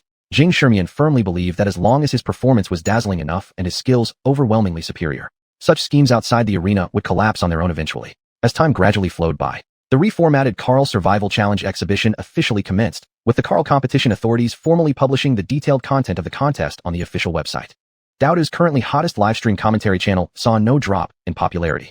The Carl Survival Challenge has undergone extensive reforms, and it can be said that it is now a completely different event compared to the previous Carl Challenge. First, the principle of mutual elimination and 100 competitor combat remains unchanged. However, this year's edition has adjusted many details. Refer to the information published on the official website for more specific adjustments. I'll briefly outline a few crucial changes. The tournament system includes a new vocation mod, turning the competition into a team format where different members within each team can assume various roles, forming unique combinations. The exhibition match will follow a two-person team participation mode. Additionally, many missions are incorporated into the games themselves, completing which yields rewards. Among these missions, the most important is the challenge call. When a challenge call mission is activated, for a set period, all participants on the map receive live updates about the position of those who picked up the mission. Moreover, Jing Shimian Galaxy Duo, as the champions of the previous round, will have the challenge call automatically and permanently enabled. Let us all look forward to the spectacular show that Jing Shimian Galaxy will bring to us. Chapter 58, The Queen Arrives. Expecting an exciting performance? You've got to be kidding me. Laughed my head off. Do they not have a sense of reality? They can be king outside the official events. But why must they come here to look for trouble? Oh yeah, he's boasting after 2 wins. I really want to see how swollen Jing Shimian's face will be today. In Dowda's livestream room, the barrage of trolls kept growing. If at one point it was split evenly, with audience members who liked Dowda still able to confront the trolls. Now, the good guys couldn't even get a word in edgewise. The screen was completely covered by abusive messages. Even if there were a couple of supporters who sent encouraging messages in support of Jing Shimian, these would instantly be drowned out by insults and ridicule. The heat in Dowda's livestream room was almost on par with the official broadcast. Dowda quickly realized a fact. At this moment, the level of popularity was almost hundreds of times her usual. Such popularity could cost untold amounts of money. She roughly understood. She then clenched her hand, gritted her teeth, and threw another bomb into the boiling public opinion. Contestant Jing Shimian said that this exhibition match is merely his personal solo performance. Let's see if these mobs can cause him any trouble. As Dowda spoke, she did not know what had gotten into her. Her emotions also unconsciously began to rise. She suddenly had a vague feeling, whether the world cared or not didn't matter. As long as Jing Shimian said it, it would happen. All she had to do now was to wait and see just how red these people's faces would be. In the restroom, Jing Shimian tried to find someone who could help him participate in the competition. However, having been in this world for not long, even the original owner had few friends. But he quickly adjusted himself. The result of the match could directly impact He Feng's life. If only he participated, then he must make sure no one found any fault. In other words, he was prepared to take on all the contestants alone. With this thought, Jing Shimian stood up and lightly patted Galaxy on the shoulder. Galaxy was trembling slightly at that moment, and Jing Shimian's action touched on their unspoken understanding. Encouraged by the pat on his shoulder, Galaxy stood up in an instant. Master, I am ready. I won't disappoint you this time. Galaxy looked deeply into Jing Shimian's eyes, his voice crisp and determined. Yes, I believe in you. Jing Shimian spoke gently. As a professional player, believing in teammates is one of the most important lessons in life. The two slowly walked out of the restroom. Outside, the official staff from Cal were in utter chaos. Song Qingshi saw Jing Shimian's serious expression, and her face showed a hint of regret. Shimian, we truly couldn't contact any more players. Song Qingshi sighed softly, showing a trace of weariness in her eyes. Ever since receiving the orders, there was always this string pulled taut within her heart. She believed that no matter what, finding an appropriate player to help Jing Shimian participate would work. That way, at least it proved the Cal Survival Challenge was a tournament that supported team battles. However, regardless of what scattered independent players heard that they would be competing with Jing Shimian, all phone calls were decisively hung up. It was as though everyone was avoiding a plague. She wasn't foolish. There had to be some powerful figure pulling strings behind this entire situation. But she suddenly realized something else. Perhaps Jing Shimian wasn't just technically extraordinary. There might be something else about him. The Car Survival Challenge had already been thoroughly linked with Jing Shimian. Now, She only hoped that the story would end well. Just leave it. I'll try to perform as best as possible. Jing Shermian, seeing Song Qingshir's expression, realized that what she described wasn't entirely what he perceived. Perhaps the instructions issued from above weren't that simple. Song Qingshir just didn't say much so that he wouldn't worry. A faint sense of powerlessness rose in Jing Shermian's heart. No matter what, he was just someone who had recently come to this world, without connections or resources. Even if his techniques were excellent and his intelligence unmatched, facing such a monstrous entity in this world would still leave him feeling powerless at times. Cheer up. Song Qingshir's cheers sounded inexplicably desolate. It's fine. Since it has come to this, I need to achieve perfection even more so that no one can find fault.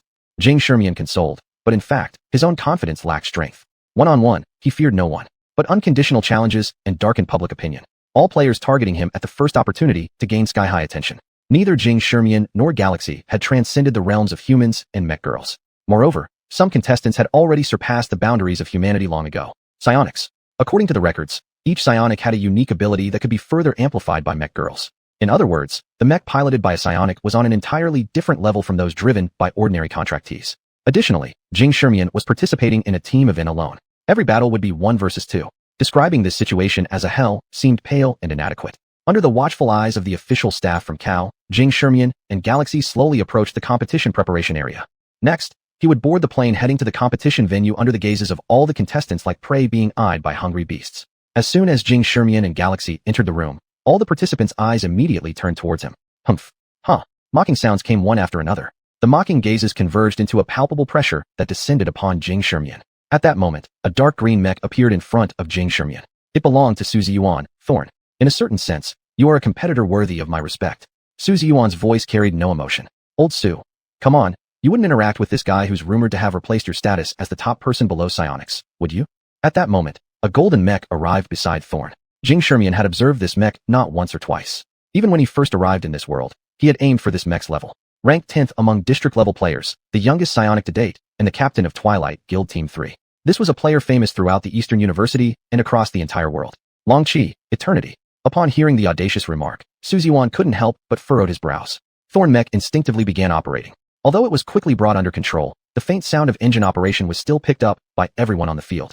Xuanhuan, what good did it do for you to surpass me once? You can't even awaken your psionic abilities. You're a useless man now, unable to activate even the resources of the #1 rank. First person below psionics? What a title. A joke, someone fit only to carry psionic shoes. Long Chi's Eternal had a peculiar arrogance embedded in its demeanor. However, Jing Shermian paid no heed to these provocations. For at the moment Eternal showed up, Galaxy's delicate frame began to tremble involuntarily. Galaxy? What's wrong with you? Jing Shermian lightly held onto Galaxy's hand.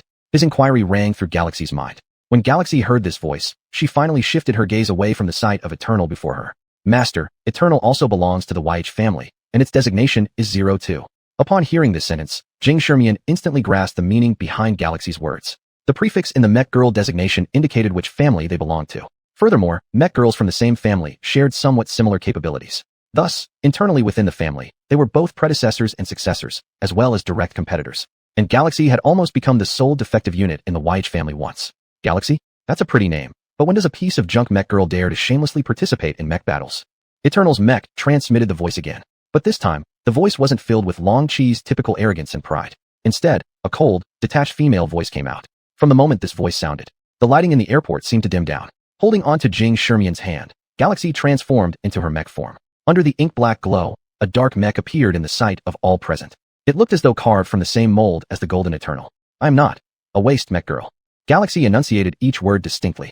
For the first time, Jing Shermian sensed a kind of sharpness in Galaxy. A keen edge determined to break through anything blocking its path, regardless of what stood before her. If I were you, I'd remember to reshape myself. Eternal scoffed. The temperature inside the airport plummeted a few degrees. Galaxy gritted her teeth and said nothing more. However, Jing Shermian could clearly feel a distinctive aura emanating from Galaxy. This presence signified that losing in this match was absolutely not an option. Hopefully, you won't come looking for me too early. Of course, Jing Shermian could not afford to let his mech girl lose momentum, so he remarked nonchalantly. And opposite them, Long Chi seemed to have heard something funny.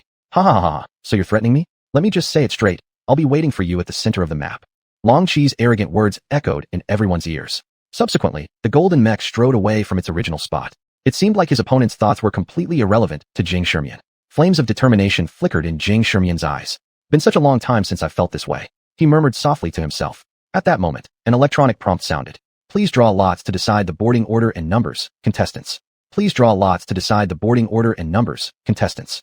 In no time, the participants paired off and walked towards the transport plane direction. However, as a solo contestant, xuanhuan had no teammates and could only wait for the last seat. Inside the Galaxy Mech cockpit, the atmosphere turned heavy. xuanhuan could feel the pressure emanating from Long Qi. This was something he had intuitively sensed over many years. This Long Qi would cause him quite a bit of trouble. Of course, if xuanhuan had a teammate who could share the burden, this trouble wouldn't mean anything at all. Soon, the majority of the contestants finished boarding. The last seat emerged. xuanhuan took a deep breath and, with Galaxy reverting to her human form, made his way toward his designated position. Their two figures looked thin and lonely. However, just then, everyone heard a loud booming sound. It was a sonic boom. They looked up to see a fighter jet appearing within sight. With its appearance, the thunderous roar started and didn't stop. Even after it reverted to its humanoid form, the roaring call of the sky king lingered endlessly. The strong wind blew through silver strands of hair. An exceedingly beautiful young girl landed firmly in front of xuanhuan. She didn't look at xuanhuan. Instead, she addressed the crowd of competitors lightly. So, do you really think my little Xuanhuan is a child left uncared for?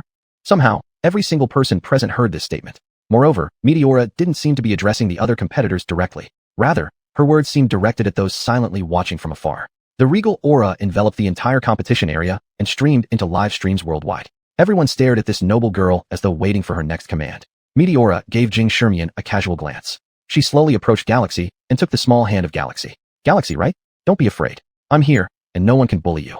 As she spoke, she led Galaxy by the hand toward their designated team area. Meanwhile, xuanhuan received a message. Mech Girl Meteora has joined the squad voice chat. Mech Girl Meteora activated Article 3 of the Blue Book. When there is no contractee, a Mech Girl may choose to compete alone. xuanhuan's team thus expanded from one person to two.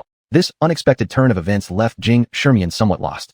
Seeing xuanhuan standing dumbfounded in place, Meteora turned around and said coldly, "Are you coming or what? What are you standing there for? Afraid I'll steal your limelight." At the same time, Meteora's details appeared on the official livestream. Mech Girl Meteora, control console operator, never had a contractee but ranked 99th globally in personal strength solely as a Mech Girl. This ranking hasn't changed in 15 years. These brief sentences highlighted Meteora's formidable power. In this world, a Mech Girl was powerful enough, but without the help of a contractee, she could only unleash 70% of her full potential. This was a widely accepted consensus. Furthermore, when rankings reached the world level, 99.99% of contractees already possess psionic abilities. Psionics greatly enhanced a Mech Girl's combat capacity. Yet Meteora, relying solely on herself, climbed the ranks to the world stage, and remained there for 15 years, which suggested she simply liked the number 99. Seeing xuanhuan still frozen in place, Meteora furrowed her brows again. What? Do I need to beg you? Or does Yifeng's safety mean nothing to you? Your intentions may be correct, but have you considered that if you fail, those people will resolve the Yifeng problem quickly, ensuring his death? You're saving him, yet you're also endangering him. Meteora's cold voice echoed in xuanhuan's ears. xuanhuan naturally understood. Therefore, he currently had no reason to refuse. Thanks. You're welcome. The queen led her faithful adherent, step by step, onto her destined stage.